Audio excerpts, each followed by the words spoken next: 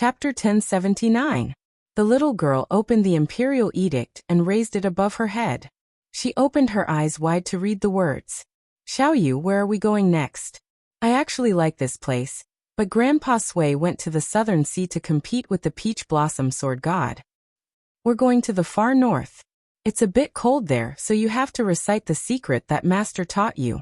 How far north is that? Forget it. Sister Lin always says you have no sense of direction. Xiaoyu, you won't lead us the wrong way, right? I don't think so. Xiaoyu, what do you say? Imperial edict. What about this word? Lower it. Let me take a look. On the city wall, Linya walked to the side of the downtrodden young master with a tattered fan hanging from his waist. A rare gentle expression appeared on his face. Zhao Go spent a lot of effort to get you out of Bailiang. Your father, Yuan Bunshi, even made an exception to send you to the Eastern Sea. Are you going to continue being so depressed? The young man remained silent. Linya sighed and patted his head. Silly child. There's no obstacle that can't be overcome. The young man muttered. I can lose to anyone. Gu Jiantang, the Wu family sword tomb patriarch, but I can't lose to Su Fengnian. Linya interrupted him. Bulsh *t. Jiang Fuding, do you know how many times my master lost to Li Chungang? 6 years, 6 times. That's how he climbed from the Vajra realm to the heavenly image realm. Jiang Fuding smiled bitterly. Who do I think I am? How can I compare to Wang Xianji, who has been the world's #1 for 60 years? Linya was furious. Just as he was about to speak, Jiang Fuding said, Don't try to persuade him. Jiang Fuding turned around and asked with a smile. Do you have wine? Linya snorted. Just you wait, I'll drink you to death. Jiang Fuding suddenly pulled on Linya's sleeve without saying anything. The tall Linya pressed his hand on the back of his head and pulled him towards his shoulder. You men always want to be the world's #1. Especially you. Once you feel that there's no hope, you like to go to a dead end. Actually, why bother? Su Fengnian, that bastard, was truly treacherous. He was certain that you didn't dare to risk your life, so he purposely used his power to pressure you. Not only did he make you give up on being a pawn that had crossed the river, he also made you the prey of the Bailiang soldiers, slowly wearing down your spirit. He even purposely let you off, allowing Zhao Go to save you. Indeed, my master met Li Chungang back then. Your luck is too bad. Your archenemy is a guy without any grace. Linya pushed Jiang Fuding away, patted her shoulder, and stretched her body. Forget it, forget it. I don't want to stay in the martial emperor city and drink with you all day long. Women can't withstand such torment. They grow old quickly. This won't do. While I'm still pretty, I'll take a stroll in Jianghu and see if I can charm a few young heroes. Jiang Fuding watched her receding figure.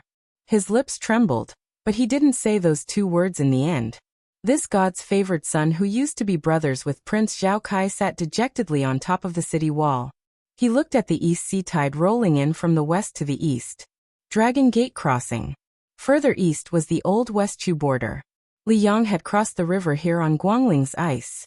He fought like a lion hunting a rabbit, and forced the West Chu general Zhoujiang to surrender without a fight. However, as the world settled down, the Longmen Ferry was no longer as prosperous as it was in the spring and autumn period. The people nearby lived in peace and contentment. Compared to the undercurrent in the west, this place was still considered peaceful. They still worked at sunrise and rested at sunset. Previously, a monk and a Taoist lived here. When the imperial court destroyed Buddhism, countless monks lost their homes. Therefore, the temporary residence of these 2 people was not considered eye-catching. When the people in the village met with a small illness or disaster, they would ask the middle-aged Taoist for some folk medicine. The herbs in the medicine were easy to find. The Taoist priest named Wang also never took gold or silver. At most, he would take some grains and vegetables. He would not compete with others for small profits. Perhaps it was because this Taoist priest was too amiable that no one treated him as a Taoist deity. Some children liked to borrow his peachwood sword to play with. Although the Taoist priest was serious, most children had a pure heart and were more accurate in judging people. They knew that Taoist priest Wang would never get angry. On the other hand, the monk with the tattered kasaya was crazy. He liked to talk to people in a language that they didn't understand. When he was not crazy, he would stare at the Guangling River in a daze. Taoist priest Wang was afraid that he would be bored and made a bamboo fishing rod for the monk. The monk would often sit by the river for an entire day. His fish basket was empty and could not compare to the fisherman's children beside him. Today in the twilight, the monk did not catch anything. He sat there motionless. The fisherman's children had already returned from a rewarding journey. They happened to meet Taoist priest Wang. After greeting him, they left happily. The Taoist priest stood beside the monk and asked with a smile, "Awake?" The monk nodded. The poor Taoist priest was the martial uncle of the current Wudong leader Li Yufu, the sword maniac Wang Xiaoping. The monk was not only the Fuwang of Mount Lantua, but also the cult leader of the devil cult Lu Songtao of Mount Zhilu 100 years ago. He was also the famous useless monk in Jianghu. After the two met, they fought, asked and answered. It was not until they reached the Dragon Gate Ferry that Lu Songtao was more awake than asleep. Wang Xiaoping's attainment in the art of the sword advanced by leaps and bounds. Although he did not enter the top 15 of the new martial arts ranking, Wang Xiaoping could vaguely feel that he was only a foot away from that threshold. This threshold, his Shifu de Shixiang and Xiao Shidi, 3 successive Wudong leaders, all had their own opinions, but they all led to the same destination. In the beginning, Wang Xiaoping was an anomaly among the older generation of martial brothers. He focused more on the art than the Tao, and his temperament was not as gentle. He was the only one who gave Beiliang's heir apparent a hard time. If Wang Xiaoping, who used to be the world's #1 talisman sword god too, was the sharpest sword, then the current middle-aged Taoist priest's sharpness was much more restrained. The heavy sword had no edge. Wang Xiaoping squatted down, picked up a stone, and threw it into the river. When the monk next to him was asleep, he liked to talk nonsense in the eyes of the world. For example, he would grab a commoner and say, "This poor monk knows that you have a past life and a future life. If you reincarnate early, you can enjoy great fortune. Will you die?" This scared the commoner to death. Or he would ask others, "We were born between heaven and earth. Do we treat plants, trees, fish, and birds as our neighbors, or as fellow villagers?" Or he would ask himself, "What I think, and ask, is it destined by the heavens? What I don't think, and don't ask, is it also destined by the heavens? Since it's like this, how can I be truly free?" Moreover, this monk often did the act of asking Buddha by the river. He loudly asked, "Tathagata, how come? Joyful Buddha, what is joy?" And so on. This made the commoners feel inconceivable. However, considering that Taoist Wang was not strange, they did not report this to the authorities. Lu Songtao rarely swung the bamboo pole in his hand. He asked, "Are you still thinking about the matter of ice and charcoal in the same furnace?" Ancestor Lu clearly thought about this problem, but couldn't explain it clearly. You just have to make things difficult for yourself. What's the benefit? Wang Xiaoping smiled and said, "Cultivating on Mount Wudong for 500 years, I've always insisted on doing small things. I don't want to be a big figure. What I do is nothing more than adding oil to the fire. Cultivating oneself doesn't seek to ascend to immortality, but to let nature take its course. Before this, I had to go down the mountain to travel, and I was even more busy cultivating others. Whether the world below the mountain is good or bad, it doesn't delay the birth of spring, the growth of summer, the harvest of autumn, and the storage of winter." You said that Ancestor Lu didn't clearly explain the root of the fusion of the 3 religions, but Mount Wudong has never had the rule that if the ancestors didn't do well, the descendants wouldn't do it. Just like the Guangling River in front of us. It flows fiercely, thanks to the water in the front opening the way and the water in the back walking. Neither can be missing.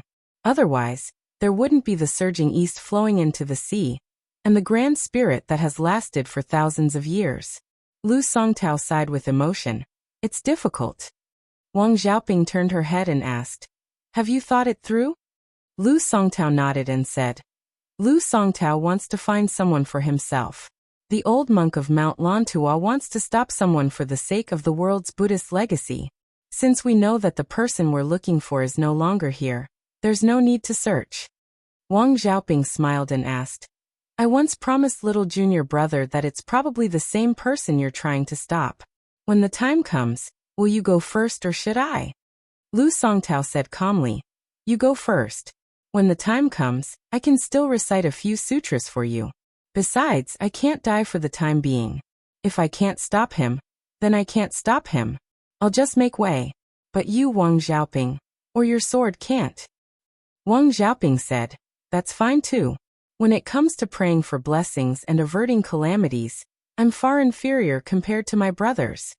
Lu Songtao smiled and said, your sword is a good sword. If it were 100 years ago, I would still appreciate it. Wang Xiaoping, who had always been cold, suddenly laughed for no reason. She remembered the time when she was at Mount Wudong. When the young man who practiced the knife went to the purple bamboo forest to flatter him, he said that his swordsmanship was extraordinary and his swordsmanship was godly. In reality, it should be that cheap word, right? No wonder little junior brother was secretly happy at that time, but didn't dare to laugh out loud. Su Yambing left the border of Beiliang alone, and stopped at the border between Yuzhou and River Prefecture. There was also a young girl who left Beiliang after visiting the grave. She carried a tender sunflower that had not yet turned golden. She didn't walk quickly because she didn't want to see old Huang. She wore an unfashionable mink hat. It was unknown who had given it to her, but she was so reluctant to part with it. Chapter 1080. In Bishan district, there were those who were happy and those who were sad. Those who were happy were those who knew their place. They had long pledged allegiance to the county yaman's Feng Guan and the other officials. Those who were a step slower were worried that if they wanted to become the honored guests of these important people, they would no longer be able to do so with just 100 or 200 taels of silver. County Magistrate Feng Guan could be said to be riding on a wave of success. Yanji County's County Chief Hong Shandong personally came to the Bishan District Yamen to commend him. The county's wealthy Zhu family also took the lead in donating 3,000 taels of silver. In one night, they had gathered nearly 10,000 taels of silver. Of course, the eldest grandson of the Zhu family was also able to enter the county Yamen's torture chamber. However, Zhu Jingli wasn't too happy about it. This was because even though brother Su had survived the disaster, he clearly had no place in Bishan district anymore. He heard that Feng Guan had mentioned, intentionally or otherwise, to the prefectural governor, Hong Shandong, that this young registrar had done many strange things on Golden Chicken Mountain. If it weren't for head of patrol officers Wang Shiwei's guarantee, the registrar position that Su Qi had spent so much money to buy would probably be in jeopardy.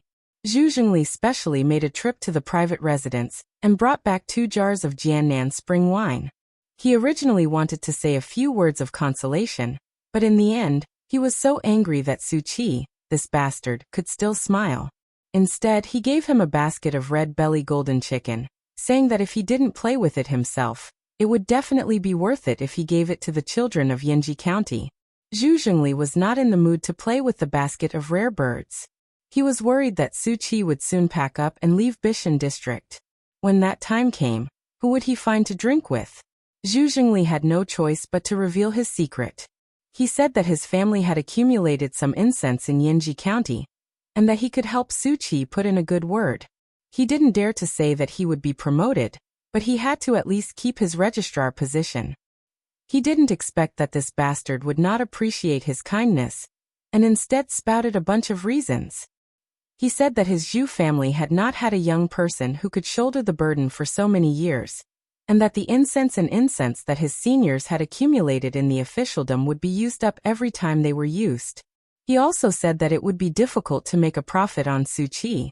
That day, Zhu Jingli was dead drunk, and it was Su Qi who carried him to the door of his house.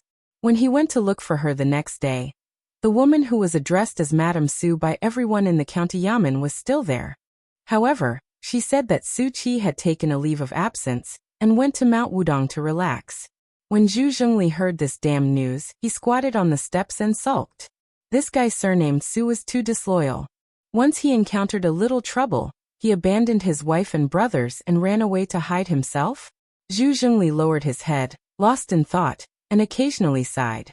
That refined and quiet woman, who he didn't know whether to call her sister-in-law or sister-in-law, was actually much calmer than a big man like him. She was scooping out a ladle of water from the water jar and splashing it on a small vegetable patch at the corner of the wall. After Zhu Jingli came back to his senses, he hurriedly stood up and prepared to leave. Although he had only been here for a few minutes and was not afraid of a crooked shadow, there were always too many gossiping women and dirty men in the neighborhood. If some rumors spread, it would be easy for the atmosphere to change. When Su Qi returned and heard the nonsense, it was possible that they wouldn't even be brothers anymore. Zhu Xingli jumped down the steps and said goodbye. The woman didn't urge him to stay. She put down the gourd ladle in her hand and scattered a handful of rice for the chickens and ducks in the cages. She walked back to the empty house and sat on the bench. Looking at the courtyard outside the house, the corners of the walls were green, and the crowing of the chickens could be heard. She was a little annoyed, not because he came and went in a hurry and didn't treat this place as his home. She just remembered that when he was the registrar, every day when he returned to the courtyard at dusk, he would be able to smoothly drive the chickens and ducks back to the cages. However, when he wasn't around, she would always be exhausted from doing this work and might not succeed. Yesterday, a hen that had just started laying eggs went missing. This made Pei Nanwei very angry, so she simply didn't open the cages today. Pei Nanwei looked at the sky and remembered that there were still a few pieces of his clothes hanging on the bamboo pole. She walked to the backyard and wrapped them around her arm one by one. Su Fengnian hadn't climbed Mount Wudong since he entered the state of mind, and went to the top of Little Lotus Peak to practice his saber. After passing the stone memorial arch, Su Fengnian went up the steps alone. He didn't bring a single retainer with him, nor did he notify the authorities at the foot of the mountain. As a result, there wasn't any activity to welcome him on the mountain. However, as luck would have it, the old Taoist Song Jiming would come to the memorial arch every few days to wait for someone. Today, the old Taoist slowly walked down from Big Lotus Peak and coincidentally bumped into Su Fengnian. Song Jiming, who was the oldest on the mountain, turned around with a smile. He didn't say anything about not being able to meet him from afar, and just accompanied the young king of Bailiang up the mountain. The old man couldn't help but sigh. The mountain was so cold and cheerless. Senior brother Wang and junior brother were no longer here. Junior brother Li Yufu, who was the sect leader, had yet to return. Junior brother Wang had also left the mountain to travel for some time. In the end, only these old men with whiter hair were left to look after the house. How boring was this?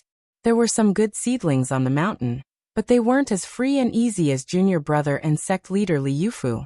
They were also thin-skinned and couldn't take the teasing of these old fellows.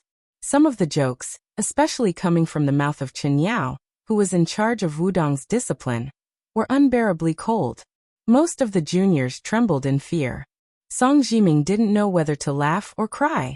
Chen Yao, this old urchin, asked them in a serious manner if they had met any young and beautiful female pilgrims. It wasn't like he was afraid that their cultivation would be delayed or their Tao hearts would be damaged. In fact, this old fellow was just teasing the juniors because he had nothing better to do. Song Jiming was no longer obsessed with alchemy and rarely fiddled with the pill furnaces. He would often wander around the mountain. If he didn't see sect leader Li Yufu at the mountain gate, he would return to the mountain and look at the purple bamboo forest, the turtle-carrying tablet, and the celestial phenomenon pond. When the Taoist children from the various Taoist temples on the mountain met this old and senior Taoist, they couldn't help but feel that Grandmaster Song was really old. Su Fengnian and Song Jiming walked along the mountain path of varying width, slowly walking towards Little Lotus Peak. Su Fengnian said softly, "Last time at Spring God Lake, I arbitrarily invited Bailiang's Dharma image in advance and set up the 81 Dynasty's ceremony for you. It caused a lot of trouble.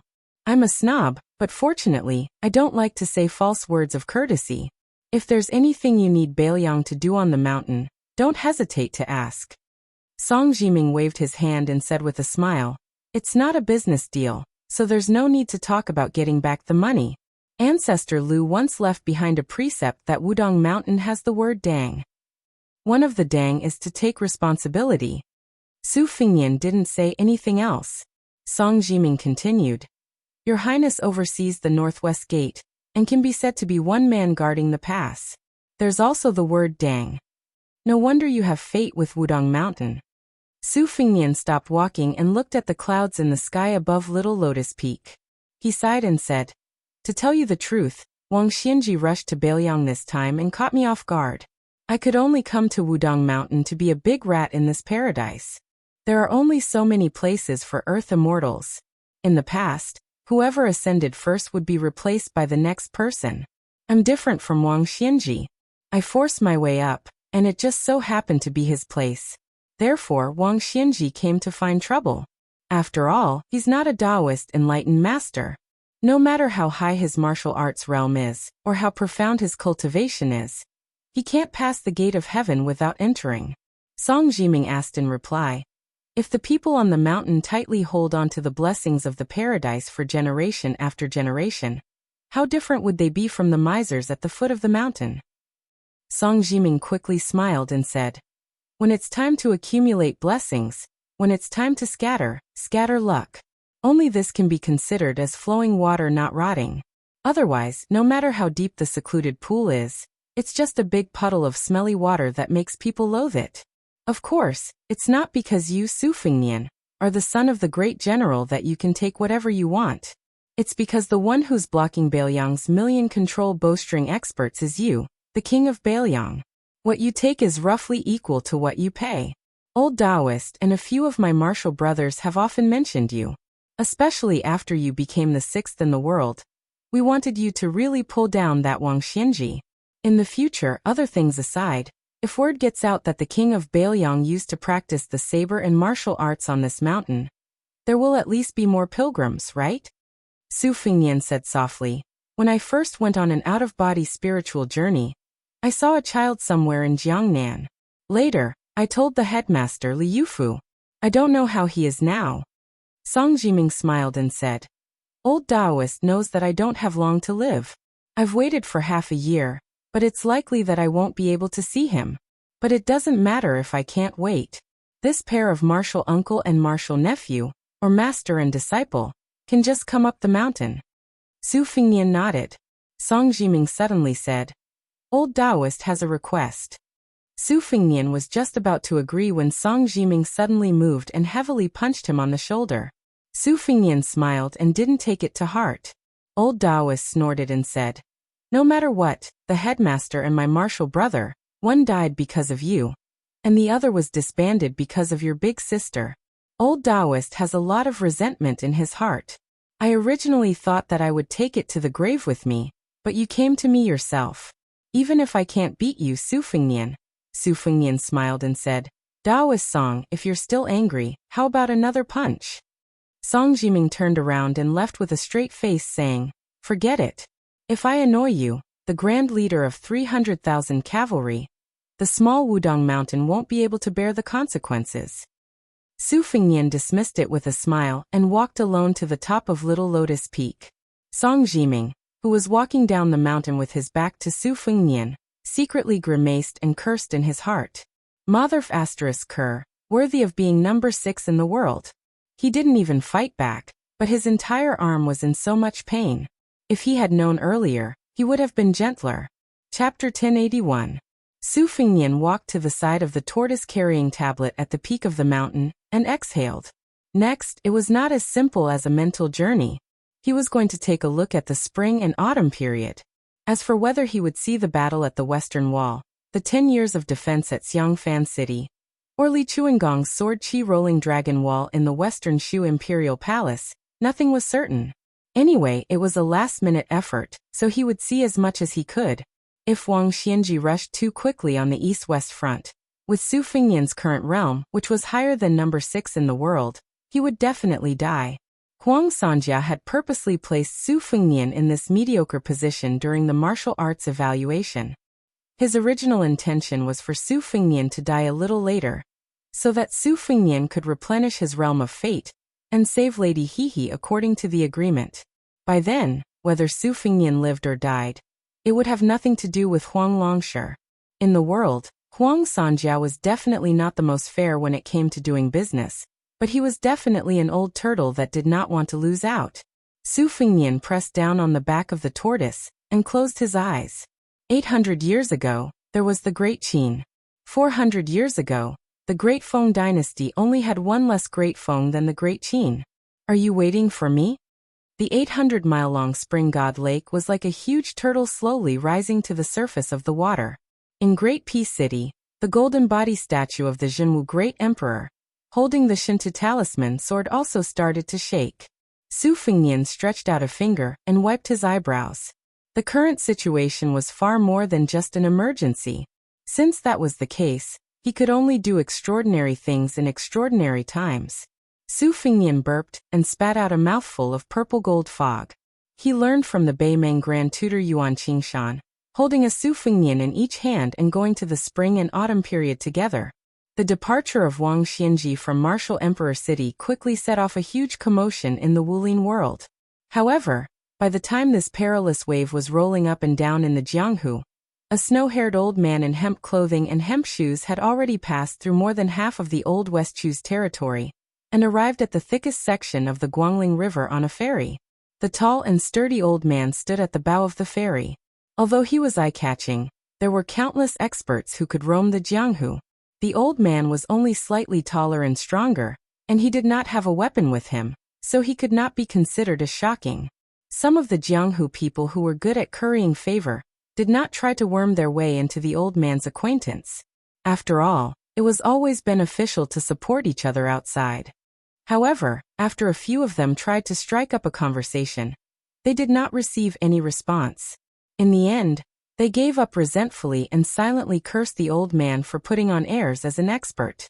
The hemp-clothed old man stood quietly at the bow of the boat, gazing at the river in the distance.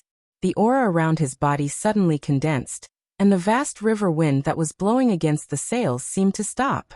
The large two-story ferry was like a leaf floating on the river for no reason at all, and it spun around on the river. Everyone was shocked and at a loss as they looked around. There had always been a rumor in the streets that there was a flood dragon on the Guangling River. Ancestor Lu had once killed it with his flying sword. Later on, Li Chungang in green had also performed a similar feat when he crossed the river with his flying sword. 100 zhang ahead, there was a motionless lone boat. A woman stood proudly. Her purple robe fluttered in the wind. Purple robe blocking the river. With the release of the new martial arts evaluation, the entire Jianghu was guessing why the Tide Listening Pavilion's Nangong Push was only one level away, and why the Great Snow Plateau's purple robe was only one level away.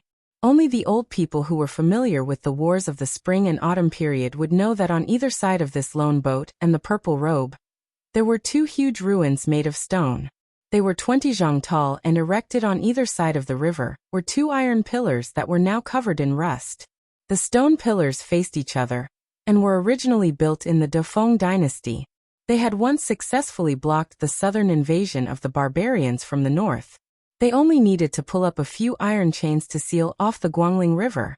Most of the iron chains were slightly hidden under the water, and would only surface during the dry season. Later on, the West Chu general guarding the river rebelled, and personally burned off the iron chains. Only then did the tragic story of the iron chains sinking into the river. It was said that when the people of the Dechu behind the western wall heard the grievous news, they wept endlessly. Later on, there was no lack of fishermen who were familiar with the water. After receiving a huge reward from some survivors of the spring and autumn period, they wanted to explore the bottom of the river and search for the iron chains. Unfortunately, they did not succeed. Those survivors could only throw down the money and return in distress. Later on, the Liang imperial court became more stable, and the world became more peaceful. There were fewer and fewer such fools.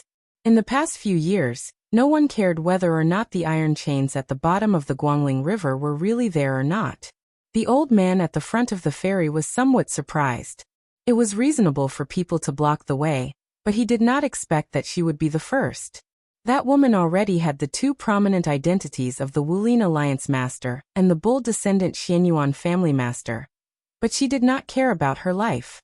After he abandoned the city, he was not as easy to talk to as he was in the Martial Emperor City. In the past, he cherished each and every talent in the Wulin Alliance, not because he Wang Xianji had a bodhisattva's heart and compassion for everyone, but because he hoped that these people could reach the top of the martial Tao, and that there would be a martial artist who could stand side by side with him in the end. Now that he had left the city and the Eastern Sea, his goal was very clear. He only wanted to find the king of Beiliang. The others were not in his eyes at all. If they came to pick a fight in front of him and acted recklessly, He would not mind killing them one by one. It would be good to pave the way for his last battle in the world. Wang Xianji raised his head and looked at the sky. After the world, there was only the sky. Chapter 1082. The bow of the ferry began to slowly sink until the stern was raised up high. However, the ferrymen who were falling forward were blocked by an invisible wall in the middle of the ferry. The group of people huddled together in a sorry state as they watched the hemp-clothed old man still standing at the bow of the ferry. The purple-clothed woman bent down and tied a knot on the hem of her dress, creating a dead knot. She stood up and looked at the number one in the world in the distance who was ready to fight. Xianyuan Qingfeng, who had unknowingly walked down Mount Hui, didn't feel any regret. When she encountered the human cat, who was invincible below Earth immortals, in the western regions, her fear was one thing, but more importantly, she didn't want to use her full strength. Later, that person wanted to fight the human cat to the death. She still didn't want to die in vain, so she withdrew again, and even drew a line with Beiliang to win the favor of Liang's Zhaoshi. She also became the first female Wulin chief in several hundred years, admired by the world. Disloyal? She never denied that she was ungrateful, but she was a woman. What was the point of being loyal? In fact, when she heard that Wang Xianji had left the city to rush to Beiliang, she didn't want to get involved. After reaching the Great Celestial Phenomenon stage, by absorbing the fate of the Imperial Jade Seal, and devouring the cultivation of nearly 100 experts, she was even more aware of the invincible spirit of the top three. She had already seen the last threshold, so she should cherish her life even more. However, after she dug out the 3 jars of daughter's red buried by her father, Xianyuan Jingqing, she wanted to get drunk, but the more she drank, the more sober she became. That night, she lay on the roof of a tall building and stared at the small words at the bottom of a bottle for a long time. Later, she quietly went down the mountain. Facing the number 10 in the world, she retreated. But facing Wang Xianji, who had been invincible for 60 years, she came. At this moment, Xianyuan Qingfeng said self-mockingly, "Are you stupid?" Xianyuan Qingfeng smiled. "There's no cure. Then don't save me. Do you think you can run away now? If you can't run, then let's fight. It's not a big deal." Xianyuan Qingfeng's eyes suddenly became determined. She stretched out an arm, her fingers like hooks, and the river beside the boat boiled. A huge iron chain broke through the surface of the river like a black dragon. Xianyuan Qingfeng grabbed one end of the iron chain. With a tap of his foot, the small boat shattered. The purple-clothed woman dragged the iron chain that was more than 600 meters long, and began to run wildly on the river surface. With a flick of her wrist, the iron chain twisted in a huge arc in the blink of an eye, like a scorpion swinging its tail, and ruthlessly smashed towards the ferry. The old man at the front of the ferry leaped high into the air, and the entire bow of the ferry abruptly plunged into the river. Then it was hit by the downward force of the river, and was pushed back to the surface of the water, and rapidly slid backward. Wang Xianji rushed into the air, directly facing the descending metal chain with the force of a thunderbolt. On the surface of the Guangling River, it was as if an immortal had split open the river surface with a sword, dividing north and south from east. Wang Xianji's face was expressionless. She allowed the fierce wind to smash down and grab the iron chain with one hand. Wang Xianji did not grab the iron chain immediately. Instead, she slid a few feet between her thumb and index finger. Sparks flew everywhere. Wang Xianji clenched her fist and broke the iron chain. The explosion was louder than summer thunder. The river surface under her feet exploded, and huge waves rose to the sky. The purple-clothed woman was indifferent to the breaking of the iron chain. She stopped, withdrew her hand a few inches, and then extended it a few inches again. The whip and iron chain nimbly and viciously turned into the tip of a spear, piercing straight towards Wang Xianji's chest. Wang Xianji stretched out her palm and blocked the tip of the spear. Her body tilted slightly as she fell. The tip of the spear was like a lit firecracker, turning into fine powder section by section. The vibrations continued without end. The woman, who was unwilling to let go, was knocked into the river by the vast and boundless force. With the purple-clothed woman as the center, a magnificent splash suddenly bloomed on the surface of the Guangling River. The woman's figure could no longer be seen on the river. Before Wang Xianji landed on the river surface, She threw the black iron chain that was more than 10 feet long at the woman who had almost sunk to the bottom of the river. Wang Xianji did not care about her life or death. When her feet touched the water surface, she bent her knees and squatted. Her 10 fingers clenched into a fist, and she smashed the river surface under her feet.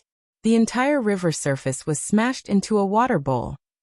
The river water in the bowl suddenly overflowed the shore, and in the center of the bowl, the water level dropped sharply. It was obvious that she wanted to crush the woman at the bottom of the bowl into a pile of meat paste. Wang Xianji, who was not in a hurry to get up, said indifferently, "Hide? Su Fengnian has 300,000 iron cavalry, but they can't hide. Where can you hide?" Wang Xianji did not wait for the turbulent river to calm down. She put her 2 fingers together and tapped the water surface under her feet. Every time she tapped, a dragon would emerge from the river surface and then hover in the air. In the blink of an eye, there were 18 green dragons on the river. Wang Xianji stood up and waved her sleeve. There was the green-clothed swordsman and the 2-sleeved green snake. After that, there was Wang Xianji's sleeve that roamed the green dragon. After a wave of her sleeve, the head and tail of the green dragon connected and pierced into the water surface. The river and the sea were overturned. Wang Xianji crossed her arms in front of her chest, waiting for the woman to be driven out of the water to her death. Under the water surface, there were dozens of rapid and dull sounds. When the woman appeared on the river surface, there were countless broken iron chains wrapped around her. Zi stood on one of the iron chains placed horizontally on the river surface. Blood seeped out of the corner of her mouth. Wang Xianji was still more than 80 feet away from the woman. He raised one arm and put the other behind him. She punched through the air. Bang! A fan-shaped curtain of qi appeared beside the old man. Then, the woman in purple's iron chains pounced forward crazily, and were torn to shreds in an instant. There was another loud bang. Zi was knocked out. Even though she was constantly being pulled by the chaotic qi, trying to stop her from falling back, it was futile. She kept falling back until her body hit the wall of the gorge, creating a huge depression. It was like a grave. Chapter 1083. With a seemingly casual punch, the purple-clothed woman was forcefully embedded into the canyon wall. Wang Xianji only glanced at her, but did not pursue her. Instead, she leaped back to the ferry. There were still water stains on the deck. Without the old immortal's order, the ferry continued to move forward. No one dared to get close to the ship, and they all whispered to each other. Nowadays, purple clothing was all the rage in the world. Some pretty young heroines in Jianghu all liked to wear purple clothes and dresses. Those on the ship who had been in Jianghu before were not sure that the purple dress blocking the river was the current Wulin Alliance leader. If the woman was Xianyuan Qingfeng, the house master of Great Snow Plains, then who else could the old man standing at the bow of the ship who could beat her into a pulp be? The ferry under Wang Xianji's feet moved forward slowly. Before crossing the gorge, they were getting closer and closer to the new grave. The Jianghu people and common people on the ferry were on tenterhooks. Wang Xianji did not look sideways. At the cliff of the gorge, there was a slight sound of gravel falling into the river. The loose purple clothes were like living vines and grass after winter. They grew again when the spring breeze blew, and like overflowing water, they seeped out of the stone pit. Strands of purple clung to the stone wall. Everyone on the ferry was scared out of their wits. Could the woman really be the incarnation of the unkillable evil dragon of Guangling River? The woman wrapped in purple slowly floated out of the grave. She stretched out a hand and pressed it against her mouth. However, scarlet blood still seeped through the gaps between her fingers. Reaching the celestial state named by Gao Shulu 400 years ago, the flow of qi and the birth and death of qi were extremely fast. If the Xian finger state was to see the qi of all things in the world and change the rules, then wait for an opportunity to knock the finger and ask, or cut off or help the process, then the celestial state was to feel the entire vein and act according to the situation. However, Gao Shulu once said that the celestial state was the gatekeeper of the courtyard in the human world. She also understood the principle of beating a dog depends on its master. Ordinary celestial state masters would inevitably be tainted by qi when they killed people. Han Shengxian deliberately stayed at the Xian finger state for his whole life, so that he could be more unscrupulous when he killed a Jianghu master. Xianyuan Qingfeng used the original method created by her ancestor Xianyuan Pan to crazily absorb other people's qi and qi to strengthen her own strength. The first batch of senior masters in Mount Hui almost all died for no reason. Every month, she would secretly go down the mountain to look for fresh food. This was no longer a case of a rabbit not eating the grass near its burrow, but a helpless action when there was no grass near its burrow to eat. Xianyuan Qingfeng was like a female Pishio, going further and further on this unorthodox path. Her graceful figure floated out of the dilapidated mountain wall.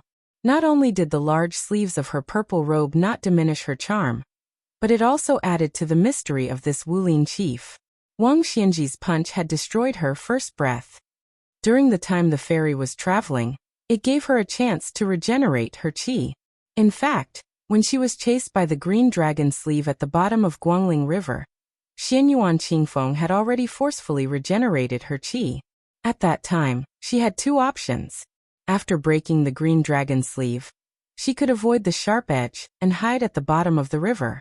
However, she still used her qi to pull the iron chain out of the river, which almost took Wang Xianji's punch head-on. Sure enough, before the fairy entered the gorge, Xianyuan Qingfeng looked at Wang Xianji's side and stretched out a hand. Wang Xianji's figure, which was standing proudly at the bow of the ferry, flashed and disappeared. The ferry under her feet was like an arrow released from a bow. It suddenly split the river surface and quickly crashed into the gorge. The ferry passengers who were in a mess obviously did not have the chance to see the battle between the peak of the Wulin of Liang. Xianyuan Qingfeng pressed his hands down, and his body floated up more than 10 feet against the cliff wall. Wang Xianji followed him like a shadow. The tip of her foot first stepped on the edge of the hole, and then as if she was walking on flat ground, she chased after the purple figure up the mountain wall. Xianyuan Qingfeng pulled with both hands. The countless black iron chains hidden at the foot of the cliff clattered and climbed up the mountain rocks. They clustered together and twisted together, crazily chasing after the burly old man's back. Wang Xianji, who was sliding on the mountain wall with both feet, turned a deaf ear to the black mass of iron snakes behind him. Xianyuan Qingfeng's arms knocked backward, and his 5 fingers drilled into the stone wall like a purple gecko nailed to the wall. The purple robe crashed into the mountain and suddenly spread out, and then instantly covered its owner's body, wrapping him into an airtight cocoon. It spat out thousands of silk threads, using the iron chains to force Wang Xianji's qi dynamic out, and then used the silk to chase after the unique path of Wang Xianji's qi dynamic. The bright red silk threads and the black iron chains rapidly intertwined, trying to crush Wang Xianji, who was trapped in it. This was a trap that covered the sky and the sun. Wang Xianji was strolling leisurely in it. As he moved forward, the silk chains moved with him, and rocks kept falling into the river, stirring up layers of waves. Wang Xianji's qi dynamic did not show any signs of swelling like an ordinary master's, but it was enough to prevent the endless silk chains from getting close to him. The old man did the opposite. He withdrew most of his qi dynamic, and allowed the spider web to tightly grip his body that was said to be even more invincible than the Buddha's Vajra, leaving only his head exposed. Wang Xianji's speed was not the fastest in the first 4 realms. To this day, even though he, the Lord of Martial Emperor City, had been the world's #1 for 60 years, he had not won the first 3 realms. In the Vajra realm, there was the white-robed monk Li Dongxin, and in the mysterious finger realm, there was Dong Tai. Even without the peach blossom sword god, there was still Han Shengxian, and in the celestial phenomenon realm, there was Chao Chongqing. However, in the Jianghu where the 4 grandmasters lived, Li Chungang had almost won all 3 realms. Other than losing to the dragon tree monk in the Vajra realm, he was the champion of the mysterious finger and celestial phenomenon realm. However, this did not prevent Wang Xianji from having the last laugh, becoming the only one who had reached the peak of martial arts in the past 500 years. Therefore, when Wang Xianji deliberately withdrew his qi dynamic and allowed Xianyuan Qingfeng to have his way, the purple dress mountain master immediately gave up the idea of strangling this old monster. He decisively broke out of the cocoon and continued to float upwards. At the same time, the silk chains exploded, and purple and black powder scattered in all directions. The entire cliff began to shake violently under the huge impact of the fog. Chapter 1084. Xianyuan Qingfeng's purple robe was no longer as intense as before. His robe, which was even more flawless than the best work in the Imperial Weaving Bureau, had already lost some of its luster. Wang Xianji was still walking up the mountain wall at a moderate pace, just slightly faster than this old man. She even had the time to chat, and her tone was calm. The martial arts in the world are divided into the Tao of Arts. Ancestor Lu shouldered the Tao of Heaven, and this old man sincerely admires him. After Li Chungang, the Tao of Swordsmanship has withered away. Dong Tai's Tao of Arts is also worthy of this old man's attention. The Tao of Swordsmanship used to fall on Chao Chongqing's shoulders, and these years he still hasn't been able to break away from the mold of the ancients. Xianyuan Qingfeng, your Tao of Arts is but a mirage. There's no need for a huge wave. Just a gust of wind can blow it away. If you encounter an ordinary person outside of martial arts, you can still scare them a little. This old man originally thought that you were a woman, and that martial arts cultivation is not easy. Purple Robe suddenly stopped retreating, and said sternly, "Woman? So what if I'm a woman?" Xianyuan Qingfeng also stepped on the cliff wall. She and Wang Xianji seemed to be standing on the same side of a mirror, and they collided head-on. Wang Xianji, with one hand behind her back, allowed the fist to hit her shoulder. She lightly tapped her fist between the woman's eyebrows. Wang Xianji didn't move at all, and Xianyuan Qingfeng didn't move much either. She only swung her head back slightly. The biggest movement was on the cliff wall beneath their feet, which became more and more obvious. As Xianyuan Qingfeng's head swayed, her sleeves were also torn apart, revealing two pink and tender wrists. However, this kind of redness wasn't the seductiveness of a woman's natural beauty. Instead, it was a kind of sickly scene. Blood flowed and surged under her snow-white skin in a visible form. A boneless person. You have to give up something when you gain something. The Qingfeng of the Mount Hui Mountains Mountain Lord was really too unconventional. In order to absorb the internal energy of those external cultivators, as well as withstand the counterattack of those experts who died in her hands, she didn't hesitate to smelt her own body into a living pool, melting others and herself. Naturally, Wang Xianji had already seen through this crazy woman's background, and didn't have the slightest bit of pity. Seeing that she didn't know what was good for her, he suddenly exerted force with his fist, knocking this laughable Wulian Alliance master back several dozen feet. He then swept across to Xianyuan Qingfeng with one step, and grabbed her slender neck. Wang Xianji, who had one hand behind his back all this time, grabbed this body. His body spun, and after accumulating a bit of strength, he loosened his 5 fingers and threw the woman in purple several dozen feet above the cliff wall. Wang Xianji continued to walk upwards, and the hand behind his back clenched into a fist. A water column forcibly drew water from the river, and soared into the sky. If later generations were to mention it, they would probably call it the Guangling sword. The scabbard was the Guangling River, and the body of the sword was the river water. Wang Xianji's one sleeve of azure dragons was indefinite. At this moment, the old man was about to use this water sword that leaped over his head to pierce through the stubborn woman's body, and nail her to death in the air. This kind of fresh way of dying in front of everyone's eyes could be considered worthy of her current status, and her courage to block the river and fight to the death. The water sword's momentum was astonishing.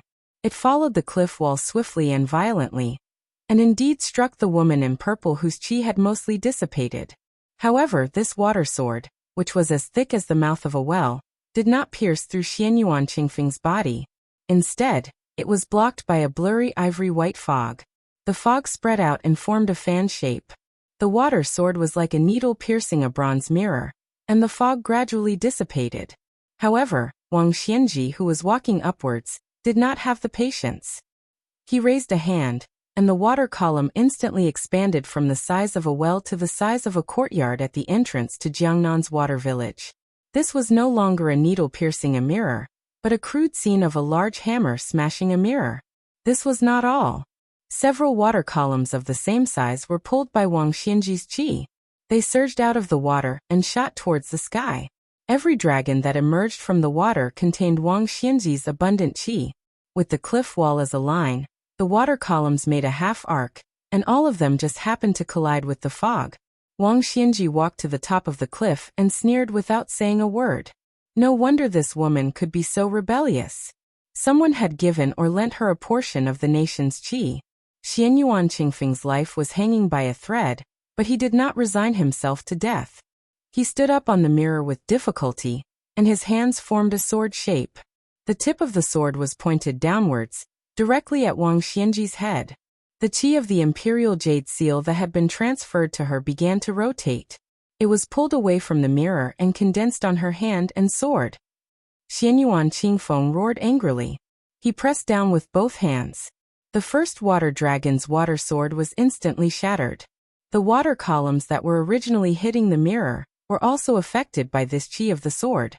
They changed sides and followed the invisible qi of the sword, smashing towards Wang Xianji's head. Wang Xianji sneered softly. How could a tiny bit of qi of the imperial jade seal compete with the brilliance of the sun and the moon? This martial artist no longer clasped his hands behind his back. Instead, his 5 fingers formed a hook. He slid a few inches on the ground of the cliff, and his knees were slightly bent. This was probably the first time the martial Emperor City's city lord had truly made a move.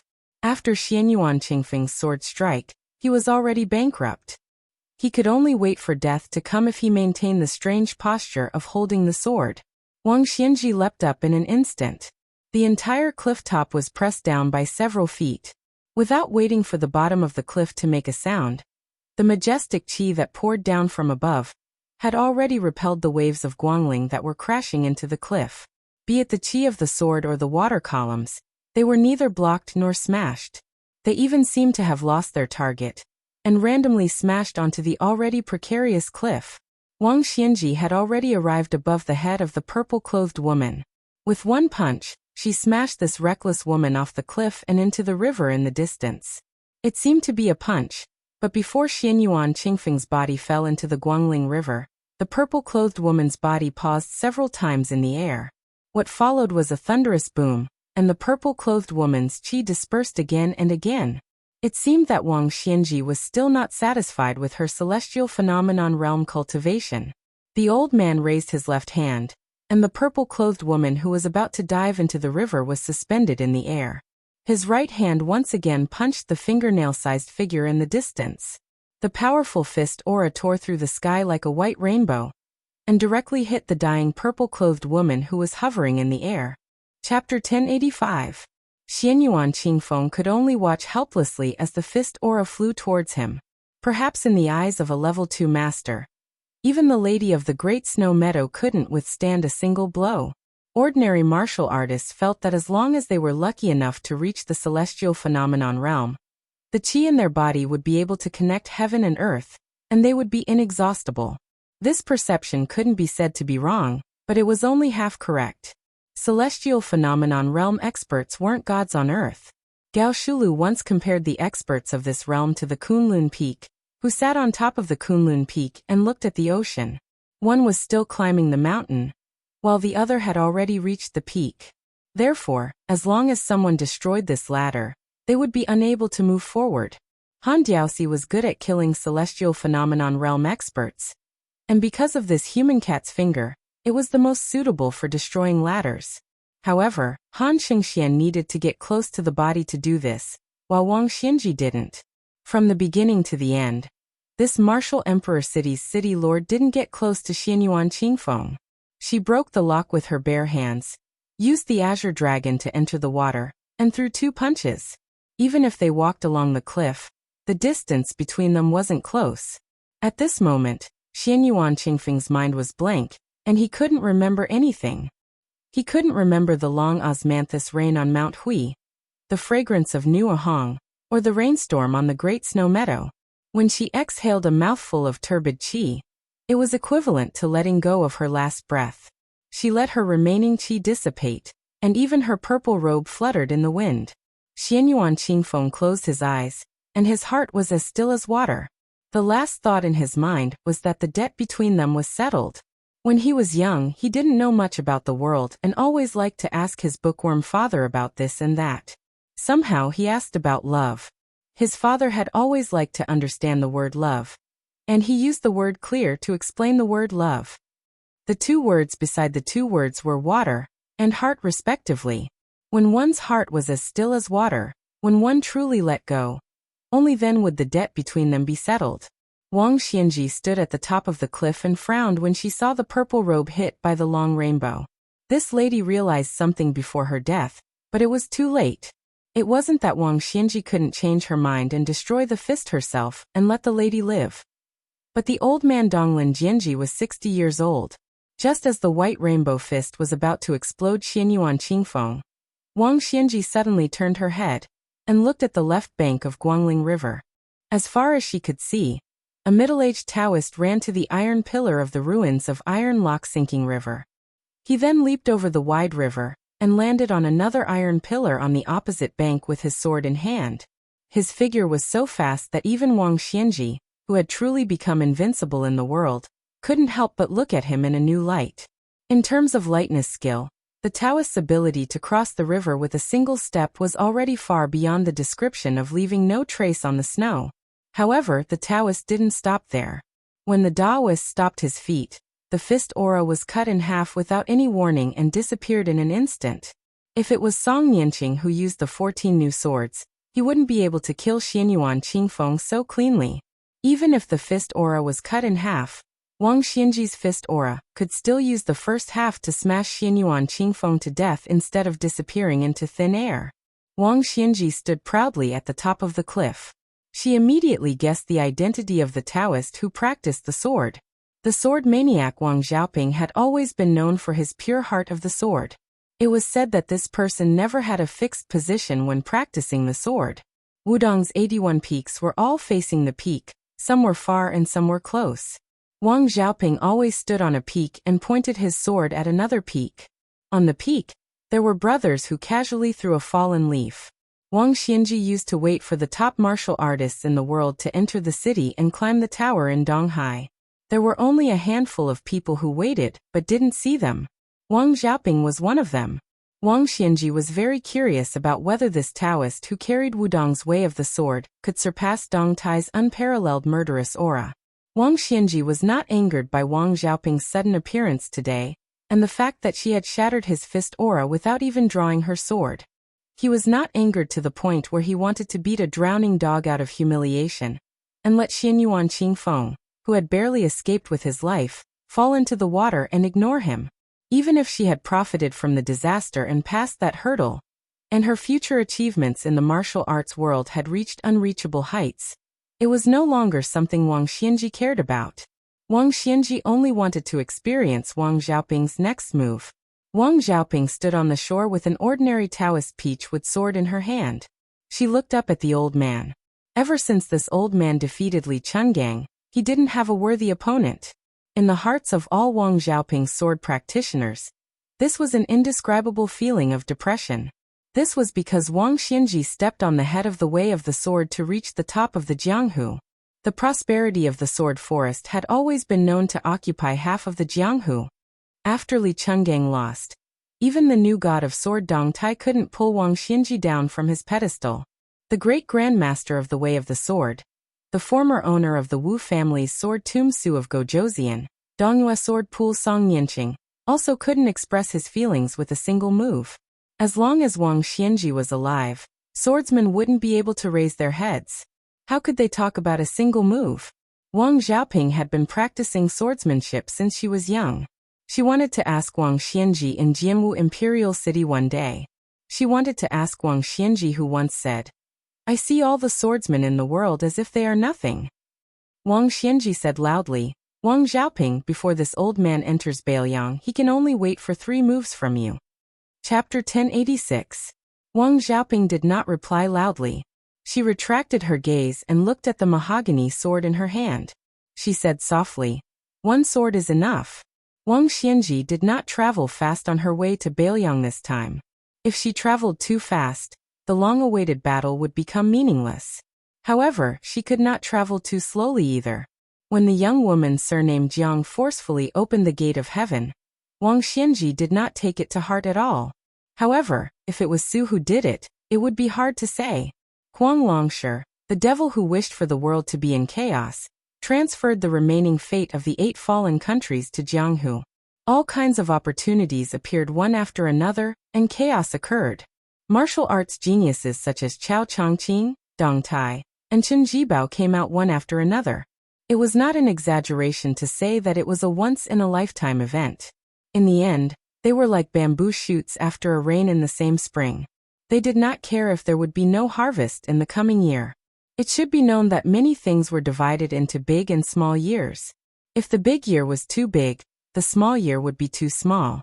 Among this large batch of bamboo shoots, the young man surnamed Su was undoubtedly a rising star. However, his position was right below Wang Xianji, the evergreen bamboo. In fact, Xianyuan Qingfeng's defeat was not as unjust as he thought.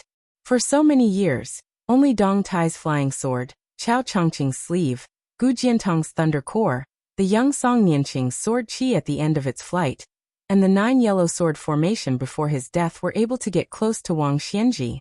It could be said that there were very few people who could get close to Wang Xianji.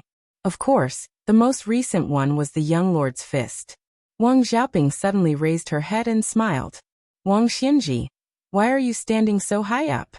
After that, Wang Xiaoping slightly raised her left arm that was holding the sword.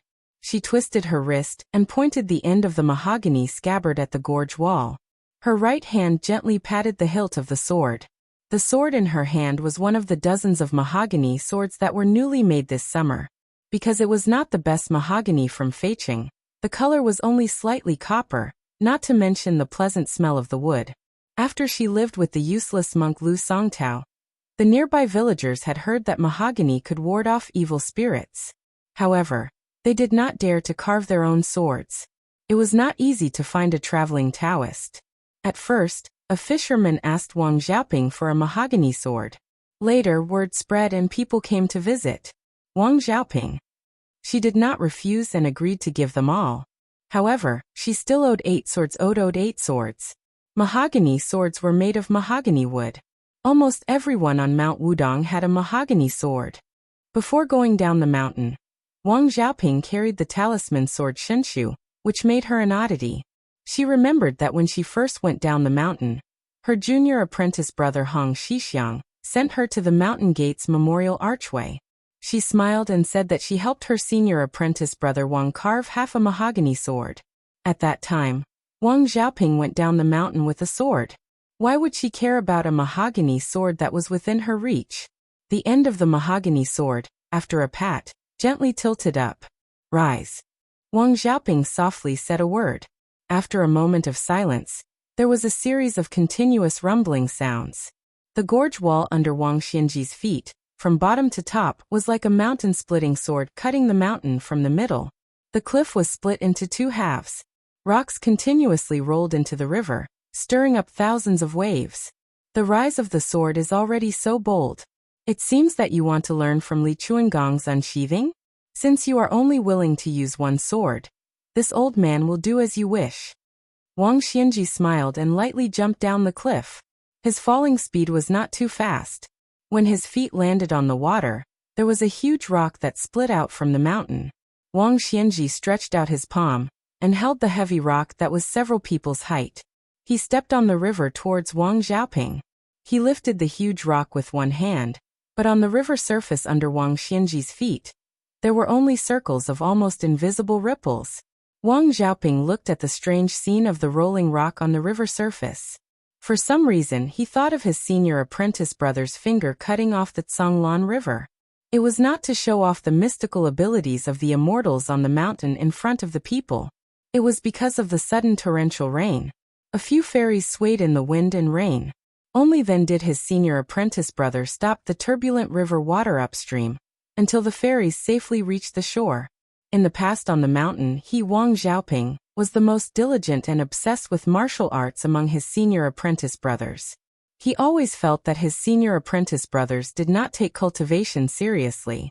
It was fine if they did not pursue immortality, but they did not care about the 4 words, Wudong will prosper. His senior apprentice brother Wang Zhongluo always said that there was no hurry. And that junior apprentice brother Hong, who called him Little Wang's senior apprentice brother, he always felt a little angry and resentful. But when he heard that his junior apprentice brother had really left the mountain one day, Wang Xiaoping felt that it would be better if his junior apprentice brother stayed on the mountain for the rest of his life, to cultivate that unattainable Tao. Wang Xiaoping completely forgot about himself, as if he did not see that Wang Xianji was already rushing over with the huge rock. Wang Xiaoping smiled knowingly. He remembered that when he was young, the sect leader Wang Zhongluo, who was both his senior apprentice brother and a loving father, always liked to throw a child high into the sky, and then hug him with a smile and say, "Catch." He remembered sitting on his senior apprentice brother Song Jiming's neck, and going to the top of Big Lotus Peak to watch the sunset together. He remembered that when he was young, he defeated his senior apprentice brother Chen Yao, who was once said by his master to be the most competitive, but senior apprentice brother Chen Yao did not feel any disappointment. He just turned his back and left. Afterwards, he heard that senior apprentice brother Chen was grinning from ear to ear. He remembered that every time his senior apprentice brother Yu Xingrui went down the mountain, he would always go to the purple bamboo forest to find him to chat about some interesting stories down the mountain, regardless of whether or not he was impatient. Wang Xiaoping returned to his normal sword-wielding posture, at the same time taking a step back with his right foot, his right hand grasping the peachwood sword's hilt. He slowly closed his eyes. The side of the Guangling River where the middle-aged Taoist stood. The river water slapped against the shore and receded. The iron pillar behind him that used to block the river began to shake violently, the foundation of the platform beginning to crack inch by inch. Wang Xiaoping only thought of 4 words. Wudong has a sword. Chapter 1087. In Wang Xianji's opinion, the saying that the martial arts of Jianghu were extensive and profound was rather boring. The old man had seen too many so-called supreme arts and new moves, but they were nothing more than old wine in a new bottle. It was difficult for them to escape the rules set by their predecessors, especially for swordsmen. The peaks of their predecessors were too high, and most of the later generations were only on their way up the mountain. Therefore, during this period of time, there was nothing new to speak of, and it was even more difficult for Wang Xianji's eyes to light up. However, Wang Xianji did not let his guard down in the slightest when Wang Xiaoping's half-sword was unsheathed. He originally wanted to use the method he used to deal with the woman from Mount Hui.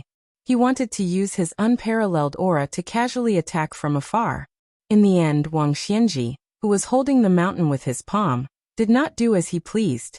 Instead of holding the rock with one palm, he held it with both hands. His footsteps did not stop as he continued to run towards Wang Xiaoping on the shore. His fingers were like iron hooks, and his qi dynamics seeped into the huge rock.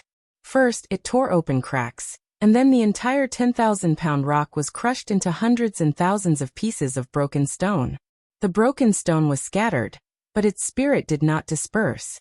Wang Xianji's wrists were pressed together, and with a twist of his hands, the broken stones that looked like they were about to fall apart instantly reformed, forming a large circular stone formation from afar. Between the cracks of the broken stones, countless tiny purple lightning bolts flowed wildly. As Wang Xianji suddenly spread out his hands, a flock of purple and black crows in the shape of a half-fan appeared above the old man's head. The flock of broken stone crows did not stay still, but each of them was drawing water. The Guangling River under Wang Xianji's feet constantly had water columns as thick as an arm surging out of the water surface. If the flock of crows was the fan, then these rapidly rising and spinning water columns were the ribs of the fan. Wang Xiaoping went down Mount Wudong to hone his swordsmanship. Today he challenged the mountain with his sword and forced Wang Xianji to leave the mountain. However, an outsider came. He could also be considered as someone who had left the mountain. However, the timing of his appearance was coincidental with the rise of Wang Xiaoping's sword and Wang Xianji's flock of crows. It was neither beneficial nor detrimental to the overall situation. So the two of them intentionally chose to ignore this person. This uninvited guest was wearing an old Taoist robe that had been washed until it was white, but it was not the style of Mount Longhu and Mount Wudong. He looked like a man of no doubt about his age. He was about a mile away from the Guangling River, and happened to see Wang Xianji's white fist aura smashing towards a man in purple. The middle-aged Taoist did not seem to be running wildly. Every step he took was still leisurely and leisurely. However, in almost the blink of an eye, he was already near the riverbank. Even when Wang Xiaoping slashed the long rainbow with her sword, the Taoist still did not make a move. Then he stopped at the riverbank and watched the Mount Huishan purple robe fall into the rolling water in the middle of the river. The Taoist seemed to sigh softly. The middle-aged Taoist did not jump into the river to save Wang Xianji. He turned his head and looked at the fan that Wang Xianji had created with great effort. He frowned. Everyone knew that when old monster Wang was in charge of the martial emperor city, he welcomed and sent away countless masters. He never asked for any fancy moves. In short, if you fought with him, it would be ugly. Whether you were Chao Chongqing, who had the 8 stars of elegance to himself, or the peach blossom sword deity, who defeated the sword manipulation to the sword manipulation, they would not give the outsiders the impression that the world would cry for ghosts and gods. The Taoist did not move at all. His left hand drew an arc, bringing about waves of ripples, as if he was blocking something invisible.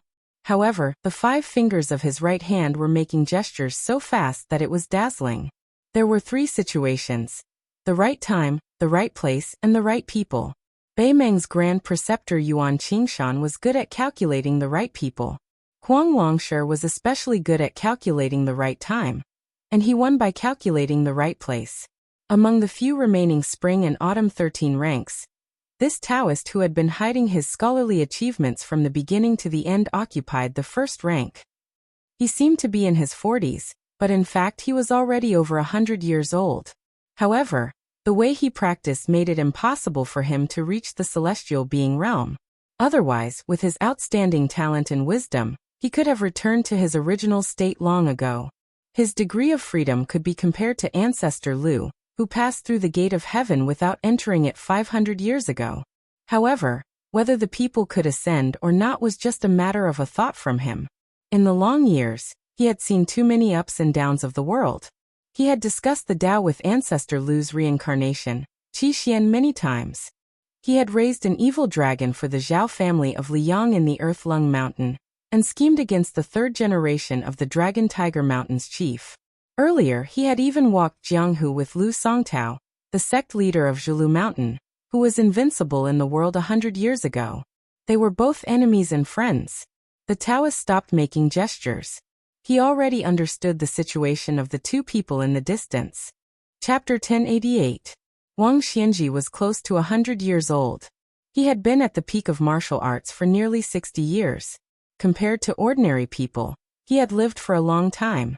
Almost everyone had forgotten that this burly old man was once a scholar with aspirations in the imperial court. He had imitated those famous scholars and used a feather fan to point out the country. However, due to various reasons, he abandoned his books and entered the Jianghu. Since then, he had never looked back.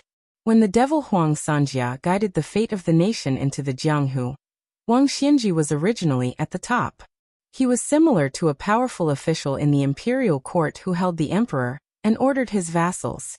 No one could compete with him. He could have taken most of it for himself and become like Gao Shulu from 400 years ago and Lu Songtao from 100 years ago. However, Wang Xianji did not do so. Be it the fearless Song Nianqing or Chao Chongqing who had just entered the celestial phenomenon realm, none of them died in martial emperor city. When he left the Eastern Sea, he could kill or not kill Xianyuan Qingfeng. However, Wang Xiaoping was different. The latter had the Wudong Mountain behind him. In the future, the people on the mountain would face the fishing immortal. In the end, it would create a new situation that had not been seen in 1,000 years. In the future, not to mention the grand occasion of 7 or 8 Earth immortals appearing at the same time, none of them would be left. Even the celestial phenomenon realm would be an extravagant hope. Naturally, the word ascension would be lost. Wang Xianji, who had divided the territory with his own strength, naturally hated this situation. Not only did Wang Xianji want to block Wang Xiaoping's next sword, he also wanted to cut off the relationship between the sword maniac and the Wudong Mountain. Wang Xianji clenched his fists and threw them forward. The fan pounced forward with an earth-shattering momentum, stirring up a strong wind. Wang Xiaoping's eyes were still closed. He put 2 fingers on his left hand together and pushed forward on the peachwood scabbard. The scabbard gently slid out. There was no unparalleled aura qi, nor was there any strange phenomenon. Even if the rubble with purple lightning rolled towards him, followed by a huge wave, the speed of the sword being unsheathed was still neither fast nor slow. What happened next shocked the world. The Wudong Taoist was struck by the earth-shattering thunder and lightning that blotted out the sky, and then a huge wave crashed onto his head. After this round of attack, countless broken stones did not fall to the ground as expected. Instead, they floated on the shore and rotated slowly. When the sky was covered by dark clouds, a long and translucent white line appeared. It was faintly discernible, as if it was hanging down from the ninth heaven. It was slightly slanted and pointed at Wang Xiaoping, whose peachwood sword had not been completely unsheathed. The end of the white line hung 3 feet above the Taoist's head. As the saying goes, God is watching you from 3 feet above your head. It means that God always remembers the good and evil of people. Wang Xianji sneered. She stretched out her finger and snapped the fishing line.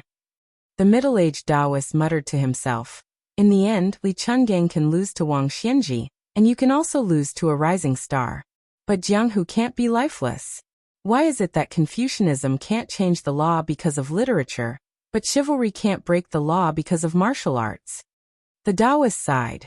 Su Fengnian of Beiliang wants to guard the northwest door and give the people of the Central Plains a stable place. His original intention is not bad, but he is too deeply involved with Wudong. Once he gains power, he will definitely join hands with Li Yufu. Therefore, there are 2 choices. If you don't kill Su Fengnian, the world will be less turbulent for decades. If you kill Su Fengnian, Jianghu will still be Jianghu. No matter how strong the imperial court is, they can generally stay out of each other's business. Now, someone may want to fill up the well of Jianghu. As a frog in the well, it is reasonable that you, Wang Xianji, don't agree. When he saw that the tight white line above Wang Xiaoping's head seemed to be cut suddenly, the remaining white line fiercely bounced in the air in an arc and finally slowly dissipated in the clouds. Wang Xiaoping still did not draw his sword.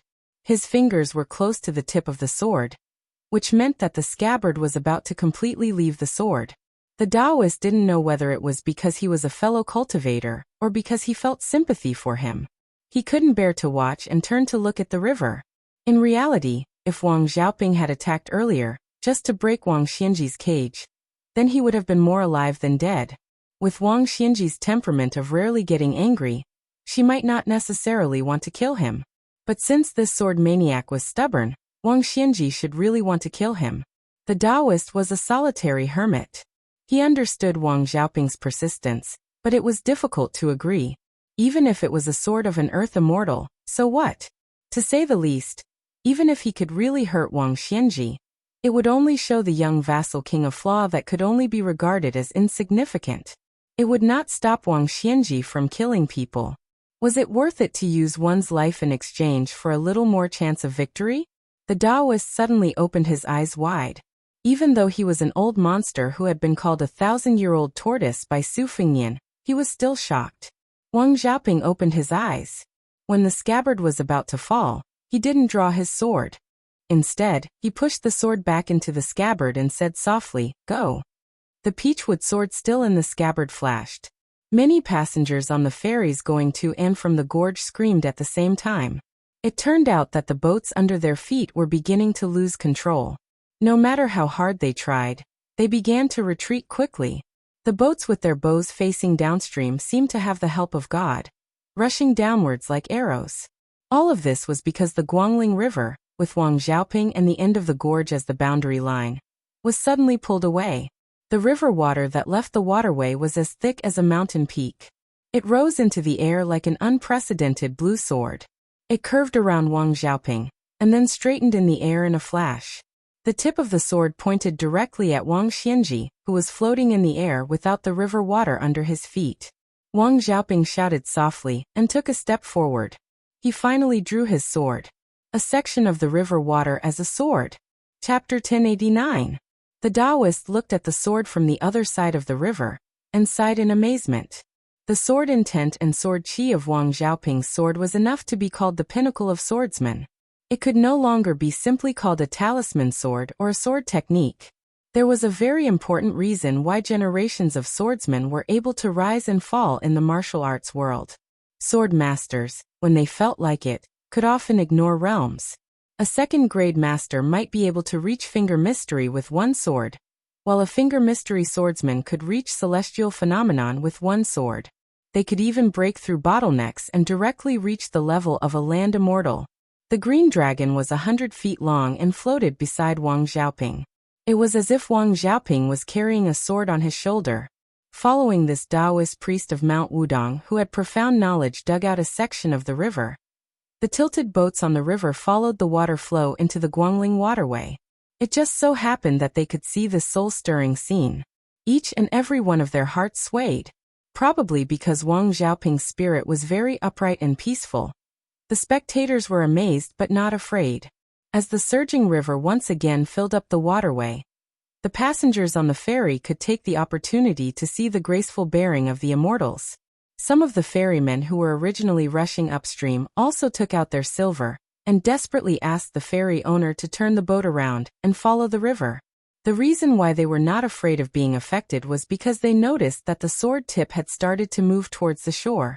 The hemp-clothed old man who was originally standing on the river also jumped onto the shore and changed the battlefield. When Wang Xianji's foot touched the ground, the green sword had already rushed over. The distance between the man and the sword was less than 30 feet. Wang Xianji's foot touched the ground, and the other foot touched the ground one step behind. He did not dodge and directly punched out. The huge green sword suddenly stopped 3 feet away and exploded into a dazzling splash of water. Then it turned into mist and disappeared. The water curtain created by the collision of the fist aura and the sword chi seemed to have no end. This 100-feet water sword was severely damaged. It was shrinking at a speed that the passengers on the river could see with their naked eyes. Very quickly, it consumed 10 feet of the sword body. Wang Xianji's figure remained motionless, but it seemed that her patience had been worn out. Very soon, she was no longer willing to stand there and be beaten. She took a step forward, and her left hand swung out a fist. The power of this fist was unparalleled. Not only did it smash the new sword tips that came one after another, it was actually able to smash the entire green sword, causing it to sway incessantly.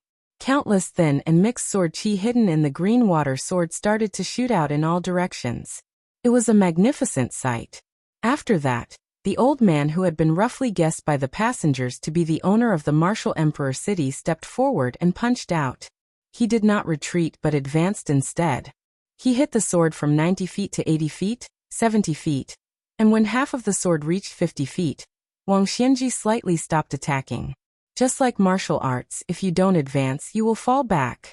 When he stopped, the sword momentum that was originally blocked seemed to be waiting for this moment. It was not just a little bit stronger than before.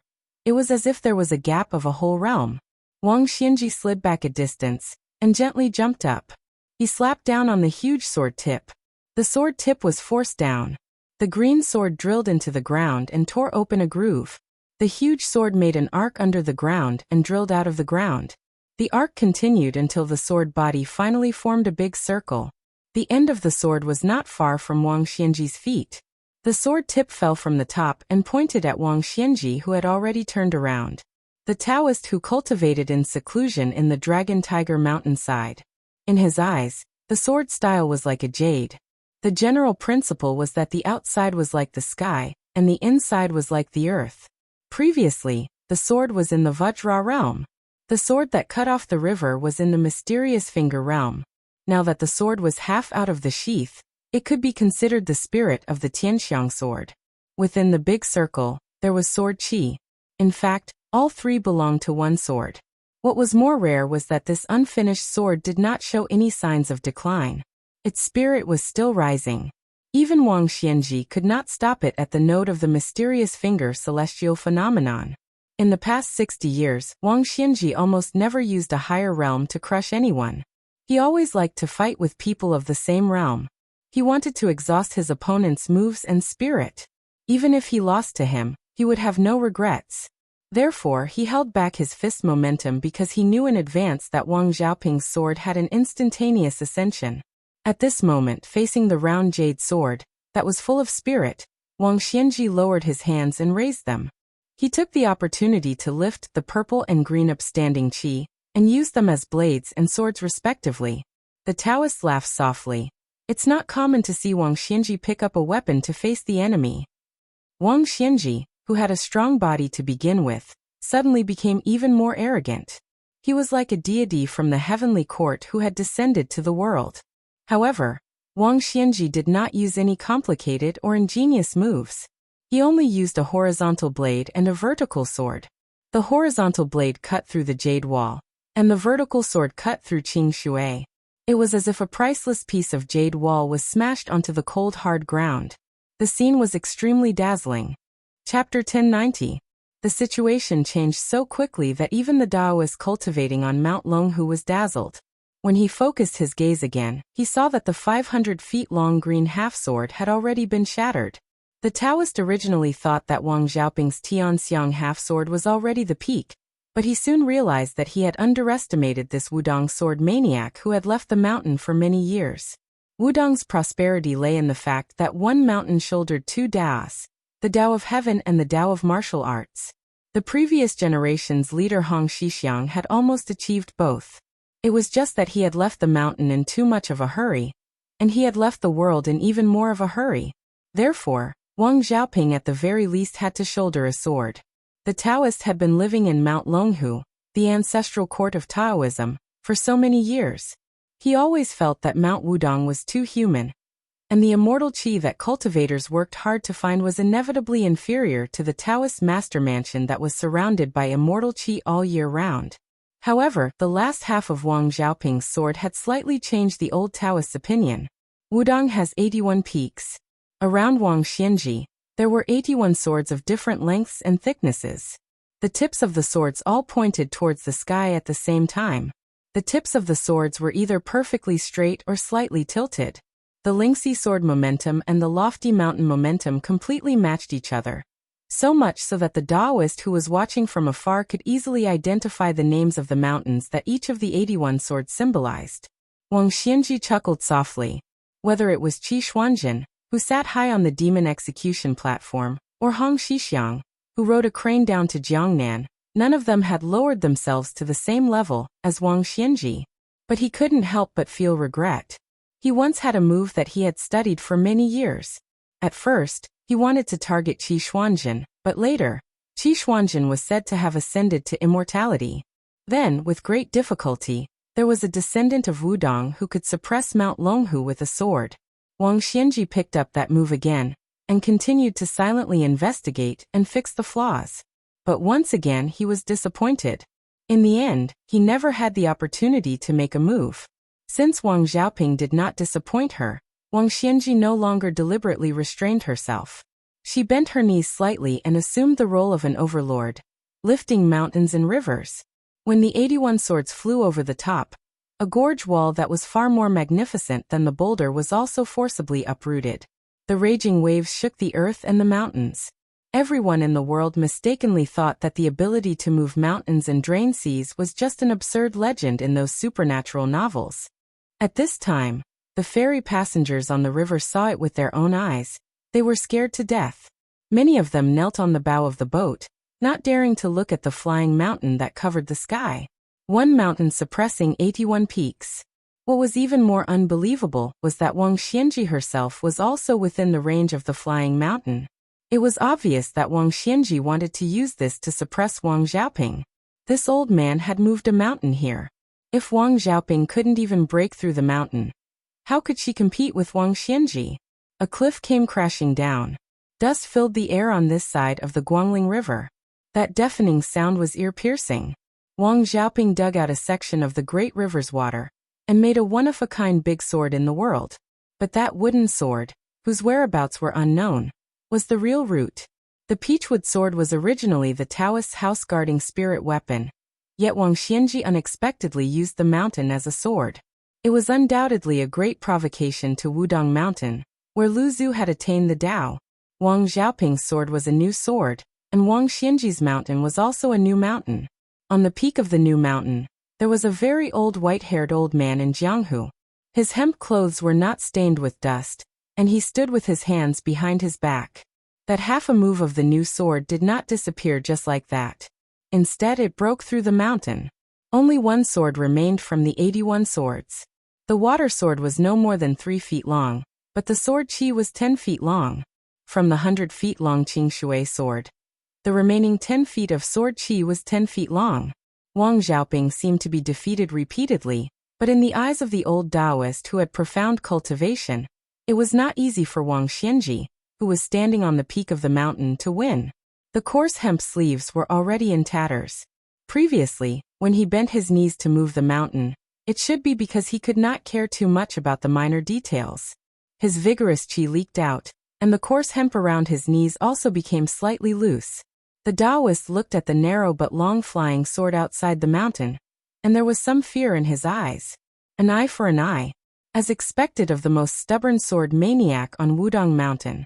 You, Wang Xianji, used the flying mountain as a sword. I, Wang Xiaoping, used my flying sword to take your head. The last 10 miles were the most difficult, especially when climbing a mountain.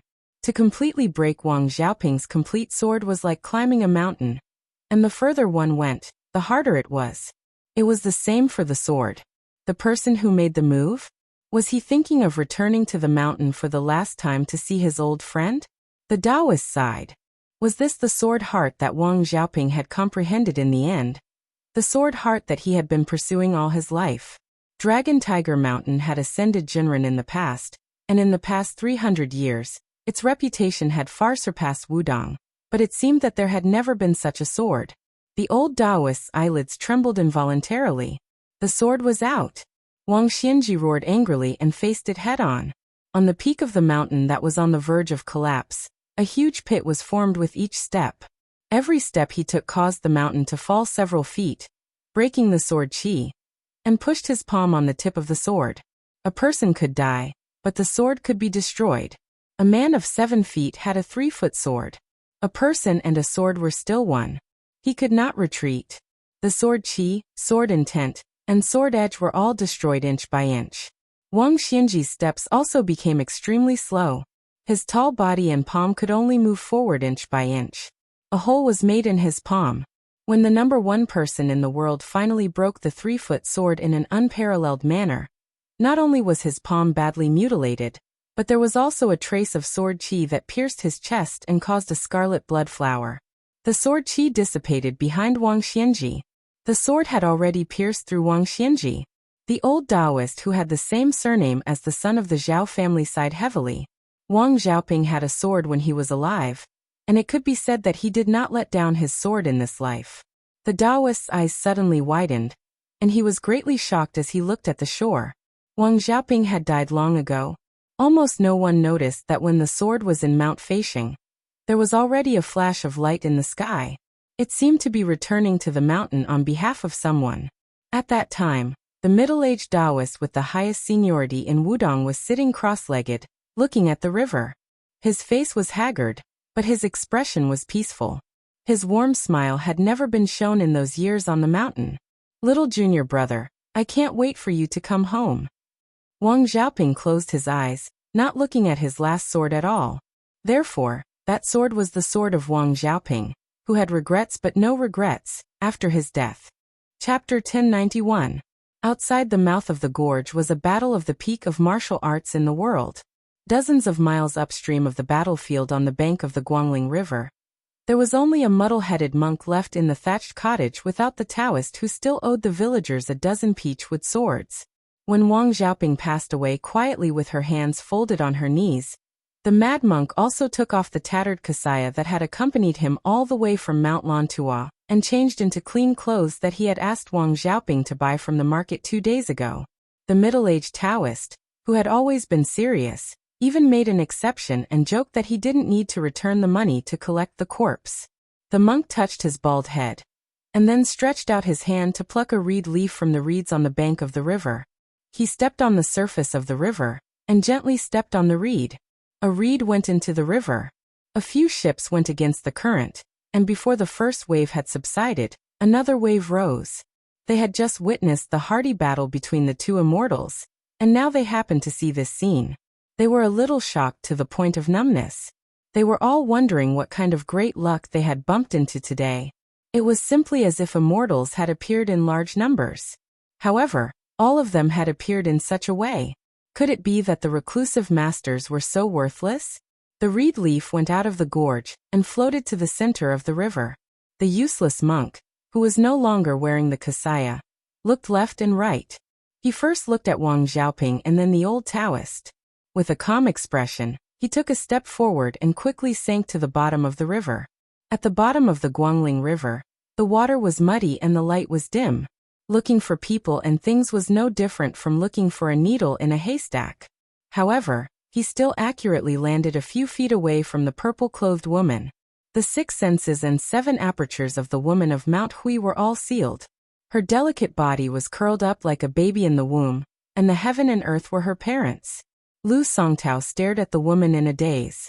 The old Taoist on the shore, who had stubbornly cultivated in seclusion, had left Mount Longhu because he wanted to see her face before she died. Going forward, the reason why he cultivated in Mount Longhu was also an unspeakable secret that very few people knew about. 100 years ago, the 3 of them traveled the Jianghu hand in hand. He was not yet a monk of Mount Lantua, but the 9th cult master of Mount Zhulu. Among all the cult masters of the devil cult, he was the most unlike the cult master of Mount Zhulu. And that Taoist was not the current resident of Longhu Mountain. He was the 4th prince of the Liang royal family, who was recognized as better than the crown prince. His achievements, knowledge, martial arts, and talent were all outstanding. As for the delicate and naive woman who ended up with an extremely miserable life, she did not have a country-toppling beauty, nor did she have an insufferably arrogant background. However, Lu Songtao, who had concealed his identity and traveled in Jianghu, just happened to fall in love with her. Yet she fell in love with that handsome child named Zhao Huangqiao. Lu Songtao did not mind this. With the 2 of them traveling together, where in the world could she not go?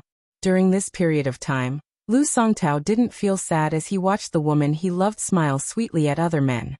But when he returned to Mount Zhulu and came out of closed-door meditation, he heard the grievous news that Zhao Huangqiao had single-handedly caused. He silently went down the mountain. Just like today, he also helped to collect the body, put on clothes for her, and carried her back to the mountain. Lu Songtao went down the mountain for the last time. He killed countless famous Jianghu figures who were fishing for fame, as well as countless high-ranking princes, dukes, and famous ministers. After killing them, every time he turned around, he always felt that she was standing there and smiling. Lu Songtao looked at the woman in purple who was both her and not her, and his tears kept flowing. Lu Songtao stretched out his hand, trying to grab the corner of the big purple dress that was gently floating at the bottom of the river. Then he slowly withdrew his hand, and his body began to float up. He broke through the water surface and lightly touched the water surface, laughing loudly and singing loudly. The surface of the river was like the surface of a drum, thumping loudly. Heaven and earth are useless, they don't enter my eyes. Sun and moon are useless, they can't exist together. Kunlun is useless, they can't come to me. Compassion is useless, they are sanctimonious. Tranquility is useless, their sleeves are empty. Great river is useless, they go east and never return. Wind and snow are useless, they can't fill their stomachs. Grass is useless, they wither with each passing year. Karma is useless, they are all fixed. Jianghu is useless, we forget each other. Lu Songtao lowered his head and chanted like a Buddhist monk, like a madman singing a sad song. He swept to the shore and lowered his head to stare at the Wudong sword maniac who was smiling as he went to his death. He restrained his arrogant and domineering attitude and moved his lips slightly. He put his palms together and chanted sutras to send the swordsman off. Lu Songtao opened his eyes and looked around. Then he looked at the sky and laughed loudly. Meditation is useless, how can you become a Buddha? At the same time, Lu Songtao's shoulders shook and his pale face flashed away. Then he glowed with a kind of purple-gold color that only eminent monks who had attained Bodhi in the Buddhist scriptures would have. That shake of his shoulders made this Zhulu mountain cult leader seem like he wanted to shake off a heavy burden that he had been carrying for a long time. The old Taoist Zhao Huangqiao narrowed his eyes and his face was gloomy. He had already calculated that Wang Xiaoping's peachwood sword, which had been ready but not released, seemed to be carrying a heavy burden, and would be sent west to Wudong Mountain in Beiliang. Lu Songtao, who had hidden in Mount Lantua for 100 years, also wanted to get involved in this mess? Zhao Huangqiao was hesitant. In the end, he still did not immediately stop Lu Songtao from shaking off the invisible object. Before Lu Songtao moved forward, he looked back at Zhao Huangqiao, who had been entangled with grievances for 100 years. The two of them looked at each other. Lu Songtao sneered. You are even inferior to a woman. It was like this 100 years ago. And it is even more so 100 years later. Old thief Zhao, why don't you die? Zhao Huangchao, who had once gone out of his body and rode a dragon to Mount Kuanglu, was silent. Chapter 1092. Back then, Lu Songtao went on a killing spree and swept through the court like a hot knife through butter. It was Zhao Huangchao who half begged and half forced the Taoist master of Longhu Mountain to set up a sacrificial altar, and asked the 3 modern grandmasters to kill him with a 10,000 li sky thunder nail. Although they didn't kill Lu Songtao, they succeeded in making this devil cult leader silent for 100 years. Lu Songtao no longer paid attention to this old ancestor that the current Zhao family's son knew, but didn't dare to admit. He ran wildly to catch up with Wang Xianji, who was walking on the shore. He walked out of Mount Lantua and came to the Jianghu of the Central Plains. Li Dongxin of the 2 Zen temples blocked his way. White dress Luoyang blocked his way. Zhao Ningxin, the reincarnation of the first grandmaster of Longhu Mountain, blocked his way. And countless top heroes of Jianghu blocked his way. This time he was going to block someone else's way. Wang Xianji still walked at a steady pace. Lu Songtao quickly caught up with this city master of Martial Emperor City, who was 40 years younger than him. They seemed to be walking side by side, but Lu Songtao was actually flying with the wind and his feet didn't touch the ground. Wang Xianji didn't turn his head and said calmly, "Things are different now. 100 years ago, Lu Songtao was the undisputed #1 in Jianghu. 100 years later, not to mention someone's sword skills, even the living Dong Tai's sword skills are slightly better than yours. Are you really going to stop me?" Lu Songtao smiled and said, "Isn't it a good thing that Jianghu and Jianghu are compatible with each other?" Wang Xianji didn't comment. Lu Songtao looked into the distance and continued, "As for what you're thinking, you're hoping that the Jianghu under our feet will prosper for 100 years and not die for 1,000 years. It's not that I don't know, but each generation has its own destiny and can't be forced. Just like those lobbyists and roamers in the Qin dynasty, they were all like wandering dogs. Who would have thought that later on, there would be so many powerful clans? They were destined to become a cancer in the eyes of the later generations. What you, Wang Xianji, think is good in others' eyes. You've won the Jianghu of several generations by yourself, and you're still not satisfied? It's not a bad thing to just ascend and be a celestial being in the heavens, and let your descendants walk their own path. You may want to say that Li Yufu of Wudong is more superfluous than you, but he is after all a member of the 3 sects, and has just entered the secular world. As for Su Fengnian, his identity is even more special.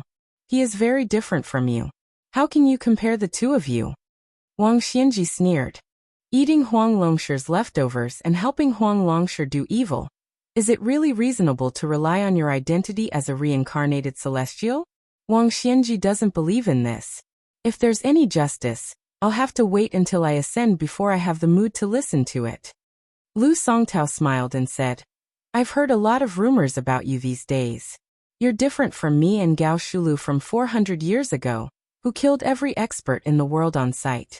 Be it good or evil, you rarely kill.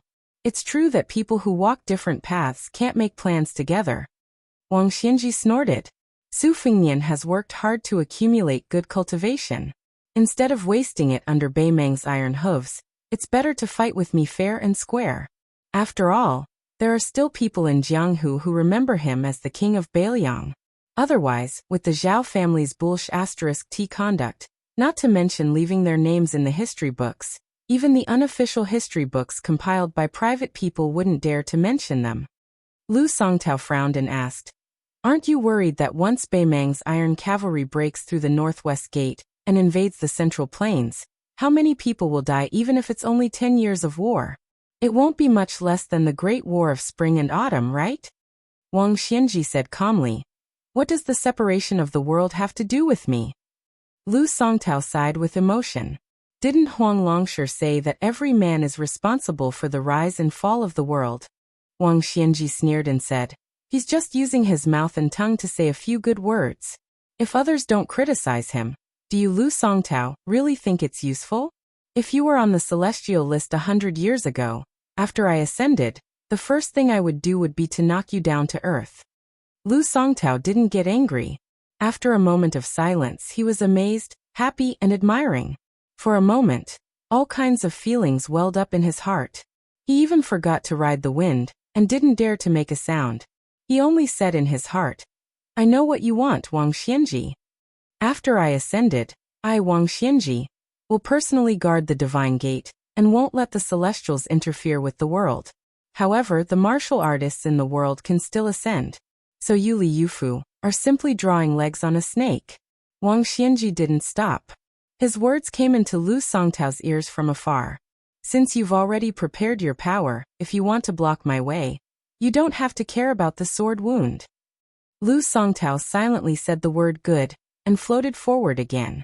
He passed Wang Xianji and stopped dozens of feet away from him. He lowered his head and put his palms together. Lu Songtao looked free and easy, as if he was truly relieved of a burden. He said to himself, "Hiding in Mount Lantua, I can live an ignoble life. After 100 years, I can see the person I miss." It's time for Lu Songtao to be pious and offer a joss stick for the orthodox Buddhism. Bodhisattva Dharma forms fell from the sky. They stood between Lu Songtao and Wang Xianji. This was Lu Songtao's blocking the road. Falling sword style. After offering a joss stick, the Bodhisattva sword fell. Wang Xiaoping Lu Songtao, sword immortal after sword immortal. Wang Xianji subconsciously looked up at the sky. He seemed to remember that the only person he owed in his life wasn't there. He then turned to look at the place where someone died. Lu Songtao kept his palms together. Thus, the solemn Dharma forms of the great Bodhisattva Dharma forms filled the sky and landed on earth without stopping. Wang Xianji clenched his fists and crossed them in front of his chest. He took a deep breath. The Dharma forms landed from far to near. They were continuous and became more and more intense. They had already set up an inescapable net around the hemp-clothed elder. Wang Xianji stepped on the left and right side of him. He was already invincible in the world. So what? Chapter 1093. Even though Lu Songtao knew what Wang Xianji was thinking, he still blocked his way. With a falling sword style, countless Bodhisattva Dharma appearances were summoned and trapped Wang Xianji. There were high and low Bodhisattva Dharma appearances. Some were so clear that they could be seen, while others were vague. Among them, there were 4 Bodhisattva Dharma appearances that were the most majestic, guarding the 4 directions. There was Guanyin, who removed the suffering of all living beings, Manjushri, who was pure and untainted, Samantabhadra, who had no intention of turning back, and Ksitigarbha, who wished to become a Buddha after saving all living beings. Among them, Samantabhadra was the most vivid and amiable. It was due to Wang Xiaoping's sword heart that would not back down no matter what. After Wang Xianji stepped on the ground, he abruptly withdrew his fists. With him as the center, an aura that was strong enough to overshadow the surging waves of the martial emperor city gushed out without restraint. Wherever the aura touched, regardless of whether they were on the ground or still in the air, most of them collapsed with a loud bang. Some of them were on the verge of collapse, obviously showing signs of collapsing. Only the 4 bodhisattvas remained motionless. Manjushri even opened his golden mouth slightly, chanting scriptures. Above his head, there were vaguely fairies with long sleeves flying around. Between heaven and earth, golden light overflowed and fluorescent, as if they were in a Buddhist land on the other side. The strongest person in Jianghu 100 years ago met the strongest person in the present. This magnificent battle had indeed reached a level that was not recorded in ancient books and unimaginable by modern people.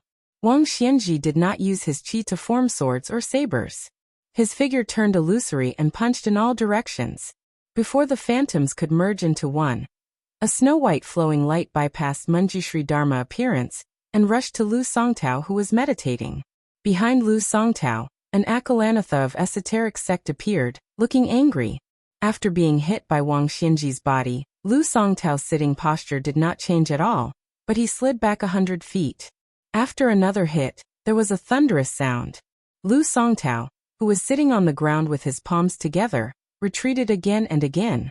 However, when he and his Dharma appearance were retreating, the Akalanatha let out a muffled roar. If the people were stubborn, they would have been awakened by the roar. If they were stubborn demons, they would have been scared away.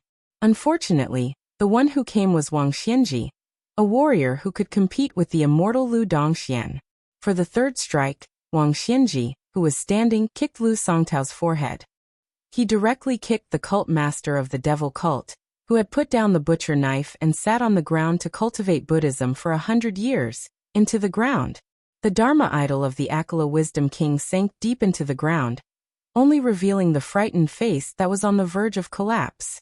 At the same time, the 4 bodhisattvas in the distance turned into fireflies and slowly rose into the sky. Wang Xianji stopped her simple but invincible attack. For the first time, a trace of anger appeared on the old man's face. He asked in a deep voice, "Do you know that someone has a wish?" Lu Songtao, who was still on the ground, stood up, turned around, put his palms together and bowed.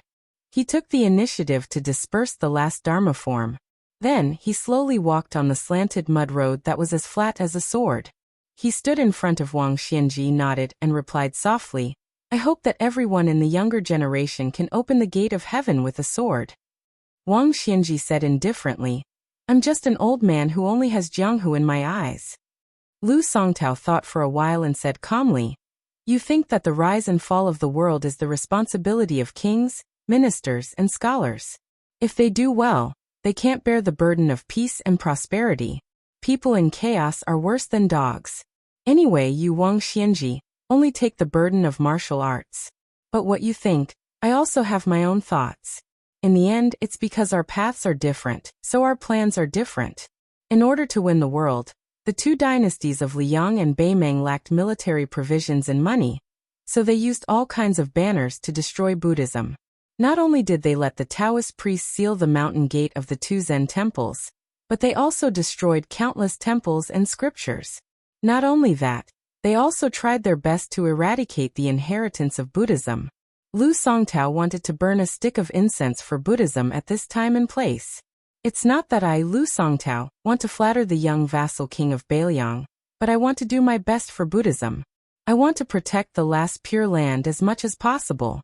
Even if it's just to let a monk have a place to stand, it's also a good thing." Wang Xianji waved her hand. "I still have to hurry, so I don't want to waste my breath on you." The purple-gold color on Lu Songtao's face was unstable. He suddenly asked with a smile, "Wang Xianji, how much effort did you put in?" Wang Xianji didn't answer but asked back, "To stop or not to stop?" Lu Songtao turned sideways and stretched out his hand. "Since I, Lu Songtao of Zhulu Mountain, have no more requests, I've already let go. Besides, taking off the kasaya doesn't mean that I'm no longer a monk. I can't die for the time being.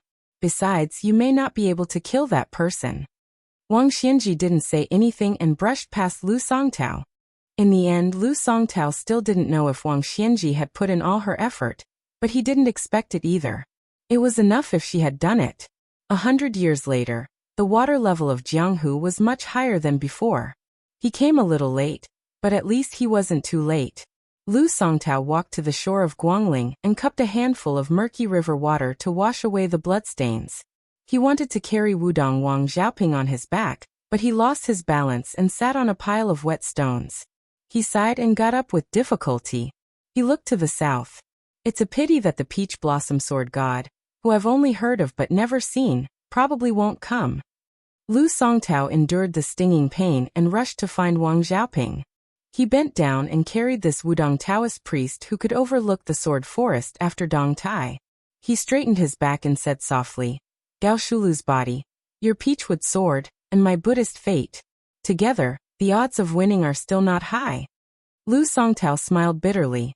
Is it unfortunate that there's such an old man suppressing Jianghu? Or is it fortunate? It's fine for us, but that vassal king must be very unfortunate. On the other side of the river, Zhao Huangqiao was nowhere to be found. At the bottom of the river, the woman who was lucky enough to survive the battle was still there. Lu Songtao stared blankly at the rolling East River, silent. Thinking back to those years, she used to laugh and say that there were partridges in the south of Jiangnan, and that she couldn't do it. Chapter 1094. Lu Songtao closed his eyes and silently chanted Amitabha. After opening his eyes, he strode forward. Wang Xianji's fists were like rainbows, striking the purple clothes of Mount Huishan to the bottom of the river. Then, She blocked the sword of Wang Xiaoping after she died. She even got rid of the demon-turned-Buddhist Lu Songtao in one go. In one day, she had fought with 3 top masters in succession without too much trouble. But the indisputable number 1 person in the world, the city lord of Martial Emperor City, was tormented by an unknown girl who did not know when to advance or retreat. The first inexplicable attack happened at the end of the Songxian River, a tributary of the Guangling River. At the time, Wang Xianji was surprised that before she leapt out of the river, he did not sense any trace of her. The old man was just curious. Towards her vicious hand chop, it was more of a senior's appreciation of the younger generation. He was not angry at all. After dodging, he did not pursue. Watching the girl's figure disappear into the distance, he bent down and left the battlefield. He ran like a fox, extremely fast. The main thing was that she came and went in a hurry, almost not affecting her qi. It was not easy. At the time, Wang Xianji only thought of a rumor that had been widely spread in Martial Emperor City. The former 11th in the world, Wang Mingyin, was killed by a young female assassin's sinister hand chop. At the time, Wang Xianji did not pay much attention to it. Later, when she received a secret that was absolutely true, she remembered this assassin. She took the opportunity to kill the gatekeeper of Great Peace City, the celestial phenomenon expert Lu Haosher. She must be the little girl who came to make the 4th stone. 4. Homophonic death. Little girl, this is not very auspicious.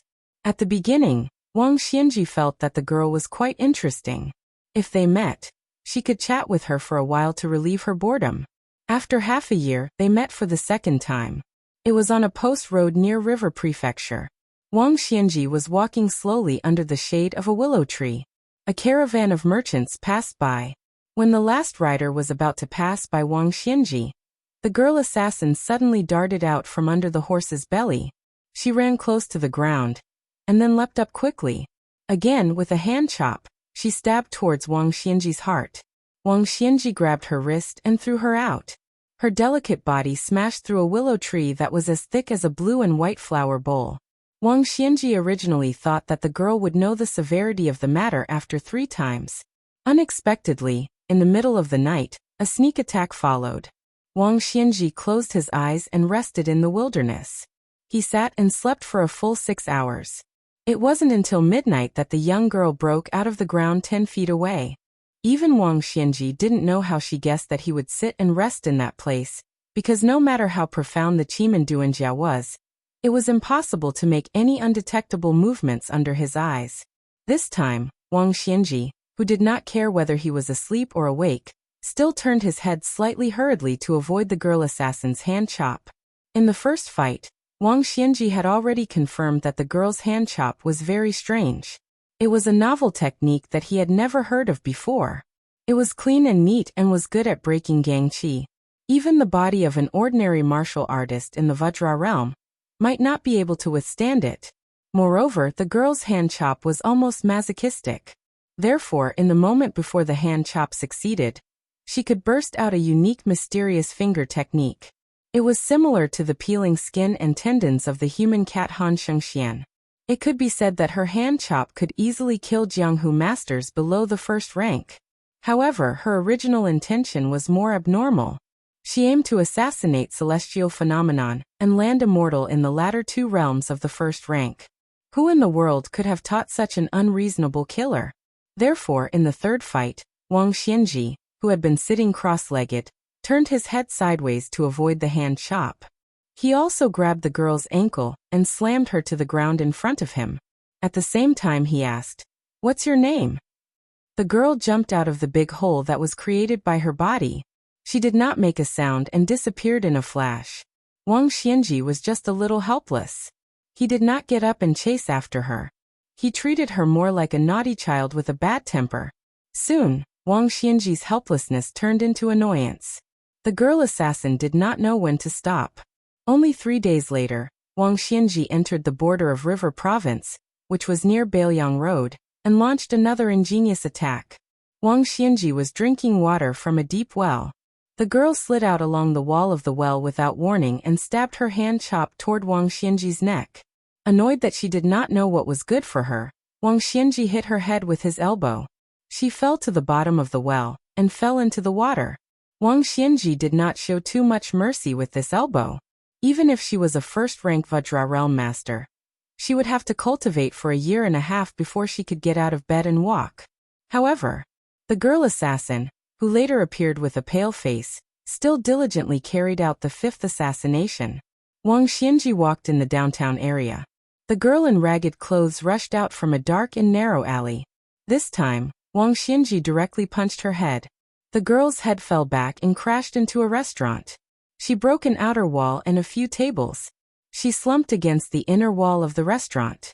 Wang Xianji said coldly, "Next time, you will really die." The stubborn girl pressed her weak back against the wall and tiptoed on the ground. She tried to use this as a support to stand up.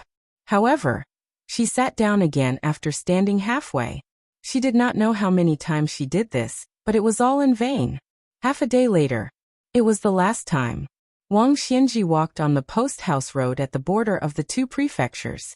He could already see the boundary stone that connected the two prefectures. Next to the tall boundary stone, there was a girl. She was still wearing a slanted mink hat and carrying a sunflower. She just stood there. She seemed to be foolishly trying to guard herself. The girl snorted. She did not have the strength to assassinate anyone. She had no choice but to stand in his way. Then, she raised her arm and wiped away the blood that had seeped out of her nose or mouth. She gently placed the sunflower on the boundary stone. Then, she carefully took off her mink hat and pulled out an old pearl hairpin. She placed them together with the sunflower that was far from its golden color. Chapter 1095. Numerous riders galloped out of Great Peace City. They were all the best post-human of Liang. The post-human they rode was actually the emperor's beloved Fergana horse. The post-human riders galloped wildly on the imperial street. Everywhere they passed, no one dared to stop them. The leader of the courier riders carried an urgent imperial edict that was 800 li away. The imperial edict did not follow the rules of etiquette. Other than being stamped with the national seal of Emperor Liang, there were only 4 words on the golden silk: fight or retreat. When the courier riders galloped out of the city, there just happened to be a person slowly walking through the southern city gate. The Fergana horse actually passed right through this person's body. There was no scene of the person being thrown off his horse, nor was there a scene of flesh and blood. The rider continued south to deliver the urgent secret edict. The visitor from Great Peace City still entered the city unscathed. There weren't even any soldiers patrolling the city to capture this person. All of the soldiers and commoners near the southern gate ignored him. After he entered the city, he went all the way to the Xiamawei courier station and stopped under a dragon claw scholar tree. He saw 14 men with sabers walk out of this courier station that was specially provided for the soldiers of the Su family. They all mounted their horses and headed towards the imperial city. The young man under the dragon claw scholar tree followed behind like an immortal riding the wind. From beginning to end, no one looked at him. However, he recognized them, or rather, he could guess their identities. The leader of the group was an old man called Feng Ling.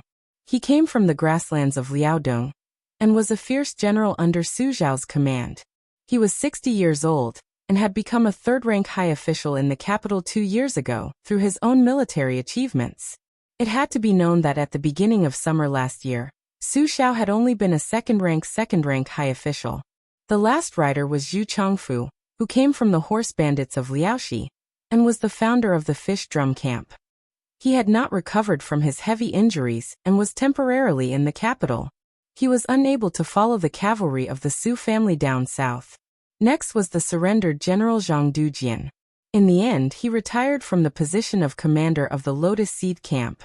Qin Yan was an old soldier and had only been a high official like a sergeant in his entire life. Zhao Fengyang, a native of Jizhou, was the most senior scout in the Su family's army. Ever since he was shot in the back by a poisonous arrow, he would fall ill every time it rained. The pain seeped into his bones, so he had no choice but to retire from the army. Song Kaiwan, nicknamed Shaking Head Scholar, had studied for a few days and liked to shake his head when talking with people. He used to be the military advisor of a group of bandits in Liaoxi. However, he ran into Su Zhao, who was still a lieutenant at that time, and was wiped out. Song Kaiwan profited from his misfortune and turned from a bandit to a soldier. As he grew older, he found it harder and harder to ride a horse, so he opened a restaurant in Great Peace City. As long as one was a comrade of the Sioux family's cavalry, there would be enough meat, wine, and food to fill their stomachs. Thus he had been doing business at a loss all these years, but the old scholar didn't feel any heartache. He was always nagging at his wife and children. In total there were 14 of them. They were all old men who had luckily survived the rain of spears and arrows. They should have spent their later years in the capital.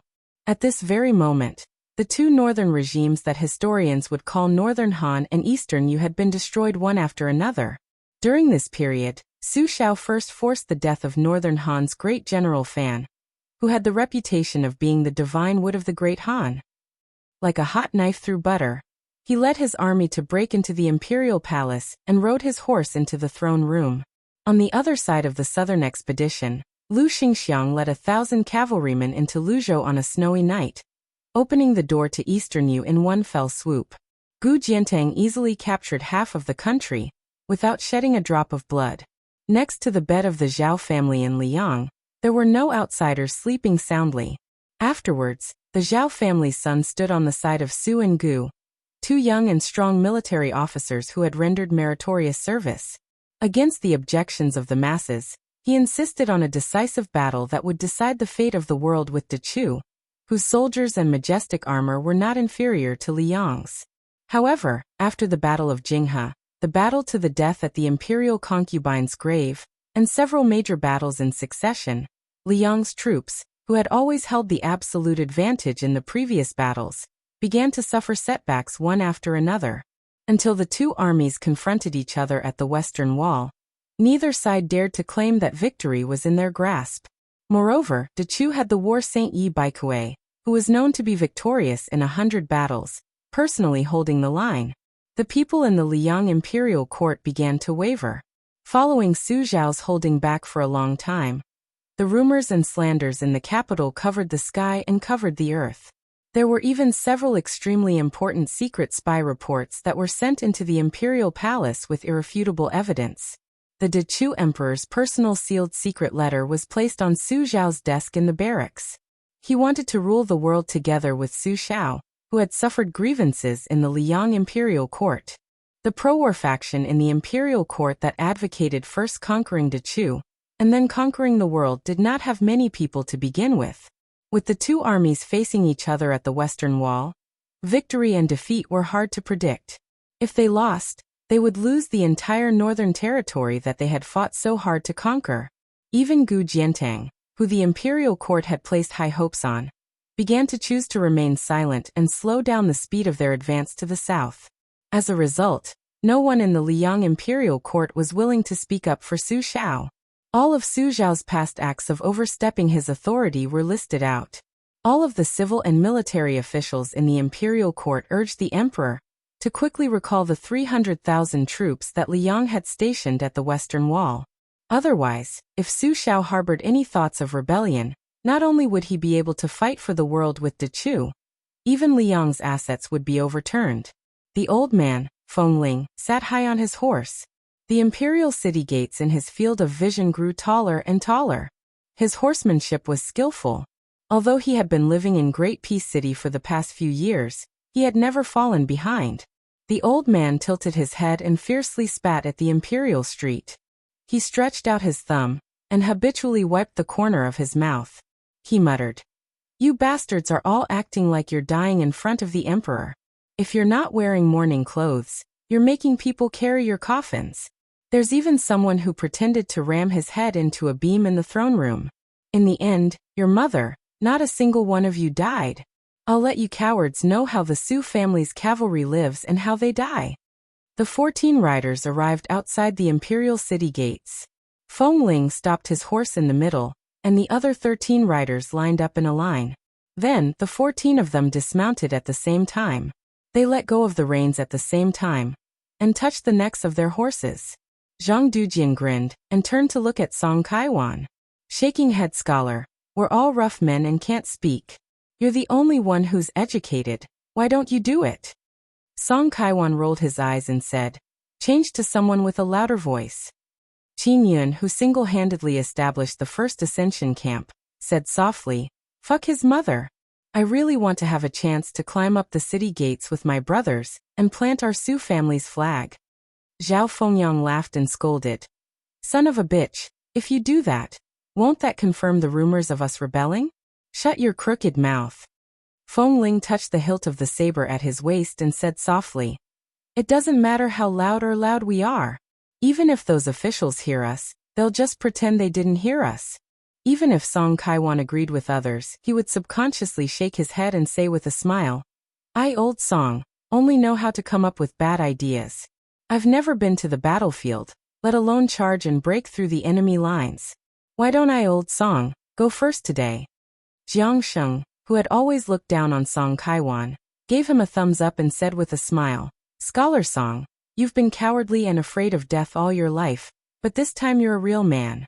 I, Jiang Sheng, have scolded you many times before, but today I'm convinced. I'll give you a compliment and apologize to you." Zhu Zhangfu laughed softly and said, "It's too late. Once we're underground, old Song won't have any restaurants for us to drink." The old scholar exhaled heavily and looked at his old brothers on both sides. He said in a deep voice, "Song Kaiwan will go first." At the same time, Feng Ling angrily shouted, "Draw your sabers." 14 Sioux family sabers, 14 lives, generously going to their deaths. The young man was like a lonely ghost that was neither in the world of the living nor the world of the dead. He could only stand quietly behind the 14 people and watch as they slit their own throats at the same time and fell backward almost at the same time. He walked to Feng Ling's side, squatted down and slowly stretched out his hand, as if he wanted to help the old man close his eyes. Dantong Pass.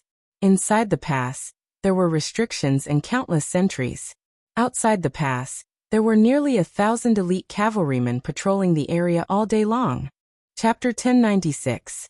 They appeared to be a large group of nobles protecting the pass, but everyone inside and outside the pass knew. Even the young children and youths knew that they were pitiful hostages, who could not be sure of their fate. Their life and death depended on whether their parents had won the trust of the old man sitting on the dragon throne of Great Peace City. Dantong Pass, which would not appear in history books in the future, imprisoned many of the royal relatives and nobles who would affect the structure of the dynasty in the future. There was the king of Beiliang's concubine Wu Su and the second king of Beiliang Su Fengnian, the only son of the Duke of Huainan Zhaoying, the future crown prince Zhao Zhu, the eldest son and daughter of the general Gu Jiantang, and so on. They had one thing in common, and that was that their relatives outside the pass were all staunch supporters of war. They could decide the situation of a time, a place, and even a dynasty or a country. But the most important of these people was undoubtedly the female sword immortal, the current sword crown of the Wu family, Wu Su. If it weren't for her existence, Dantong Pass wouldn't have needed to muster so many troops to guard it. This night, a little beggar ran through the dark alleys with familiarity.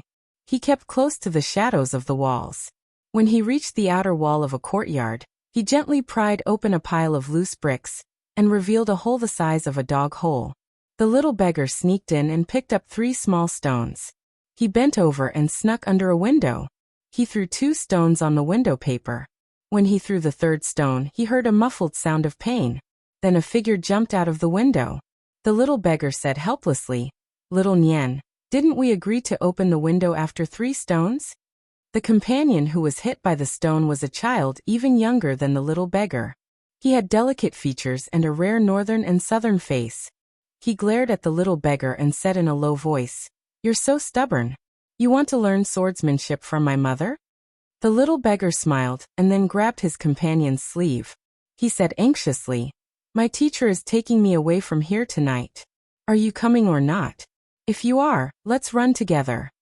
The scholarly child shook his head and said, "My mother said, it's not that we can't leave, it's that we can't leave." The little beggar felt a headache coming on. "Why are you still speaking in riddles at this time? You're so well-read. Are you going to leave or not? I begged teacher for half the night to get this chance. If we miss this chance, we may never see each other again." At this point, the little beggar's eyes turned red. The other child grinned. "I'm really not leaving. The books say that all good things must come to an end. But don't worry, The books also say that it's a small world. The little beggar scratched his head anxiously. Apparently, he was completely confused by this young man. Little Nian chuckled. You have a teacher? Is he an old beggar? The little beggar quickly shook his head and said, Of course not. He was a very, very learned scholar. Little Nian smirked. How big is very big? Are they as big as Sister Swallow's breasts on the street next door? The little beggar said helplessly. Little Nian, are you really not leaving? I really don't care about you anymore. If I don't go back, teacher will be worried to death. The child nodded and asked the little beggar to wait for a while. He jumped back into the house through the window and quickly jumped back out. He was very familiar with it and stuffed a bag into the little beggar's hands. He touched the little beggar's head and said like an old man, Originally, we said that we would fight together in the future. You are strong, so you will fight in the front. I am more literate, so I will give you advice and advice. Now it seems that we can't. Take this bag of money. When you go out, a hero can't die without a single coin. Hey, aren't you always hungry for chicken legs? Remember to buy 2 when you reach a safe place. Even if I eat them, I will eat them. The little beggar carefully put away the bag and raised his arm to wipe his eyes. Just as he was about to say the secret that his father told him not to tell anyone in the past, little Nian had already pushed him. Hurry up and leave. What are you waiting for? After you leave, I will call mother to practice swordsmanship in the courtyard. She might be able to help you a little. The little beggar choked and sobbed. Little Nian, you must not die. In the future, I will definitely find you. In this life, I will only recognize you as my brother. The child was a few years younger than the little beggar, but he seemed to be far more mature than the little beggar. Instead, he comforted him. How old are you? You will be with me for the rest of your life. Go. In the history books, those who have achieved great things can even lose their father's wife and son. They are not as wishy-washy as you. The little beggar nodded heavily and turned back to leave. In the shadow of the dog hole, he waved to little Nian. Little Nian waved his hand. After the little beggar left, the child, who had been very indifferent and optimistic, squatted at the corner of the wall. He hugged his knees and secretly sniffed. Suddenly, his head was gently patted. The child was startled and quickly turned his head. In the end, he saw his mother's warm smile. He hurriedly wiped away his tears and said softly, Mother, don't tell father that I cried. The woman with unparalleled appearance brought her son to sit by the window. She laughed softly and said, Little Nian, you must remember that men do not cry easily. That is only because they have not been hurt. When you are really hurt, cry if you want to, don't hold it in your heart. The child uttered an "oh." The woman smiled and said, Go get the sword case. The child excitedly said, Did mother agree? Okay, I will go right away. The child jumped down from the windowsill and moved the red sandalwood sword case, which was almost as tall as him. The woman came to the courtyard and looked back with a smile. She saw her son struggling to carry the sword case. She took the sword case. The child turned around and trotted to sit on the steps. He held his cheeks and stared at his mother without blinking. Father said with his own mouth that mother could beat 100 of him. The woman raised the red sandalwood sword case and pressed one hand on the top of the case. She did not immediately drive the world-famous Great Liang Dragon Sparrow out of the sword case. Although the famous sword was hidden in the case, the sword power was already surging. A series of sharp screeches suddenly sounded in Dantong Pass. The woman stood with her hands behind her back. The sword case trembled slightly.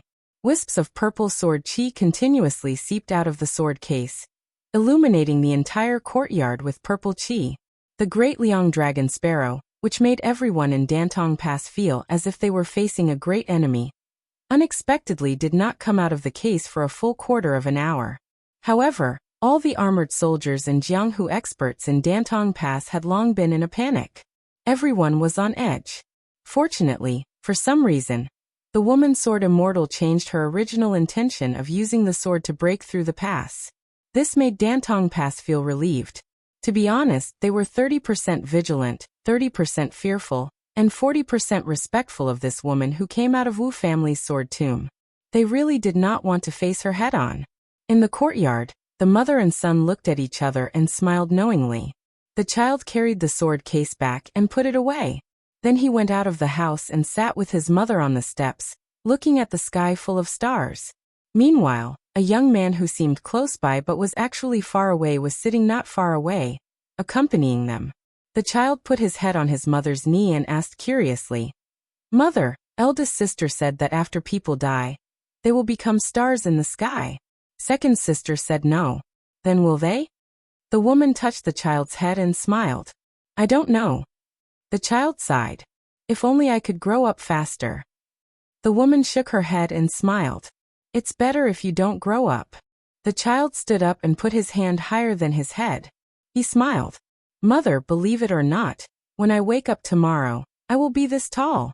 The woman smiled and did not speak. The child raised his hand and jumped a few times. "I will be this tall the day after tomorrow." The woman stood up and stood in front of the child. She raised her hand, which was higher than her own. Then she lowered her head and said softly, "Little Nien, grow up slowly. Don't worry. Sooner or later, you will be this tall." Then she raised her head, looked at that height, and smiled. Behind little Nien. It happened to be the height that the woman gestured. Su Fengnian, who was in an out-of-body state, looked at her with tears streaming down his face. He softly called, "Mother." Chapter 1097. The two armies faced off against each other at the western wall. They had just survived the damned rainy season. The muddy ground gradually hardened. An imperial edict from Tai and city was somehow made public and spread widely. It was like a thunderclap that suddenly exploded on the ground, shaking people's hearts. Su Shao from Liang had used most of the Su family's elite cavalry to win the Battle of Jinghe. He had used up all of Dechu's so-called invincible great halberd warriors. His morale was at its peak. He only needed a suitable time to make the final decision at the western wall. Then, the imperial edict came out. All his efforts were in vain. The encirclement around Dechu had not been completely completed. Now it was even looser. The balance of power that had been exchanged with the lives of hundreds of thousands of Su family soldiers instantly became a precarious situation. The northeast defense line was still fine. After all, Gu Jiantang had already destroyed Dongyue without any effort. Most of the Gu elites were still there. Even if they did not go south to support Su Zhao's army as promised, they were still a blade hanging over Dechu's head. However, General Zhao Bodong, who had been avoiding direct battles during the expedition to the south, even though he was only responsible for the easy task of building the northwest defense line. As one of the few high-ranking officials and generals with royal family background, he abandoned the task at the crucial moment. He retreated 600 miles in one breath as if he was determined to watch the fire burn on the other side of the river. Without a doubt, he was giving away the great victory of the Battle of Jinghe.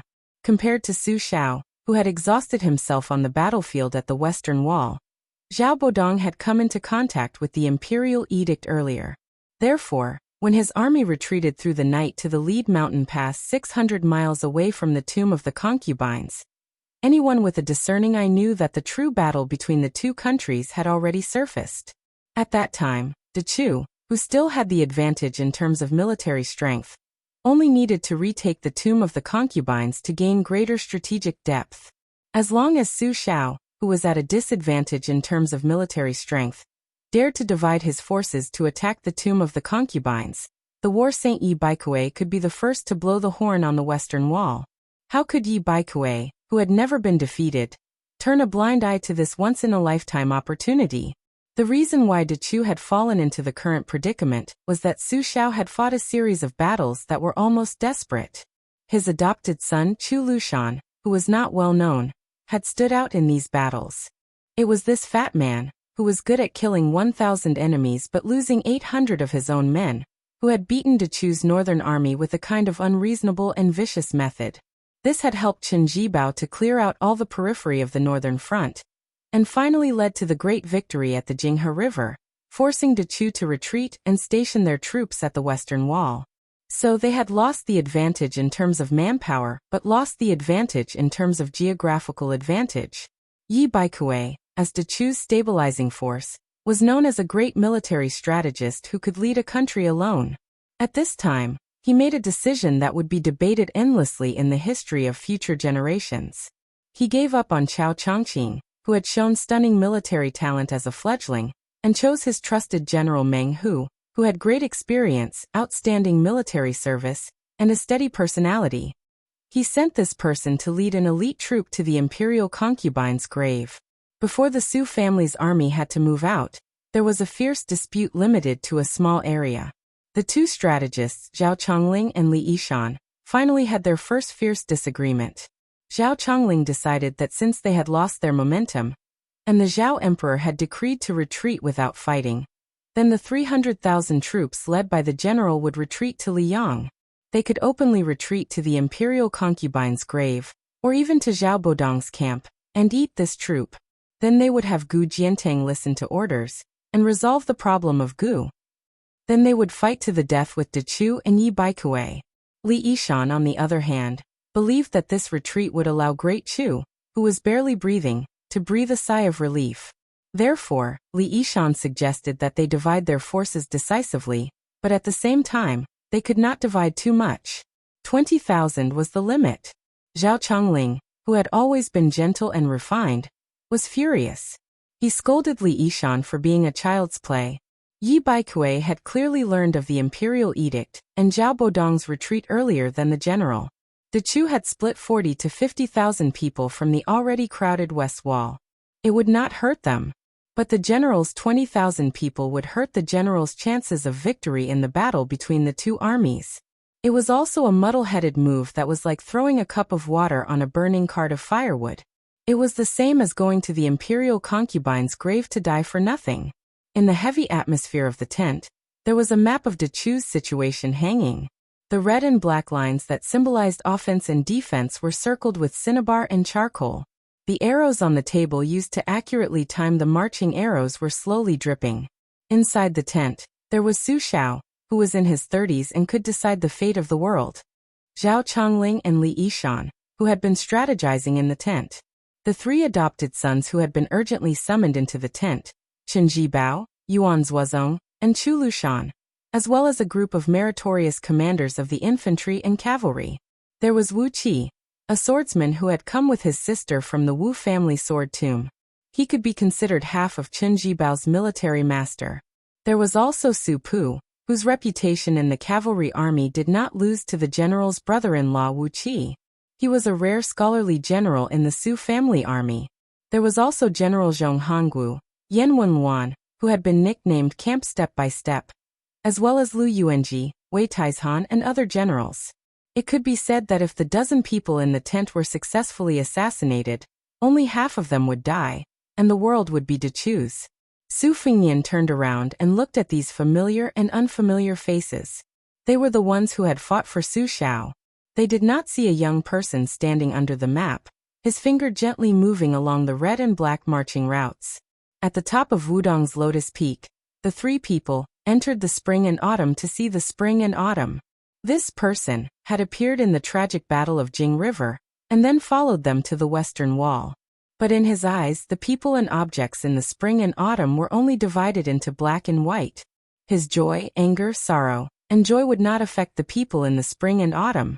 At this time, Zhong Hongwu had not yet taken control of the northern Liang cavalry. Before him, there were still Wu Qi and Su Pu, two great mountains. Yan Wenluan was already blind in one eye, but he was the most new face in the tent. Compared to the future Lu Qiu, Chu Lushan seemed to be a few dozen caddies thinner. He was full of viciousness, and did not have a flattering smile like a decade later. The famous white bear Yuan Zuozong probably did not care to take care of his beard.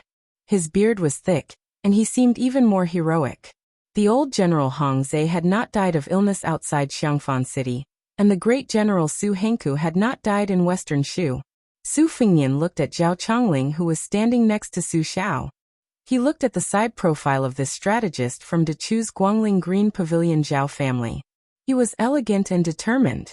Zhao Chongling was the kind of scholar that rulers and officials would admire at first sight. When attacking De Chu, where the country was, Zhao Chongling did not show any mercy. On the contrary, the chief of the Su family's cavalry, De Chu, mostly came from his plans. Zhao Chongling was the main, and Li Yishan was the support. The two strategists complemented each other. Su Fengnian moved his gaze slightly. The humble strategist who had been willing to let Zhao Chongling cover his edge had a calm expression under Zhao Chongling's aggressive questioning. At this time, his master's expression was still very good. Chapter 1098. Li Yishan, who rarely argued with people, did not refute Zhao Chongling. He walked under the map and pointed at the concubine's grave. He looked at the people in the tent and said, Yi Baikuei has already sent troops here. It is clear that if we were in his position, I would send 2 groups of soldiers, 1 light cavalry to deal with our reinforcements, and 1 slow heavy cavalry as a backup. There are countless silvers in the West Chu treasury. This is something everyone knows. Otherwise, our great general wouldn't say that after winning a battle, he would go to a mountain of gold and silver to have a good sleep.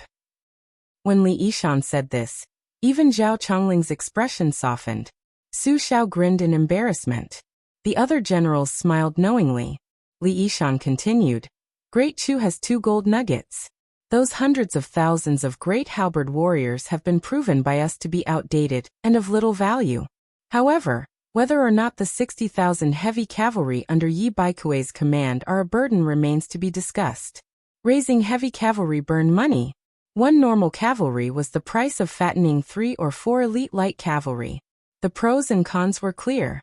The cons were that heavy cavalry were hard to move before the battle started. Putting on the armor was slow, and getting on the horse was slow. It could be said that other than getting on the horse to charge after everything was ready, everything else was slow.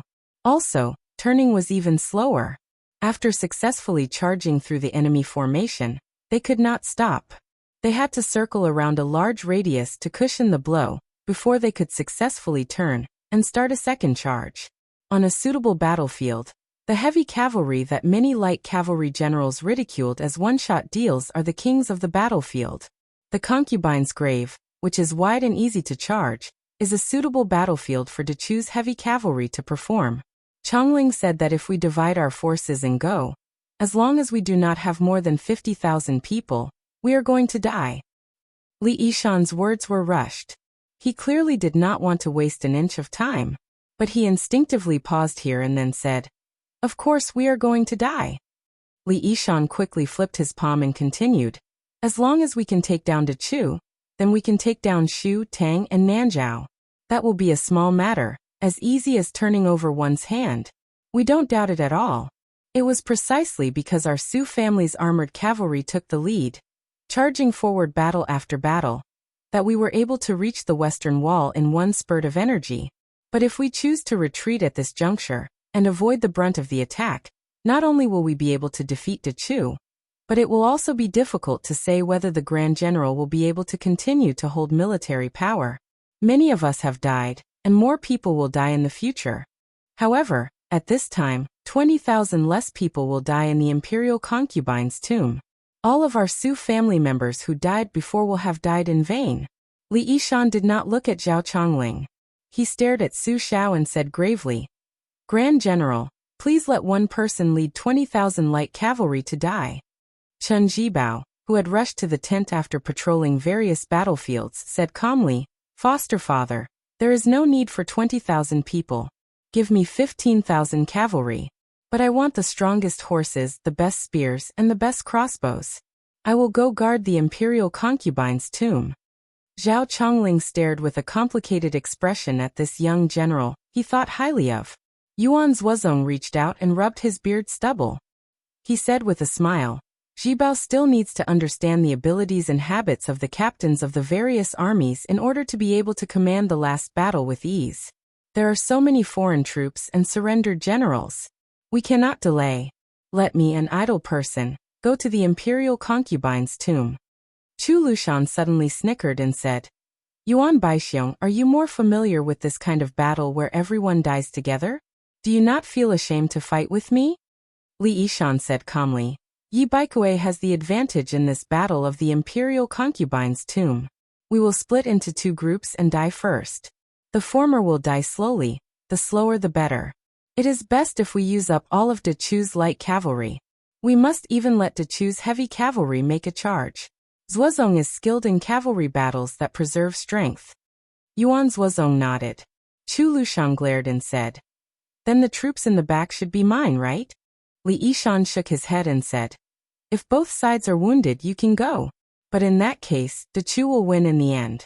Yi Baikue can continuously send troops to the imperial concubine's tomb. That will become a war of attrition against us. Other than using up the Grand General's strength, it will also use up Great Peace City's patience. But we cannot afford to lose in any aspect. Chen Jibao said with a smile. I will go. Give 15,000 cavalry to Zuozong. I only need 5,000 in the back. As long as Zuozong can delay until Dechu's heavy cavalry enters the battlefield, I can guarantee to eat them all so that Yi Baikue will not dare to use a single soldier to touch the imperial concubine's tomb. Zhao Chongling said worriedly. What if Yi Baikue suddenly starts a decisive battle now? Commander-in-Chief Su Xiao gently patted the shoulder of this strategist, who had the reputation of watertight, flawless planning, and laughed heartily. Didn't the spy report say that the big trouble, Chao Chongqing, is still in the south? Since Yi Baikue didn't use this person, it means that he probably doesn't dare to fight too early. What's more, he has the advantage now. He is a big shot of the Great Chu. There is no need for him to gamble with us, a group of barefoot paupers. The elegant Zhao Chongling had a bitter smile on his lips. In the end, he did not persist in his opinion.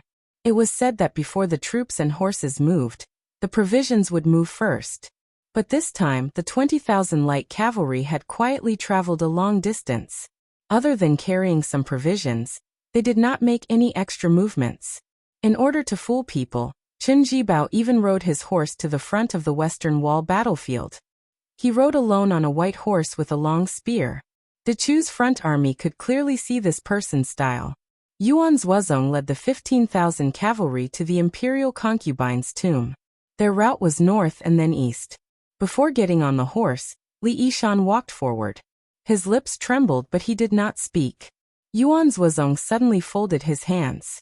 His eyes were clear, his expression determined, and he did not speak. Su Xiao walked forward and said softly, Zuozong, foster father will not say anything good. Just one sentence.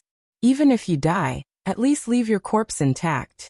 When you enter the coffin in the future, foster father can help you wear a pair of cloth shoes that I sewed myself.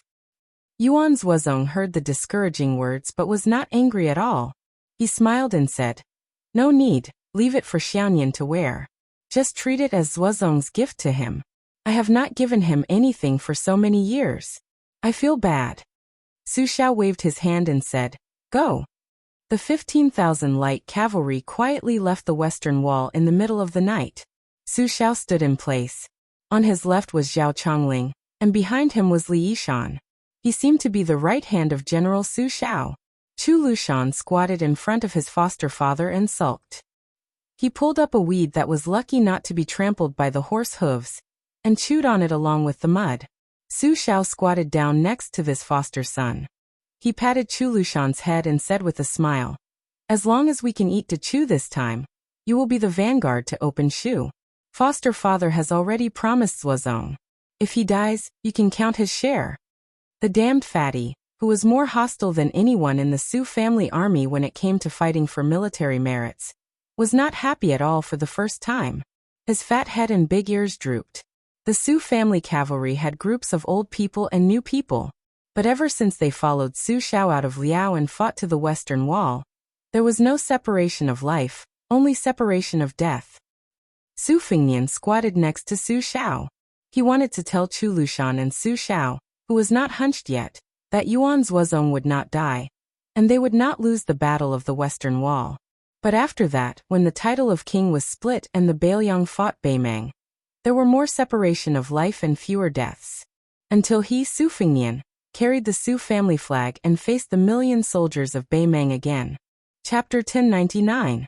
The Chu Yutang that once ran like wolves and rushed like boars were now slave thieves who slaughtered dogs and donkeys. All that was left of the majestic spring and autumn period was sadness and laughter. It was rumored that Huang Longshi, the main culprit behind the sinking of the divine land, only laughed out loud after seeing the miserable scenes of the scholars running north. He made a few songs to gloat over their misfortune for the future generations to hum. He claimed that not only did the Wulin world have to thank him for reversing fate, The literary world had changed like this because the country was unlucky and the poets were lucky. When the spring and autumn period ended, the scholars ran north. There was only one record of Yonghui crossing north in the official history of Liang. Jia Mian praised him generously with beautiful words, and praised him for being able to pass through Guangling. However, in the history books of Beimang, there were only 2 times. Other than the simple Yonghui crossing north, there were more records of the second crossing north before Su Shao became the vassal of Beiliang. This time, the scholars and celebrities of the Central Plains who were completely disappointed with the Liang imperial court began to crazily rush into Beimang, which was now the territory of the Southern Dynasty. Most of the so-called powerful families that occupied the high positions of the Southern Dynasty now fled north in panic like stray dogs. At that time, these big families spared no effort to secretly operate in Tai'an City, hoping that the relatively gentle Gu Jiantang would be crowned as the king of Beiliang instead of the executioner with the surname Su. They believed that who would be crowned as the king of Beiliang would decide whether the national policy of Liang would be strict or lenient. However, the result was disappointing. The lame man wanted to be the king of Beiliang instead of an ordinary border official, and personally guard the northwest gate of the empire. In this way, they hoped that before the gate was completely closed, they would be able to leave some incense for their descendants in the upcoming revenge by the Liang imperial court. Even if they had to bear the infamy of relying on the northern barbarians to prolong their feeble existence, they didn't care. For them, who were easily the 3 dukes of 4 generations, changing the surname of a country was never a disaster. Therefore, the destruction of the country was a small matter, but the destruction of the family was a big matter. The noble families lost their old roots one after another, not to mention anything else. Just the ancestral maps of their family tree that had been treasured for hundreds of years were scattered all over the ground during their escape to the north. In the spring rain, a young man squatted by the roadside. He could neither pick up nor flip open those precious diagrams, so he could only look at the page of genealogy that was spread open. The person who wrote the genealogy was obviously a calligraphy master. The handwriting was elegant, and did not lose its strength. The words written on the genealogy archive were like pearls. With just a few strokes, he could write down the full picture of the achievements of a certain family ancestor. Then a tired mule carrying 4 gold-lacquered chests trampled over it, and crushed the entire manuscript. It sank deep into the mud and the words blurred. The young man stood up. In his eyes, there was an endless stream of people, clan after clan, surname after surname, rushing together from the south to the north. He gently retracted his gaze, and saw one of the chests carried by the mule fall to the ground with a loud crash after the rope broke, splashing a lot of mud. The mule driver completely ignored it, and only whipped the mule. It was not because he felt sorry for the only ancient book in the chest that had been bought with a lot of money by generations of people, but because the mule's hooves were too slow. After the panicked caravan of horses and mules, the caravan behind them was much more orderly. There were no lowly animals like mules and donkeys. They were all tall horses that were very flashy but not practical in their escape to the north. The caravan was also particularly long, with no less than 400 people. The people riding on the horses, whether old or young, were not as anxious as the caravan behind them. There were even many white-clothed children whose clothes were slightly wet from the spring rain behind the curtains of some of the carriages. There were both men and women. They did not need to hold books in their hands to recite poems and chapters silently. An old man who looked like a teacher in a clan school sat among the children. He closed his eyes and concentrated. Occasionally he would speak with the students.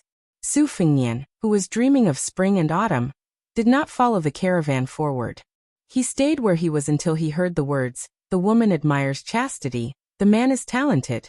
Adhere to elegant exercises, good nobility," and finally the tall crown accompanies the chariot, driving away the mules and vibrating the tassels. Only then did the sound of recitation gradually dissipate in his ears. The old teacher, who had been silent all this time, only recited once during this period, and could not hide the tears in the old man's eyes. Be righteous and retire, the bandits suffer losses. Su Fengnian thought to himself. They were not the stray dogs that were despised in the history books of later generations. They were probably the ones who were truly in the north. They should return home one day to worship their ancestors. However, that teacher would definitely not see the willows, moss, and fireflies of his hometown for the rest of his life. Suddenly, an old Confucian scholar who had no one to rely on walked out from the crowd and stared at Su Fengnian. Presumably, in the eyes of the living in the world of the living, the old Confucian scholar had long been accustomed to the old Confucian scholar's foolish behavior. Along the way to the north, there were too many old people who died of illness, anger, or drowned. The old Confucian scholar with the spring rain on his head twirled his beard and smiled. I finally see you. You've already predicted this? Su Fengnian opened his mouth out of habit. Although he was speechless, since this old Confucian scholar who would gift him a steamed bun in the future could see him, he should be able to see him speak. The old Confucian scholar who looked like a lunatic talking to himself nodded and smiled. I've said it before, oh no. I'll say it to you one day in the Tuma Pass. I, Yuan Qingshan, am not considered heaven and earth in this life, but only a human.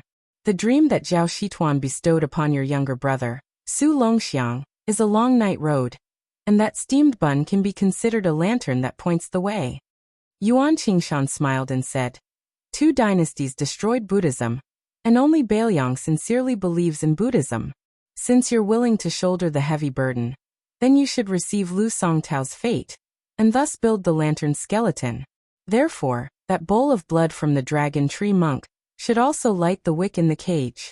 It's a pity that I haven't seen the other 2 of you with my own eyes.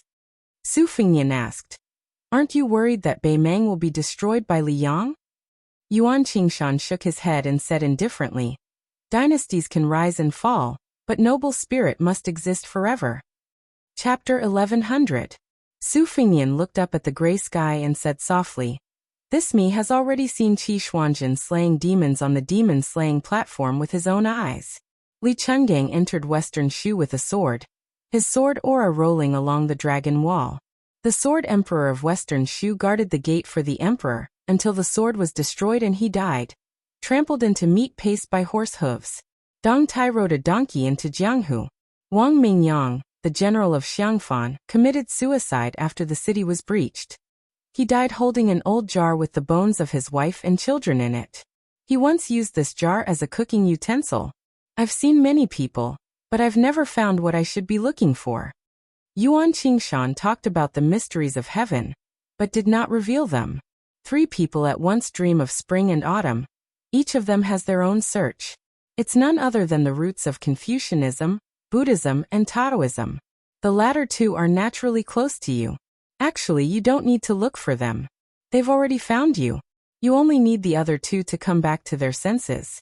You don't have to worry too much. As for the noble spirit of Confucianism, if you deliberately look for it, you probably won't find it. Even if you look for Chao Dei, Chao Qingyi, Zhang Julu, Grand Secretary Zhang Baiyan, I fear that even if you search through the entire spring and autumn period, you will still find nothing. Su Fengnian sighed. Then how can I block the way? Yuan Qingshan closed his eyes and pinched his fingers. After opening his eyes, he said slowly, I'm not a real deity after all. I'm destined to not be able to predict what will happen after I ascend. However, at this time and place, no matter how hard I try to predict, you can't stop Wang Xianji. Su Fengnian did not show any anxiety. Yuan Qingshan stared at the image of this Su Fengnian and pinched his fingers quickly. His expression was uncertain. Strange. Why is it that the more I predict, the more you'll die? If that's the case, why will I exchange buns with you in the future? The Beimeng imperial preceptor in Confucian attire fell into deep thought. After a long time, he raised his head and said, this may be one of the heavenly axioms. I can't predict some people and some things. I can't talk too much with you. I have to escort these scholars into Beimeng. Su Fengnian, take care of yourself. Su Fengnian nodded. Su Fengnian stayed where he was the whole time, standing at the bottom of the caravan on the muddy road. Only then did he follow them, and see them off from the border of Yuzhou to the north. Then Su Fengnian involuntarily closed his eyes. He had closed his eyes many times after entering this black and white spring and autumn. Every time he opened and closed his eyes, it was like a dream. He could never guess when and where he would appear the next time he opened his eyes. let alone who he would see. After that, he opened and closed his eyes several times. Su Fengnian saw the entire process of building the prince's mansion on Mount Qingliang. He also knew why the old man with the sheepskin fur coat was suppressed here by the pavilion. It turned out that this was the ruins of Fengdu, the hometown of one of the 4 great grandmasters, the Green Robe of Fengdu. Later generations all thought that the most secretive sect at that time, Fengdu, would definitely be an underground city filled with ghastly aura. They never thought that the female grandmaster would choose a green lake and green mountain, and name it Fengdu. Maybe it was just to say that a person with a dead heart lived in a place with a dead heart. Maybe there was no reason, but the woman fell in love with the green bead in the yellow sand of the desert, and liked the same color as her clothes. The one-armed, swordless old man occupied the mountain by himself, and repelled the new prince of Bailiang, Su Zhao's hundreds of elite riders. Later on, Su Zhao carried wine up the mountain by himself several times. They were all good wine from the central plains that was hard to buy with money in the poor land of Bailiang. He would sit by the old man's side and talk about things that he usually couldn't say out loud. There were a few times when he was completely drunk and passed out beside the old man. He was still drunk and had to be supported down the mountain by Li Yishan. Finally, one day, the old man with the sheepskin fur coat took a new pot of wine from Su Zhao's hands. For the first time, he asked the Grand King of Bailiang about this wine. Su Zhao said bluntly that this nameless, inferior wine was far inferior to the good wine of the past, but it was cheap. Not only was it enjoyable to drink, it was also very intoxicating. That was enough. The old man took a sip and said that this wine was actually called Green Ant. In the past, people urged him to drink it, but he also disliked the inferior quality of this wine. Later on, his second sister wrote a poem, and the Green Ant wine became known outside of Bailiang for the first time. It was also popular in the court of Liang. This should be the origin of this wine. Later on, he closed his eyes and opened them again. During this time, he saw the 2 girls who came to Wutong'an on Mount Qingliang for the first time. One of them was still called Red Musk while the other was still Bluebird. However, she had an additional surname, Wang Bluebird. However, at that time, the 2 girls' temperaments were completely different. Red Musk had a strong Beimeng aura, and her eyes were as cold as knives. She was hostile to everyone she met. Even the young master of Bailiang, His Royal Highness Su Fengnian, was no exception. Bluebird was the complete opposite. Her father was the youngest of the 4 grandmasters, the immortal of spear who died the latest.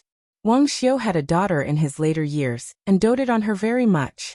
When she came to the mountain for the first time, she did not appear in the world as a maid, but as a guest. At that time, Wang Xiu's junior martial brother Lu Yambing, who had not changed his surname, brought the girl into the palace. However, she did not meet the young Su Fengnian.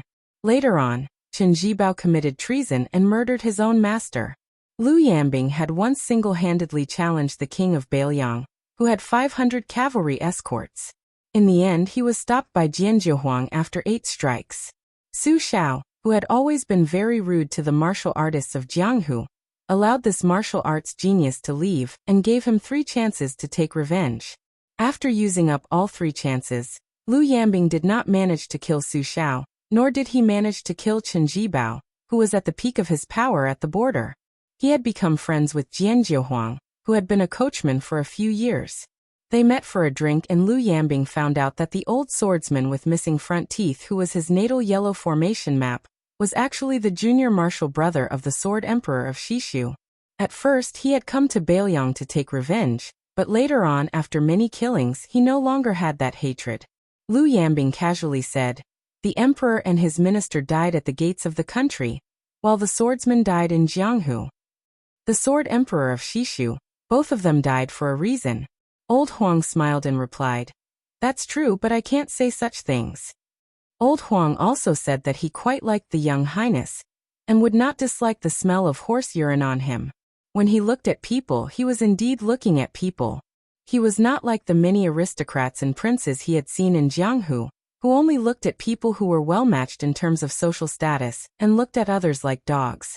Of course, the most important thing was that whenever this kid went to the stables to take a horse, he would secretly bring a pot of wine for the coachman. He was very happy to see him drink. Old Huang said that this kid always talked about how fun Jianghu was.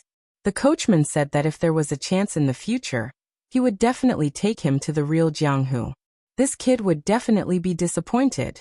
At this point, Old Huang, who was missing front teeth, could not stop smiling. He accidentally spilled a lot of yellow wine from his mouth. Not long after, Blue Bird stopped using that surname. Liu Yambing also changed his surname to Su and became the old Prince Liang's personal guard.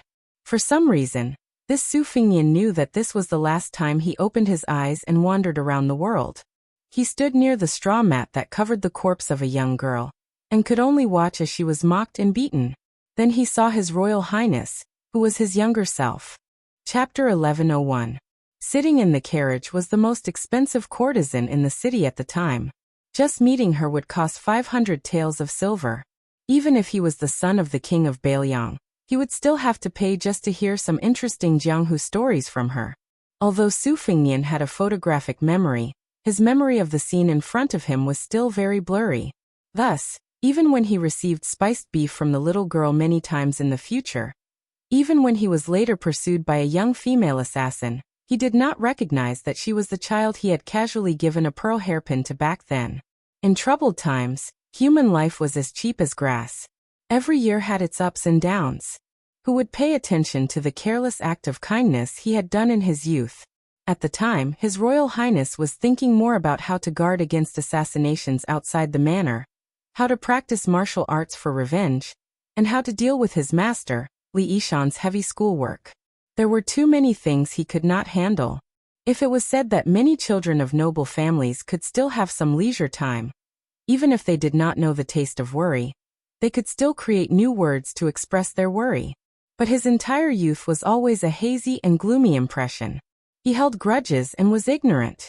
He would insensibly take out his anger on Su Xiao, who had the two titles of King of Bailiang and the Pillar of Bailiang, but he did not do anything and was unwilling to take revenge. Thus, at the time, Su Fingnian was very disgusted with his identity as the heir. Even Su Xiao, a vassal king with 300,000 cavalry, could not take revenge. Even if he inherited the title of King of Bailiang, what could he do? The youth wanted to practice martial arts, the blade, and become a top ace. Then he would go to Great Peace City to find the emperor sitting on the dragon throne. Su Fingnian came to the head of a new grave. After the Su family retainer who had secretly escorted the little girl left, he saw an unexpected but reasonable middle-aged man. Huang Sanjia, the leader of the three great devils of spring and autumn, Huang Longshi. The man who had traveled around Bailiang to plant spies had been carefully observing the young His Highness during this period of time. He appeared beside the little girl who was kneeling in front of the grave, and didn't get up. He crouched down and picked up a piece of yellow soil. Very quickly, he skillfully molded a small clay figurine. He handed it to the little girl and asked, "Does it look like him?" When the little girl heard the noise, she didn't take the clay figurine. Instead, she knelt and took a few steps back, her eyes cold. He pinched the clay figurine with 2 fingers, raised his arm, and continued to ask, "Do they look alike?" The little girl, whose shoes were torn and her clothes were torn and her hands and feet were full of frostbite, was stunned for a moment. She stared at the clay figurine with her eyes wide open. She snatched it and carefully held it in her arms. Finally, she burst into tears. The middle-aged man sat on the ground and smiled softly. "The clay figurine looks like your mother, but you look like my daughter. I'm very happy to meet you. This makes me happier than any book person I've found in this spring and autumn." The little girl only cared about her heart-wrenching sobs. He didn't care. His eyes were abnormally gentle, like a father who was on the verge of despair, and found his long-lost daughter in a foreign land thousands of miles away. He continued, "My name is Huang Longshi. I've monopolized the spring and autumn 3 grades here. From now on, you'll be called Jia Jia Jia. You were born in the spring and autumn 3 grades, so you'll have the same surname as the spring and autumn 13 grades. However, you share the same name with someone who lived a long time ago." The little girl stopped crying, but she still didn't dare to approach this strange man. However, she knew that he didn't have any bad intentions, because she didn't hate him from the bottom of her heart. Huang Longshi sat in the soil in front of the grave. "I'll teach you martial arts in the future. The young man you want to repay is also a book person. However, he will die before the age of 30. The official and unofficial history records many strange ways of dying. Anyway, they're all curses. The best and worst way is that he died under the iron hooves of Bei Meng and died without an intact corpse. I think that if he can die by your hands in the future, it'll be a very good way to repay you. Huang Longshi looked at her young face, which didn't understand much but was full of sadness. His heart suddenly softened. He said softly, since the person who flipped through the book inexplicably came into the book and wasn't crushed to death by the pages, then things in the future might be different. Huang Longshi stood up and smiled as he extended his hand to her. The little girl stood up with him holding her hand. Then, she looked at the field of golden sunflowers in the distance, lost in thought. Huang Longshi turned his head and looked at the small grave made of new soil. He sighed. He didn't need to think to know that the grave would be dug up again, and again by greedy people, who didn't respect ghosts and gods just to take away the beaded golden hairpin. However, he didn't tell her this. The little girl suddenly ran to the field of golden sunflowers. She broke off 2 stalks and placed one in front of the grave. Then, she thought for a moment, and put down the other stalk that she planned to carry on her shoulder, and put it beside her feet. She knelt on the ground, facing the distance and kowtowed 3 times.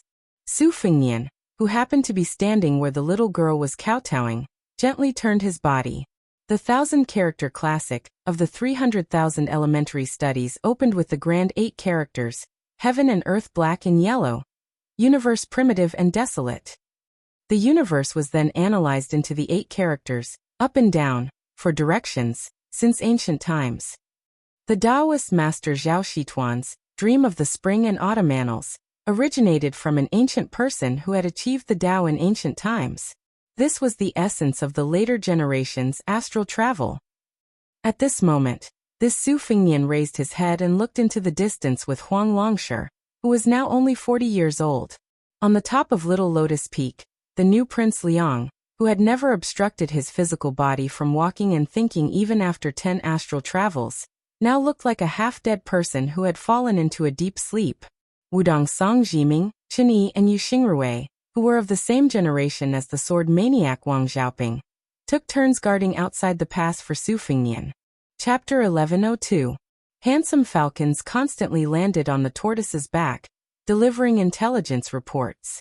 The second report came late, because after the peachwood sword flew up the mountain, Song Jiming, who was guarding the pass at the time, knew the outcome. Chen Yao and Yu Xingrui rushed over after hearing the news, but they were both silent. Yu Xingrui's temperament was the most natural among his fellow apprentices, apart from his younger apprentice brother Hong Shixiang. The old man leaned against the stone tortoise's foot and raised his head, not daring to look at the hovering flying sword. Chen Yao, who was even older than the current Wudong sect leader's master, sat beside his younger apprentice brother and said softly, "This can be considered a happy funeral. Don't let younger apprentice brother Wang leave uneasy." Yu Xingrui nodded woodenly and said, "The sect leader is gone. Younger apprentice brother is gone. Younger apprentice brother Wang is gone." Elder apprentice brother Song also said he would be gone soon. "It's only been a few years, but the 6 of us," Chen Yao laughed. "But they left without any regrets. Think about it, Jade Axe was brought up the mountain by you, and so many other juniors also went up the mountain. In the future, there will be new generations of people coming up the mountain. Sometimes, when I look at those young faces, even a rigid old antique like me can't help but want to laugh." Yu Xingrui sighed and said in a muffled voice, "I'm not as open-minded as you." Chen Yao joked, "Your disciple is stronger than you." Yu Xingrui said in a low voice, "If he dares not take back younger apprentice brother, he can continue to be the sect leader. I don't recognize him as my disciple anyway." Chen Yao said angrily, "Are you still being reasonable? I'm in charge of the discipline. You want to be beaten at your age?" Yu Xingrui suddenly laughed and rubbed his cheeks.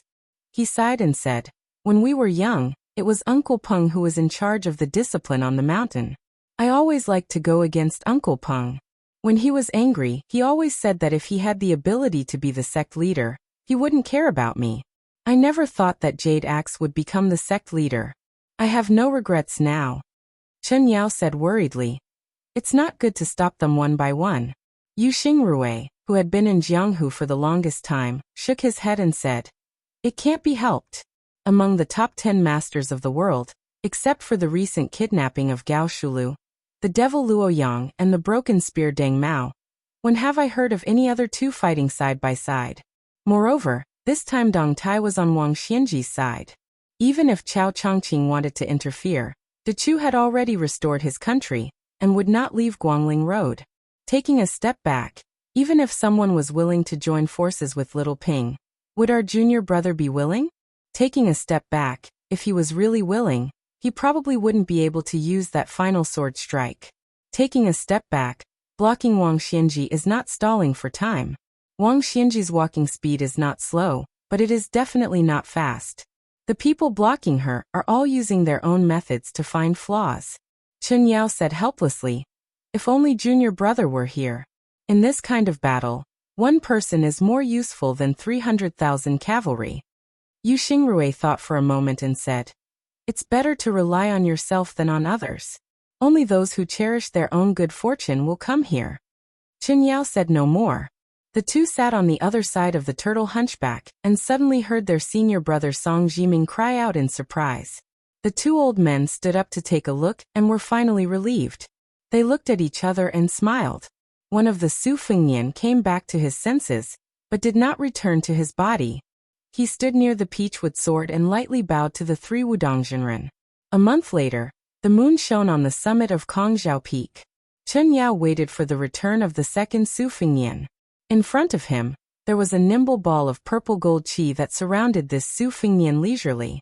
The Su Fengnian lay on his side at the edge of the cliff, one hand propping up his head, and facing the outside of the mountain. Sleeping in the spring and autumn, sleeping in the spring and autumn. The stone root lies high and forgets the year. Not sleeping on a blanket, not covered with a blanket. Heaven and earth as the bed, covered with a bright moon. Thunder rumbled and lightning flashed. Mount Tai destroyed.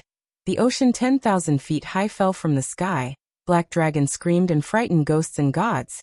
I was sleeping so soundly. Eyes to nose to life, heart to heart. Continuous breathing, silently holding on. The void is extremely quiet. Essential Qi floating Dan pool. Inside the divine water ring 5. Call Jiading, summon the spirits. My God is out of the 9 palaces, roaming the green and blue. Watching the sea in a dream. Yin and Yang are mentioned in the smoke. I don't know how many years have passed outside of the spring and autumn. This person who forgot his worries. Truly he could sit back and relax. There were already 3 Su Fengnian on the mountain, sitting, lying, or standing. Only the last one was left.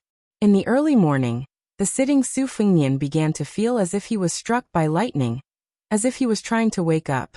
Chen Yao was shocked. Even if the old man did not know the mystery of the spring and autumn dream, he should know that this was not good news.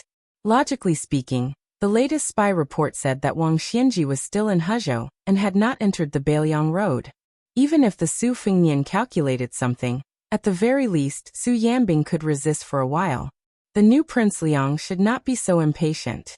Could it be that he had encountered an irresistible setback in his dream? Chen Yao did not dare to speak. He could only resign himself to fate. Finally, the Su Fengnian opened his eyes. After a moment of thought he murmured, I can't wait any longer. For the time being, the Su Fengnian only had the body of Gao Shulu and did not have the complete soul. He turned to Chen Yao and said guiltily, These years I owe Wudong too much. Chen Yao took a deep breath and said slowly, Without Chenwu, there would be no Wudong. Then Chen Yao could not help but ask in a low voice, Why did you wake up so early? The Su Fengnian smiled and shook his head, not giving an answer. The Su Fengnian walked more than 100 feet into the cliff, turned around, and began to sprint. The other 2 Su Fengnian opened up a path to the summit.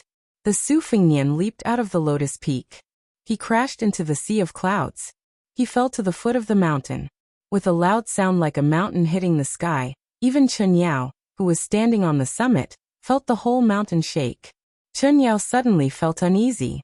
This was a bell that sounded like a death knell. The Su Fengnian bent his knees and landed on the ground, creating a large hole at the foot of the mountain that was several people high. After jumping out of the hole, He continued to run toward the Bailiang border. In a person's life, there would always be a moment when there was no need to reason. It would give birth to a thought. Death is death. Chapter 1103.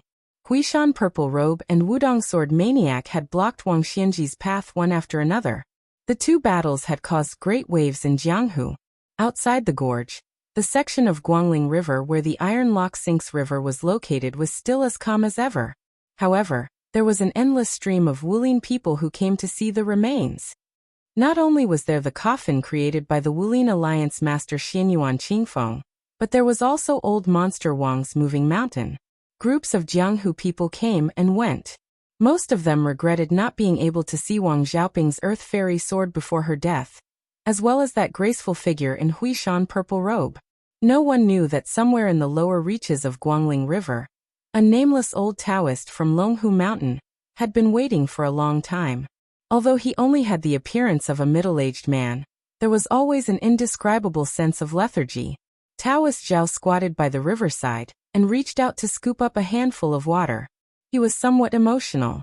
400 years ago, Gao Shulu had once said that she could suck up all the water in Guangling in one gulp. It was originally a metaphor to smoothly comprehend all methods in one go. Now, it had long changed beyond recognition.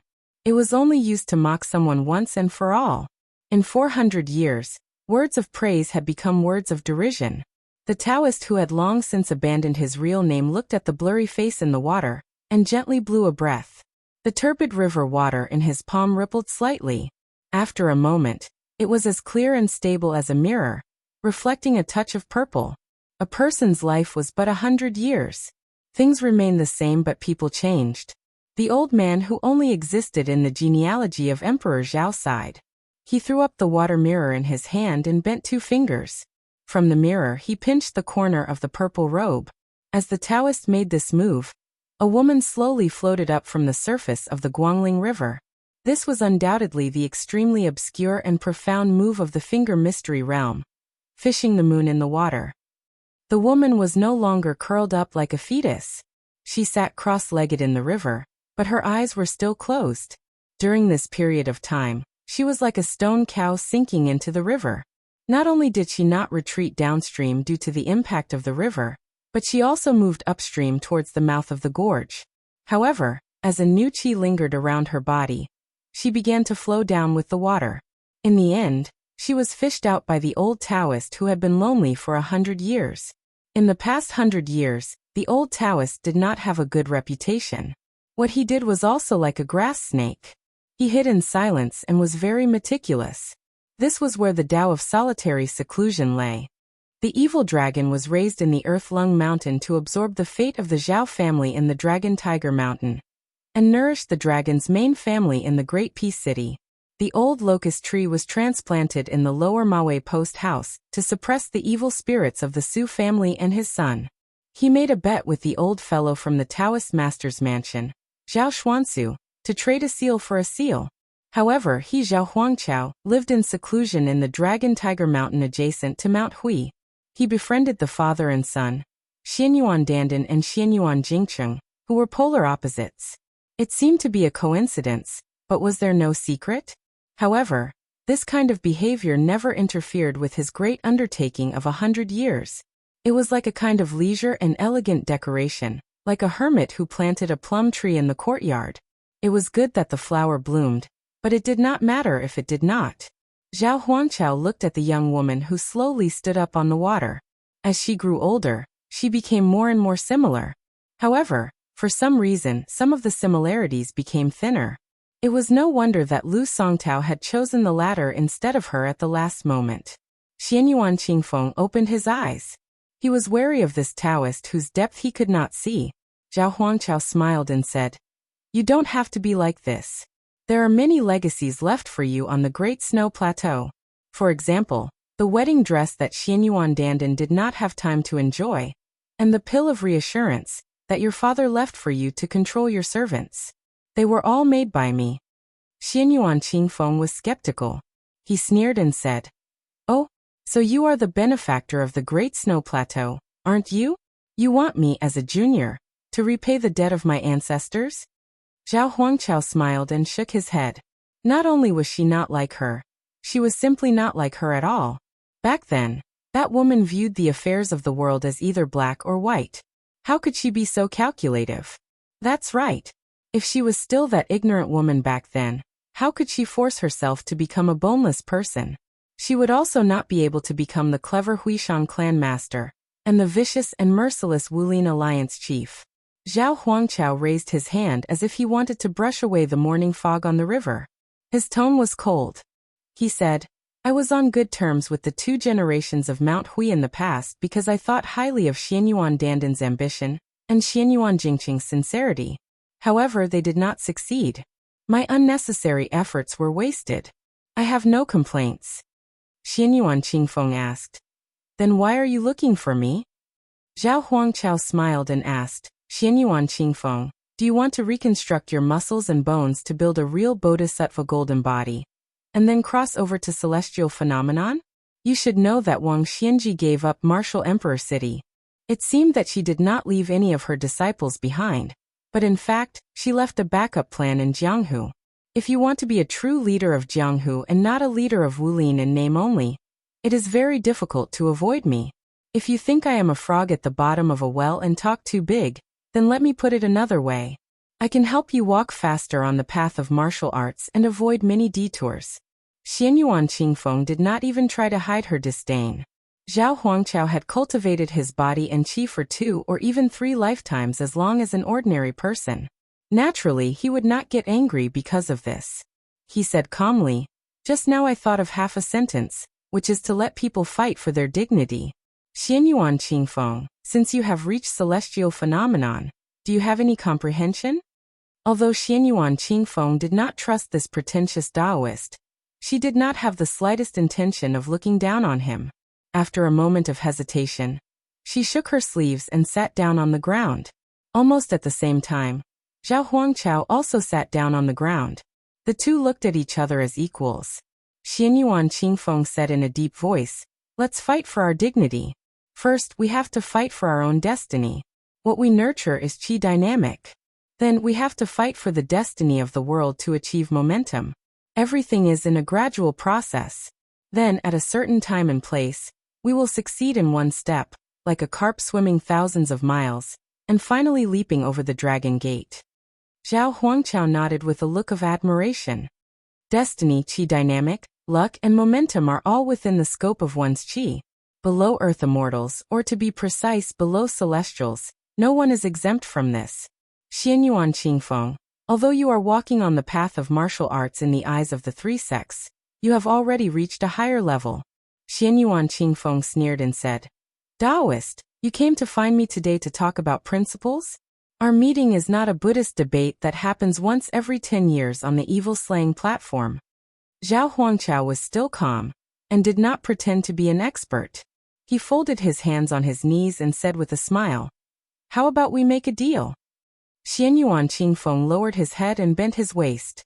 He put his hand into the water and rolled up his sleeve with his other hand, revealing a transparent wrist with blood and blue veins, but no bones. Zhao Huangqiao laughed loudly and said, it's fine if you don't do it.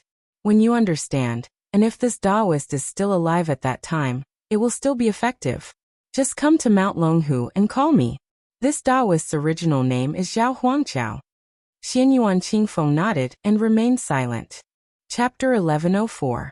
Zhao Huangqiao stood up and disappeared in a flash. His laughter was heard. 9 out of 10 countries are broken and 8 out of 10 people are dead. If I become Emperor Qing in the future, I will wait until the 8th day of the 9th lunar month on Mount Fuyao to pick osmanthus seeds. Xianyuan Qingfeng showed a solemn expression. The wedding dress and soothing pill were both secret legacies of the old Hui mountain. The former was used by Xianyuan Pan as a human ladder. Otherwise, Xianyuan Qingfeng would not have the great celestial cultivation he had when he fought Wang Xianji, even if he killed many experts to absorb their inner strength. The latter was a mysterious goo medicine to prevent people from being untrustworthy after using both kindness and power. This Taoist called Zhao Huangqiao should be telling the truth. He was indeed an old acquaintance of Bull Dagong. However, after Xianyuan Qingfeng took control of Hui Mountain, he did not trust anyone except himself. He hated the Taoists of Dragon Tiger Mountain even more. How could he easily do business with a nameless Taoist who appeared out of nowhere? Xianyuan Qingfeng withdrew his hand. He didn't even need to shake his wrist to avoid touching a drop of water. After standing up, he looked around. His gaze finally stopped, intentionally or otherwise, on a fallen reed. With a tap of his foot, he stepped on the reed. He seemed to have understood something. Dressed in purple, he returned to Jianghu and followed Shui Donglu. On the road of Hizhou, a huge creature was rampaging. Most of the traveling merchants only saw a blur in front of their eyes. Then they only saw a cloud of dust and could not see clearly what it was. Some of the Jianghu experts with good eyesight recognized that the huge creature was an unusually tall and sturdy living person. It was like a remnant of the ancient desolate man hidden in Kunlun Mountain. It was 20 feet tall and had the strength to uproot mountains and rivers. 5,000 years ago, the saint controlled the flood. After he succeeded, he ordered 900 Kunlun giants to carry 9 cauldrons to suppress Jiuzhou. This giant's hands and feet touched the ground.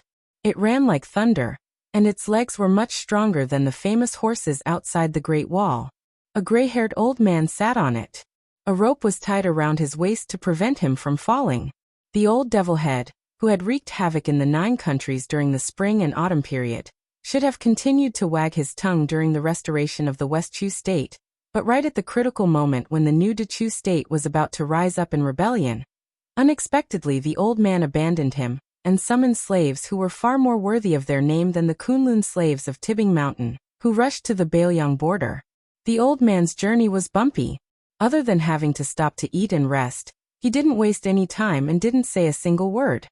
However, when he approached Bailiang Road, he began to mumble to himself from time to time. "Old monster Wang, you started fighting too early. If I had known, I would have let you destroy the city and die before you were ready. This old man has helped you to make the Jianghu so interesting. It's fine if you, Wang Xianji, don't appreciate it.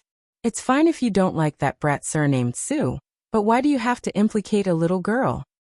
Wang Xianji, Su Fengnian, both of you deserve to die. If my daughter dies, Wang Xianji, you can forget about guarding the heavenly gate, and Bailiang can forget about having a moment of peace. Especially you, Su Fengnian. So what if you can't defeat Wang Xianji? Just kowtow and beg for mercy. Wang Xianji saw how useless you are and naturally disdained to fight with you. Why do you have to recklessly occupy Gao Shulu's body and spirit? Are you afraid that Gao Shulu will kill Chao Chongqing? And the girl you like will have no one to rely on? You can't even care about Bailiang's safety, and you still dare to hope to protect Jiangxi's life? Fine, consider yourself sentimental. However, if you favor one and discriminate against the other, and watch as my daughter dies, I, Huang Longshi, did harm to Bailiang in the past, but I also left a way out for Bailiang. In the future, just wait for you, little brat, to die without a complete corpse, just like what's written in the books." The Kunlun giant had already rushed into Hezhou, rushing straight to the border between Yuzhou and Hezhou. Huang Longshi's heart began to sink more and more, because no matter what he saw, the brat had not achieved perfection. The root of it was the dream of a nameless Taoist 400 years ago, and it was indispensable. Moreover, in the old man's calculation, the brat was cautious by nature, but he also considered the overall situation. Now that there was a heavy burden on his shoulders, how could he risk his life for a girl who was extremely thin on both sides? Putting himself in Huang Longshi's shoes, not to mention that he was the most cold-blooded person in the spring and autumn period, even ordinary people would never act so rashly, because if he made a move at this time, he would lose his cultivation, his family business, and the state's affairs. It would not be an exaggeration to call him a sinner for 1,000 years. Su Fengnian, watching from the sidelines, was the right thing to do. Huang Longshi had been living a good life for so many years. No matter how many setbacks he had suffered, he had never been so helpless. The giant under him was already an arrow at the end of its flight. Huang Longshi was still cold-blooded and said, "It's time for you to die." The giant did not complain. Even if it was bleeding from its 7 orifices, it still had to run the last 300 miles. After 300 miles, Huang Longshan, who had been holding his breath all the way, began to charge forward on foot, and then tried his best to catch up before Wang Xianji killed. The premise was that the silly girl was not dead yet. Huang Longsher had a sentence that he did not say to the girl. If he had not met her, he would have retreated into the mountains and forests after unifying the central plains in Liang. He would have focused on martial arts and cultivation, and then tried to ascend. He had no love in the human world, so he could go and see the scenery in the sky again. Approaching Yuzhou, Huang Longshan suddenly shouted, "Stop!" The giant hurriedly stopped, and its hands and feet scratched several gullies on the ground. The old man jumped down and rushed forward, faintly ashamed. It's too late. Wang Xianji was a man of his word, even if his opponent was a little girl and a very innovative killer. Since he had said that the next time they met, he would kill her. So when she stood in the middle of the courier road at the border without hesitation, Wang Xianji really did step forward and stomped on the belly of the short girl. She fell backward, her body sliding back dozens of feet. There was no longer any qi in her body. The clothes on her back were in tatters, and she was covered in wounds. She should not have been able to stand up and would have died lying down. But she probably relied on her last breath to stand up shakily. After she stood up, she still did not show the slightest fear. She had killed Wang Mingyin, Lu Haosher and many other masters. She was not afraid of killing people, nor was she afraid of being killed. She was just a little unhappy, and felt that she had not done enough. She had returned the hairpin, but she had not returned the mink hat he later gave her. Her vision had long been blurred, but she still raised her head. There was once when she was hunted down by a willow and a fat woman. She could not hold on that time. And then he fell from the sky and landed in front of her. She was very happy. She was not happy that she could live, but happy that he had come. It was that simple. Hee, the girl closed her eyes. Old Huang said that when people died, they would sleep for a long time, where no one could wake them up. She felt that it was quite good, so she fell asleep. At this time, she did not know if it was an illusion, but a warm hand gently pressed on her head, and a soft voice said, "You are not allowed to sleep in." Half asleep, she felt the person behind her walk to her side, and said a few words to her and to the very powerful old man. A very soft sentence. "I'm here." A very heavy sentence. As if the whole world had heard it. "Wang Xianji, it's time for you to die." Chapter 1105. Perhaps it was because it had been a long time since Wang Xianji heard the younger generation speak such bold and visionary words in front of him. He still remembered the first time Chao Changqing ascended the tower. He said, "I would like to ask Senior for a few rounds of romance." Dong Tai's words were even sharper. "I have a sword to ask you." As for the other characters, most of them were relatively more respectful and restrained. Occasionally there would be a few arrogant and willful youngsters who spoke arrogant words before ascending the tower, but when they finally reached the top of the martial emperor city with great difficulty and saw him, they had already lost their edge and sharpness. Wang Xianji's contemplation came from afar, but in an instant he looked at Su Fengnian, who was right in front of him, and then he looked in the direction of Wudong. He understood in his heart, but he could not tell whether this old man was regretting or mocking him. Wang Xianji did not leave quickly on this trip to Beiliang, because he was afraid that Su Fengnian would not even be able to transform Gao Shulu's body and spirit into his own. What was the point of killing an ordinary first-level master? He did not leave slowly because he did not want him to swallow his spirit outside of Beiliang. In Wang Xianji's view, swallowing the fate of Jianghu into his stomach was an action that crossed the line. Wang Xianji nodded toward Su Fengnian, probably indicating that this young vassal king could make arrangements for his funeral.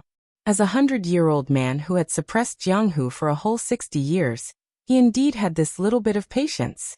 Su Fengnian picked up Miss Hehe and swept past the boundary marker. He did not need to lift a finger. The hairpin, the marten hat, and the sunflower, these three objects, all moved without the wind, following behind the two of them from a distance. Su Fengnian's original intention was to send Jia Jiejia, who was in his arms, away from the battlefield, as far away as possible. This was because he wasn't sure if Wang Xianji could use 90% of her strength or 100% of her strength. Furthermore, if Wang Xianji went all out, how many innocent bystanders would be implicated? Su Fengnian suddenly stopped and saw an unexpected but reasonable old man from afar. As if relieved of a burden, he took the hairpin and other items that floated towards him. When the old man rushed to him, He handed them all to the old man. After that, he did not turn around immediately. Instead, he pressed his 5 fingers on his chest like hooks and forcibly hooked out a cloud of purple gold air. He slowly pressed it into the girl's forehead and said softly, "This is the tribulation that Zhao Xuanzu wanted to impose on me back then, and I let her bear it. This time it was scattered by Wang Xianji and scattered everywhere. I took advantage of the time when Wang Xianji was absent-minded to gather some of it. Don't worry, I have tried my best to cleanse it. It will be able to cleanse it for her." Huang Longshi's face was gloomy. He was unforgiving and said angrily, "What's the use of solving the urgent situation? If you die in the hands of Wang Xianji, this old man's daughter will also be buried with you." Su Fengnian lowered his head and looked at the pale and trembling girl. He smiled calmly and said, "If I really lose to Wang Xianji, I will definitely leave behind a bit of cultivation before I die to help her extend her life." Huang Longshi was still unwilling to give up. He asked aggressively, "Tell me first, how long can you extend her life?" Su Fengnian said bitterly, 10 years, at most 10 years. This is already my limit." Huang Longshi snorted heavily. Obviously, he was very dissatisfied with this answer. Su Fengnian turned around. With his back facing Huang Longshi and the unconscious He paused for a moment. It seemed that he wanted to say something, but in the end he didn't say it. He began to move forward. At first, he didn't do anything shocking. He took one step at a time. At first, his strides were very slow. As he moved from slow to fast, it was filled with a kind of gradual rhythm. This was the method that Lu Hao used to enter and break the city. It almost worked together with Song Nianqing's Earth Immortal Sword to successfully injure the white-robed Luo Yang. When Su Fengnian moved faster and farther away, Huang Longshi sat down with his daughter in his arms. He reached out his hand to brush away the bangs on her forehead. The old man gradually restrained his anger. He raised his head and looked in that direction. His face seemed to be moved, surprised, and regretful. Wang Xianji originally thought that she would meet Su Fengnian later. But since he appeared earlier, Wang Xianji wouldn't be so bored as to deliberately avoid a battle. Wang Xianji's hands naturally hung by her sides. But the originally loose linen sleeves were slowly pulled in and stuck to her arms. Wang Xianji didn't occupy any of the 13 ranks of spring and autumn. Even the self-proclaimed second in the world and the recognized first in the world didn't touch the sword or armor. As for the saber, the world praised Gu Jiantang as the first in saber technique. Wang Xianji didn't have any objections. Outside the martial emperor city, however, this didn't mean that Wang Xianji, who smelted the world's martial arts into my furnace, wasn't a master of sword and saber techniques. In fact, Wang Xianji deserved to be called a master of any weapon. Otherwise, she wouldn't have been able to raise such a talented swordsman like the groom. It was just that the older Wang Xianji was, the less she touched worldly things. Wang Xianji raised her hands and gently clenched them into fists. For the first time she smiled. This time, she could finally fight to her heart's content, right? Su Fengnian had borrowed Lu Hao Master's method to enter the city, but not only that, he had supplemented it with Lu Hao Master's staggering sword. This made his silhouette look a little absurd, but at the same time, he looked like a drunkard. "I have no sword in my hand because I am the sword." On Su Fengnian's path forward, yellow sand constantly surged up from both sides, colliding with each other with a loud bang, and then quickly covering his footsteps. Wang Xianji also began to stride forward. Back and forth, you die and I live. It was that simple. Not just in the Wulin. The entire world began to hear a rumor that was becoming more and more intense. Wang Xianji, who had left the city, was going to kill the new Prince Liang, Su Fengnian. The vast majority of people would find this very satisfying. In any case, many places that prohibited alcohol began to turn a blind eye. Great Peace City. Returning from the flourishing Jiangnan to the Imperial Palace, Crown Prince Zhao Zhuan would deliver a new item to Crown Princess Yan Dongwu every day. Today he had finally finished delivering. Yan Dongwu stood under the parrot cage and watched her husband make a face. She stretched out her hand and saw that her hands were empty. She smiled sweetly. This crown prince then chatted with his beloved wife about some trivial and interesting news. Even when the purple-clothed woman of Mount Hui had closed the door, Zhao Zhuan did not hide his thoughts about her. Yen Dongwu did not hide anything, nor did she purposely get angry. Instead, she gave him a flirtatious glance. The elegant and handsome man laughed loudly and gently held her wrist. A moment later he let go. He said that he was going out to see old Monster Wang's first disciple Yu Groom. This swordsman who had left the Eastern Sea for the first time was only passing by the capital and had to continue north. If he missed this chance, he might not have another chance to see him. Zhao Zhuan hurriedly left the room, gradually slowing his steps. He plucked a leaf and twirled it between his fingers. Only those who held power in the imperial palace and Mink Temple knew that the crown prince liked to use leaves to paint. Zhao Zhuan walked between two tall palace walls. He picked up the leaf and used it to block out the blinding sunlight. He smiled and said, "You died so quickly." South Sea. After returning from a visit to immortals, the Peach Blossom Sword God, who had overturned the sea with his sword, stood on the edge of a cliff on the lone island where the Guanyin sect was located. He raised his eyes and gazed toward the north of the continent. The sword-eating elder Sui Xiegu, who had once exchanged an arm with Li Chungang, stood beside this ordinary-looking sword immortal after his battle with Dong Tai. He asked curiously, "Among the top aces, you are close to that kid. Why didn't you go and help him?" Dong Tai shook his head and said, "Wang Xianji did not do anything wrong." The one-armed old man nodded and said, "A Jianghu where a finger-profound realm cultivator can be the most powerful person in the world is indeed unsightly." Chapter 1106. A young and tall woman walked not far from them and asked, "Is that kind of Jianghu really not good?" Dong Tai was not good at, and did not like to reason with women. He chuckled and said, "The answer is in their hands. Whoever can stand can decide the direction of Jianghu for the next 100 or 1,000 years." Mount Longhu. After Zhao Ningxian became the most powerful person in the Taoist mansion, Mr. White Lotus Bai Yu, who had read too many books, often took this young Taoist surnamed Zhao, who had not experienced many ups and downs in life, down and up the mountain together. The two walked aimlessly to the foot of the mountain, and then turned back to climb the mountain. Bai Yu's eyes were not good, so he walked slowly and spoke softly. "After going through so many hardships, I was able to lead the Taoist affairs in the world. Now that I've lost half of the country, including the north of Guangling River, to Qingqing King, it's not necessarily a bad thing. Mount Longhu is not high, so it's time to calm down and look back at the scenery. In the past, everyone in the Taoist mansion said that my words were reasonable, but really reasonable words often hurt people. I've been reading and cultivating on this mountain for many years, so I have no place to complain. But now it's all good.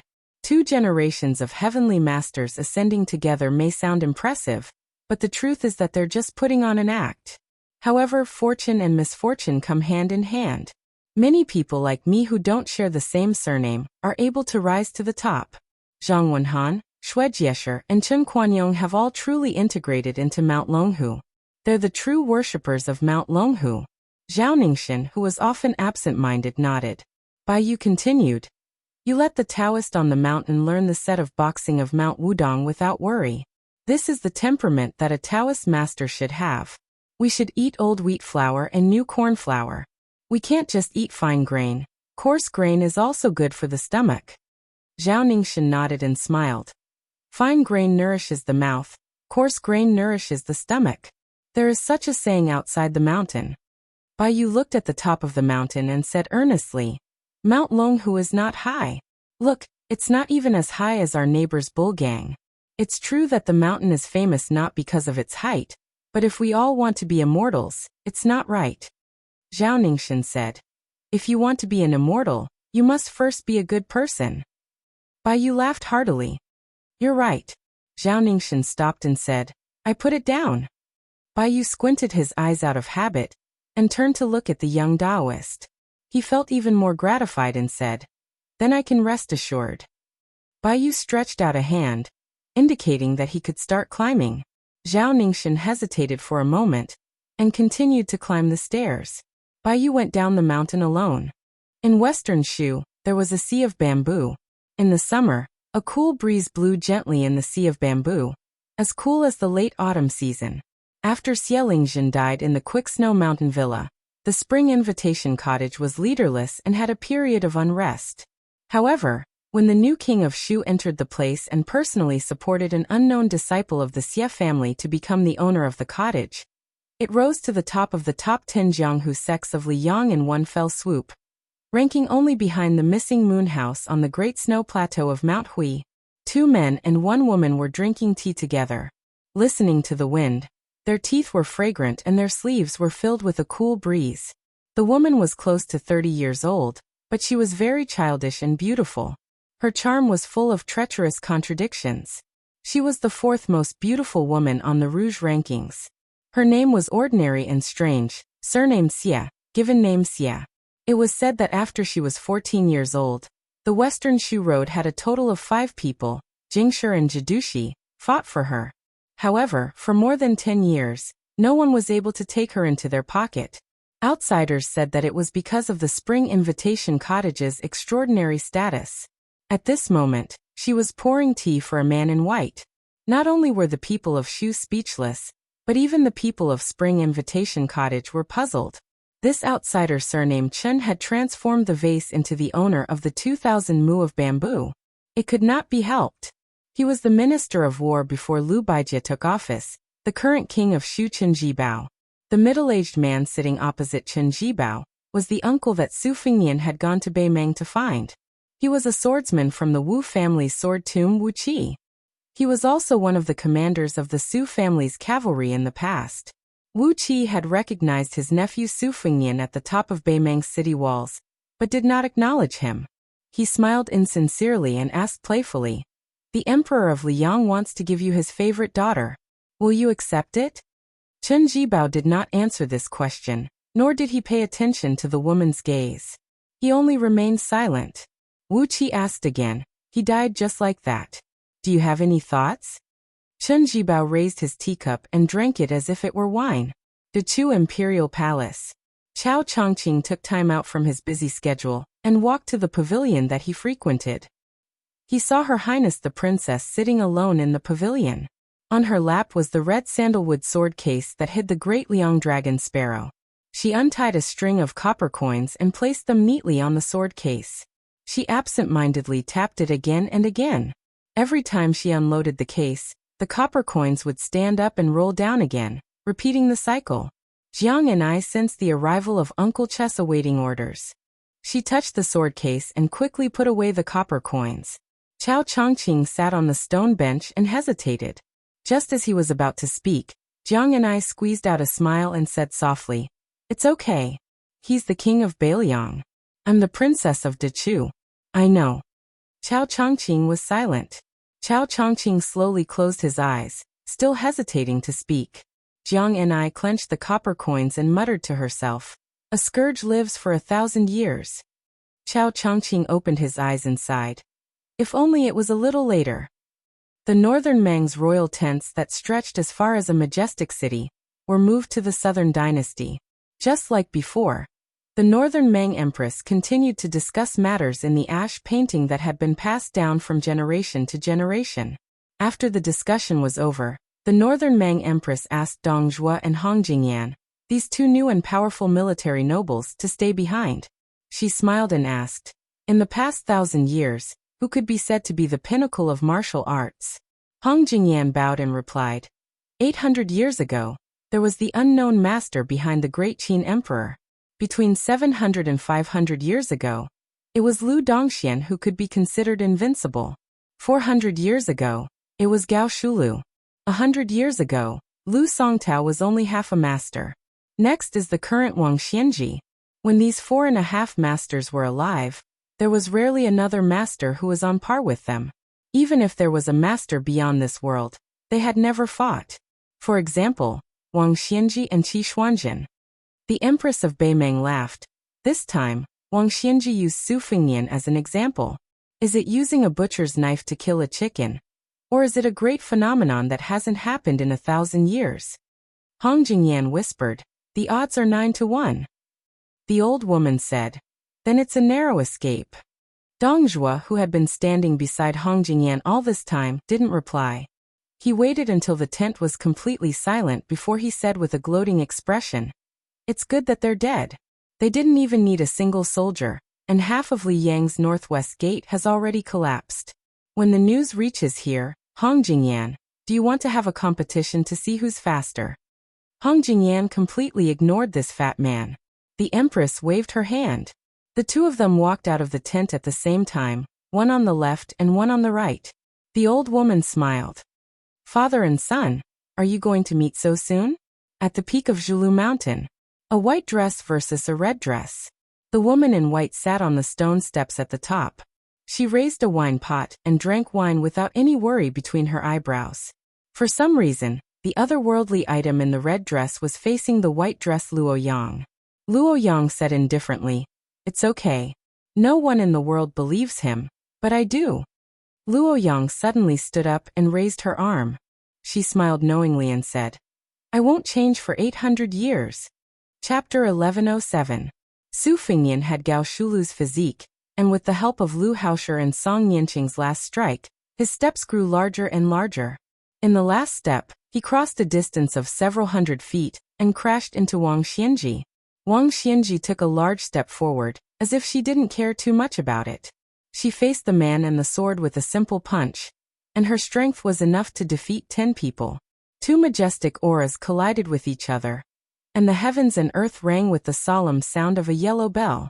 In the blink of an eye, Su Fingyan crashed into Wang Xianji with his shoulder, while Wang Xianji's fist landed on Su Fingyan's forehead. Wang Xianji had been blocking the waves of the East Sea year after year, and she was still able to remain unscathed. However, this time, her feet sank into the yellow sand, and she slid back a distance of 16 to 17 feet. Su Fingyan didn't have it easy either. He was hit in the forehead between his eyebrows. He staggered about a foot above the ground, but he still maintained his posture of riding the wind. The distance he retreated was roughly the same as Wang Xianji's. Both sides did not wait for the bell's momentum to completely remove the embers left on their bodies, and they began to collide for the second time. This time, it was the elbows that collided first, and Wang Xianji pushed her palm upwards, hitting Su Fingyan's chest. Su Fingyan slapped down on Wang Xianji's head. Su Fingyan's body surged, and finally stopped in the air 80 to 90 feet away. His sleeves fluttered slightly, as if he was an immortal ascending to the heavens. Wang Xianji did not retreat, but her knees sank into the sand. She raised her head and looked at the calm young man. The hemp-clothed old man did not say anything. When he reached the top of the world, his heart was like an ancient well without ripples. He had waited bitterly for so many years, and he no longer had the feeling of breaking a wooden horse or ox with his finger. It was a mixture of surprise and joy, and it was truly like drinking wine. Wang Xianji brushed her sleeves and smiled for no reason. After reaching the first rank, when fighting with the same level, especially with the masters of the Vajra realm, the body and aura would merge into one. It was often the process of tearing apart one's clothes and armor. Only by removing the aura around the body could one destroy the body's muscles and bones. However, this kid was as confident as him, almost to the point of conceit. No matter how abundant the aura was, he would do the opposite, and destroy the body once and for all. He wanted to destroy the body first before thinking about anything else. Gao Shulu once used to describe the majesty of the first rank's realm. Most martial artists in the future were obsessed with the protection brought by their aura. Like the officials who found a big backer and a protective talisman, their path was smooth sailing. As time, they forgot how to persist and how to self-reliance. Was it the finger, or the celestial phenomenon, and the celestial, and had it. And a smooth journey of heavens had been the time they have. For thousands of years, there were countless men. Why did Wang Xianji only respect Lu Dongxian and Li Chungang? One of them passed through the gate of heaven, but did not enter. He returned to the human world laughing. The other person did not even bother to open the gate of heaven for him.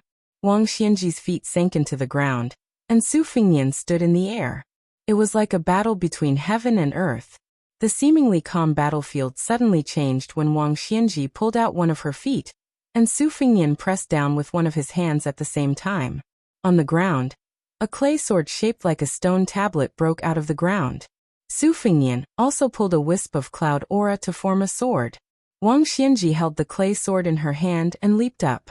Su Fengnian reached out to grab the cloud aura sword, and his body suddenly dropped down. In the third confrontation, the two still chose to fight head-on without any fancy thoughts. The clay tablet smashed into Su Fengnian's chest inch by inch, and the cloud aura also shattered inch by inch on Wang Xianji's chest. When the dust of the clay tablet settled and the cloud aura dispersed, the number 1 in the world and the number 6 in the world punched left fist against right fist. Their fists collided violently, but their bodies did not move an inch, and there was a moment of silence that defied common sense. However, ripples appeared on Wang Xianji's and Su Fengnian's robes.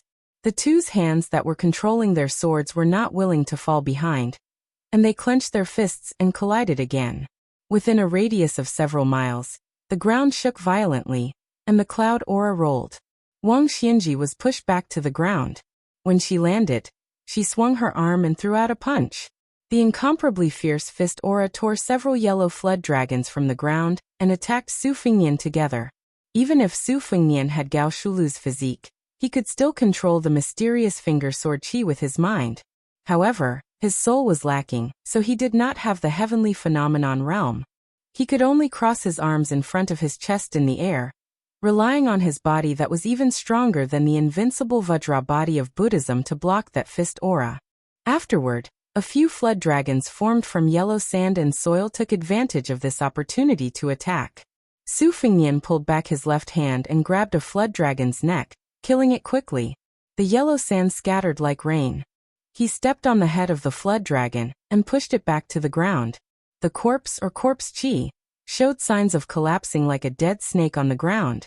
Wang Xianji did not show any mercy after gaining the upper hand. She walked on the ground step by step and constantly punched towards the sky. The white fist aura and the yellow dragon shot towards the young lord standing under the clouds together. The earth emits murderous intent, and the dragon and snake rise from the land. Su Fengnian took a deep breath, and a purple golden mark between his eyebrows shone brightly. Instead of dodging, he looked like he was seeking his own death. He actively looked for the white fist aura to smash or cut it off. His feet were like walking on the ground, and he stepped on the yellow dragon again and again. If someone was lucky enough to watch the battle from afar, they would definitely be shocked by the terrifying phenomenon. On the ground, there were constantly white rainbows piercing through the sky, and countless yellow dragons flew up one after another, as if they were roaring at the legendary heavenly court. And the white robe in the sky seemed to be in a fit of pique. He wanted to kill all the white rainbows in the sky, and not let them turn into real dragons. This magnificent scene lasted for the time it took for an incense stick to burn, and the battlefield had also advanced for more than 10 miles. The road that Wang Xianji walked on was full of destruction. In the sky, the clouds and yellow sand were mixed together, and then they rustled and fell together. People like to use the difference between cloud and earth to describe the huge difference between the two, but at this time, the scene had already been blurred. Chapter 1108. Huang Longshi carried the girl far away to avoid being affected by the invisible killing intent. From time to time he would look back at the battlefield. The old man helped his daughter carry the sunflower, and could not help but sigh with emotion. Jia Jejia in his arms still did not wake up. She just subconsciously hugged the sable hat, the beaded golden hairpin wrapped in the hat pocket. Huang Longshi did not stop walking, but he kept turning his head to look at the painting that was created by man. The long scroll slowly spread out in the world. It should not stop for a while. When it would end, only heaven knows. Huang Longshi was somewhat lost in thought. He muttered. Zhang Julu in the imperial court, Wang Xianji in Jianghu. There are two such figures. One is a roly-poly official. The other is an old fart. How can the others have a day of success? If anyone were to stand behind them, it would be a fact that made them feel despair just by thinking about it. The group of Spring of Yong Hui's achievements and knowledge are all excellent civil officials. Among the generals, there is Guangling Dao's Lu Xingxiang, and those members of the imperial family who have failed to achieve meritorious service. In the world of Wulin, there is Dong Tai's sword, Gu Jiantong's saber, and Chao Chongqing's scholarly spirit. In the past and in the future, any one of them would be a famous figure. Huang Longshi withdrew his gaze and continued to ramble. The great Qin lost a deer. Liang is not far away. Bai Yan is the deer of Liang. He knows his fate. There is no way out. He has already begun to make arrangements for his funeral. If he lives alone and does not retreat, then the poor people of the world will not be able to see the future. But not only does old Wang not retreat, he wants to go one step further. One is the peak of civil officials. The other is the peak of martial arts. These two people, at first glance, seem to have the same realm and status, but in fact, there is a big difference in their bones. It is indeed true that the path of civil and martial arts is different. This old man in the past helped Jiang Hu's fate by pulling up seedlings to help them grow. It should be right to remove the firewood from under the cauldron. This old man has read too many stories and people in books. All these years, he has exhausted his mind and thought about everything step by step. Is he going to make a mistake at the end? The last time Huang Longshan looked back was an hour after the start of the battle. He did not see the expected mixture of clouds and earth, but the atmosphere of heaven and earth was exceptionally clear. Huang Longshan sighed. That kid most likely lost the first half of the battle. The reality was just as Huang Sanjiao expected. Even if Su Fengnian used Gao Shu to reveal his physique, then he used Morong Baoding's erecting Buddha, Xue Songguan's huge clapper, Wudong's immortal caressing the top, and so on, all kinds of mystical techniques, and their coordination was flawless. They were only able to block the seemingly endless murderous aura. Within an hour, Su Fengnian had destroyed more than 100 fist forces and killed more than 400 flood dragons. This was just Su Fengnian's anger. Before the first collision, Su Fengnian's breath had already been completed, and there was no more breath left. He had even prepared how to deal with Wang Xianji's thunderous attack when he needed to exchange for his second breath. However, Su Fengnian's 3 journeys in Jianghu had helped him to be careful and cautious, and it had instead resulted in a not-so-big, not-so-small consequence. When he made his move, Wang Xianji, who was still secretly accumulating power, found an opportunity that was not perfect, and used a suppression that was even more powerful than the one he used against Wang Xiaoping by the Guangling River. At the same time that the earth unleashed its murderous aura, the sky unleashed its murderous aura. Together, they crushed Su Fengnian, who was in the middle of it. The clouds in the sky, which had always been used by Su Fengnian, left their tracks. In the blink of an eye, dark clouds covered the sky. Just like the movement of the stars, it was enough to change Su Fengnian's originally shaky balance. It was not that Su Fengnian had not sensed Wang Xianji's backup plan, but he had expected that there was still about 15 minutes before Wang Xianji would summon the clouds in the sky, cater to the earth's murderous intent. He was 70 to 80% sure that he would be trapped in that cage, and in the end, allow Wang Xianji to unleash his murderous intent. This was also a slight influence brought about by his incomplete soul. However, against Wang Xianji, this slight deviation was enough to put him in great danger. Wang Xianji raised an elbow, pressed his palms together, and twisted heavily. His palms then suddenly turned upside down.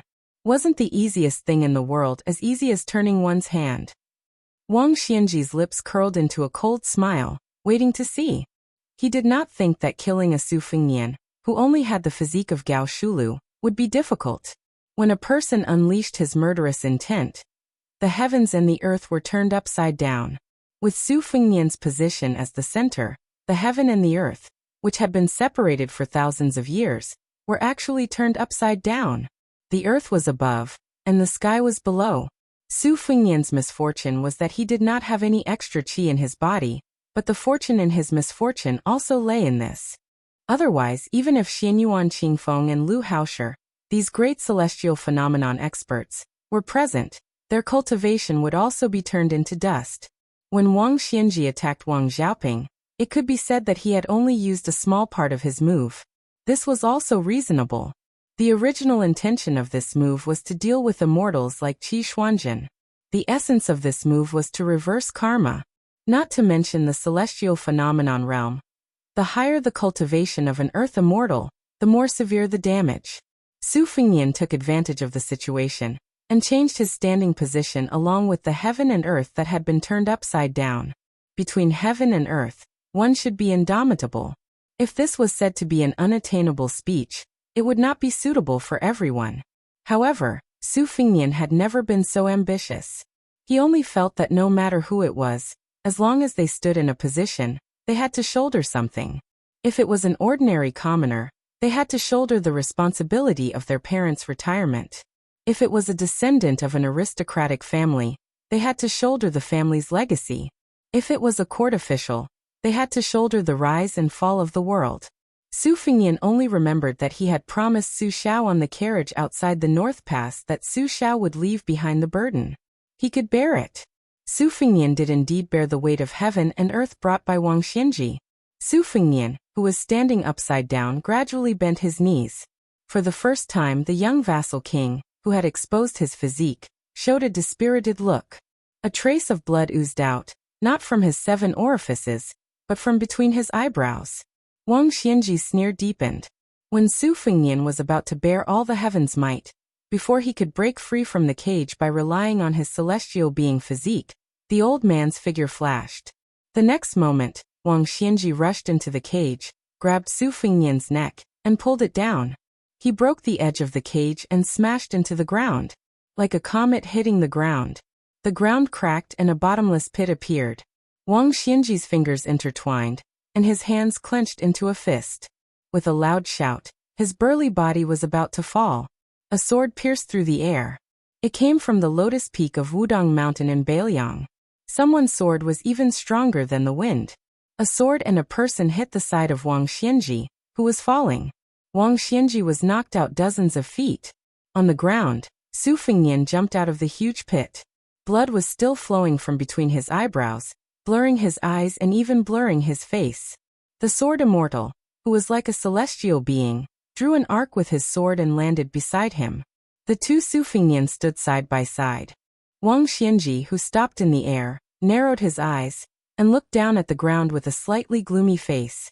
The Su Fingnian, who had just arrived at the battlefield, smiled and said, "I have a sword to walk 6,000 miles. Chapter 1109. The peachwood sword that once pierced through Wang Xianji's chest was still sheathed, quietly hovering beside the Su Fingnian. The Su Fingnian who rode on his sword smiled and said, "Let's go." The peachwood sword was connected to the person and slowly left the scabbard. At first, it was unusually slow, but gradually, it moved as fast as a rolling thunder, leaving a long rainbow mist in the sky. Even those who did not know martial arts could see it clearly. The foundation of this sword was like the old servant who lacked front teeth nicknamed Jianjiuhuang in Jianghu. He did not practice many sword moves because he thought he was clumsy. He was afraid of biting off more than he could chew, so he walked slowly and leisurely in Jianghu. It did not matter where he went as long as he did not miss the scenery along the way. When Jianjiuhuang struck, the peachwood sword disappeared without a trace. Wang Xianji, who was high above, flicked his finger several times. He was the Xuanlong Dianxue in the mysterious realm, but he could not break the Qi meridian that the sword traveled 6,000 miles. Wang Xianji did not want to waste his time. He stopped his finger but did not hurry to withdraw it. He was like an imperial scholar who was trying to solve a question. Wang Xianji suddenly turned his head. At the same time, a wisp of sword qi brushed past his cheek, cutting off a few strands of the old man's snow-white hair. Wang Xianji did not strike his finger again. He remained motionless and then took a step back. A wisp of sword qi flew past his chest, cutting off some linen shreds. After that, Wang Xianji maintained the posture of bending his finger, but occasionally moved his feet. Each time, he narrowly avoided the hidden sword qi. Wang Xianji was a little surprised. He had once faced the yellow formation map at the top of the martial emperor city, and was familiar with this sword. The 8-finger swords did not make him take it seriously.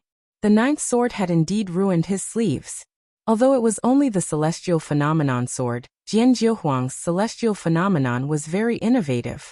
The origin of a normal celestial phenomenon master came from a good work of a sage. Generally speaking, if things are not balanced, they will sing. All things in the world, birds sang in spring, thunder shook summer, insects mourned in autumn, and the wind blew in winter. Therefore, scholars and officials often wrote poems. Since ancient times, the reason why swordsmen could dominate the world was that they could naturally use the sword in their hands to complain about injustice. Wang Xianji once told Chao Chongqing in private that he should give up the country and forget about his feelings and practice swordsmanship, and he would be able to become a saint early. Jian Jiuhuang's ninth sword had clearly crossed the threshold of heavenly phenomenon, but had yet to reach the level of a sword immortal. Yet it did not give off the slightest feeling of injustice. On the contrary, it had caught Wang Xianji off guard. Logically speaking, a good person with a gentle temperament would never be able to practice a good sword. This was the same principle as a scholar who was happy to see injustice in the mountains. It was the same principle with swordsmanship. The advantage lay in the profoundness of each move, and the emergence of one strange force after another. The sword's current style was also eccentric. After the move, there was no grand sword momentum like dark clouds. Instead, it was tirelessly swinging the sword back and forth. It was full of the earthly atmosphere like dogs barking and chickens crying. It was like neighbors quarreling, but because of their relationship, they only used their mouths and not their hands.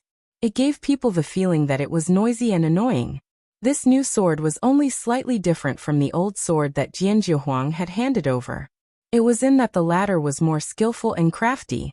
Immortals rode on their swords in the wind and frosted 19 provinces in one night. This saying was used to describe the swiftness of sword immortals. The peachwood sword flew around Wang Xianji. It was unknown how long it had traveled. A few hundred miles? 1,000 miles? Wang Xianji knew. She had already wandered unscrupulously around him for a full 3,000 miles. The furthest she went was 9 miles. The closest she went was naturally brushing past him. She went back and forth tirelessly. Sometimes she drew an arc to escape for more than 100 feet. And sometimes she flew in a straight line for 3 to 4 miles. There was no pattern and no trace.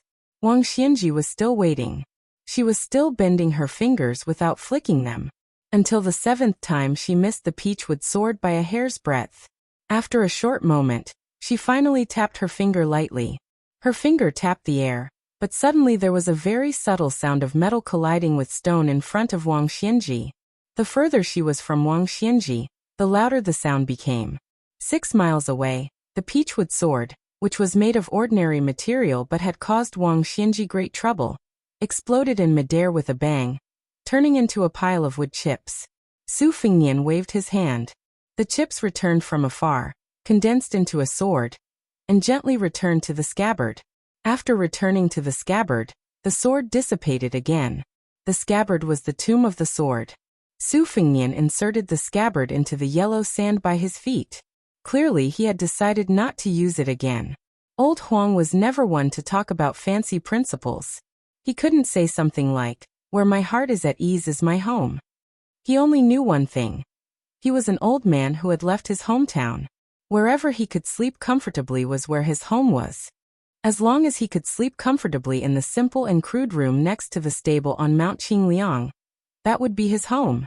Lying on a pillow, thinking about the few jars of old wine under the bed, he didn't lack anything and didn't need to think too much.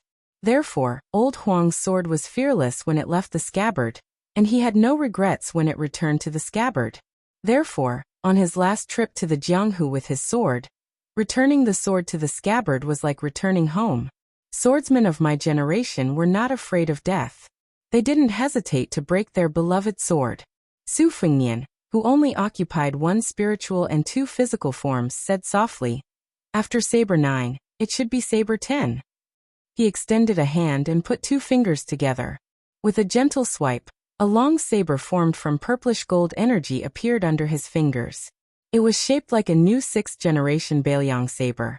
It was not recorded in the orthodox Taoist scriptures that living people had 3 spiritual and 7 physical forms. People were skeptical.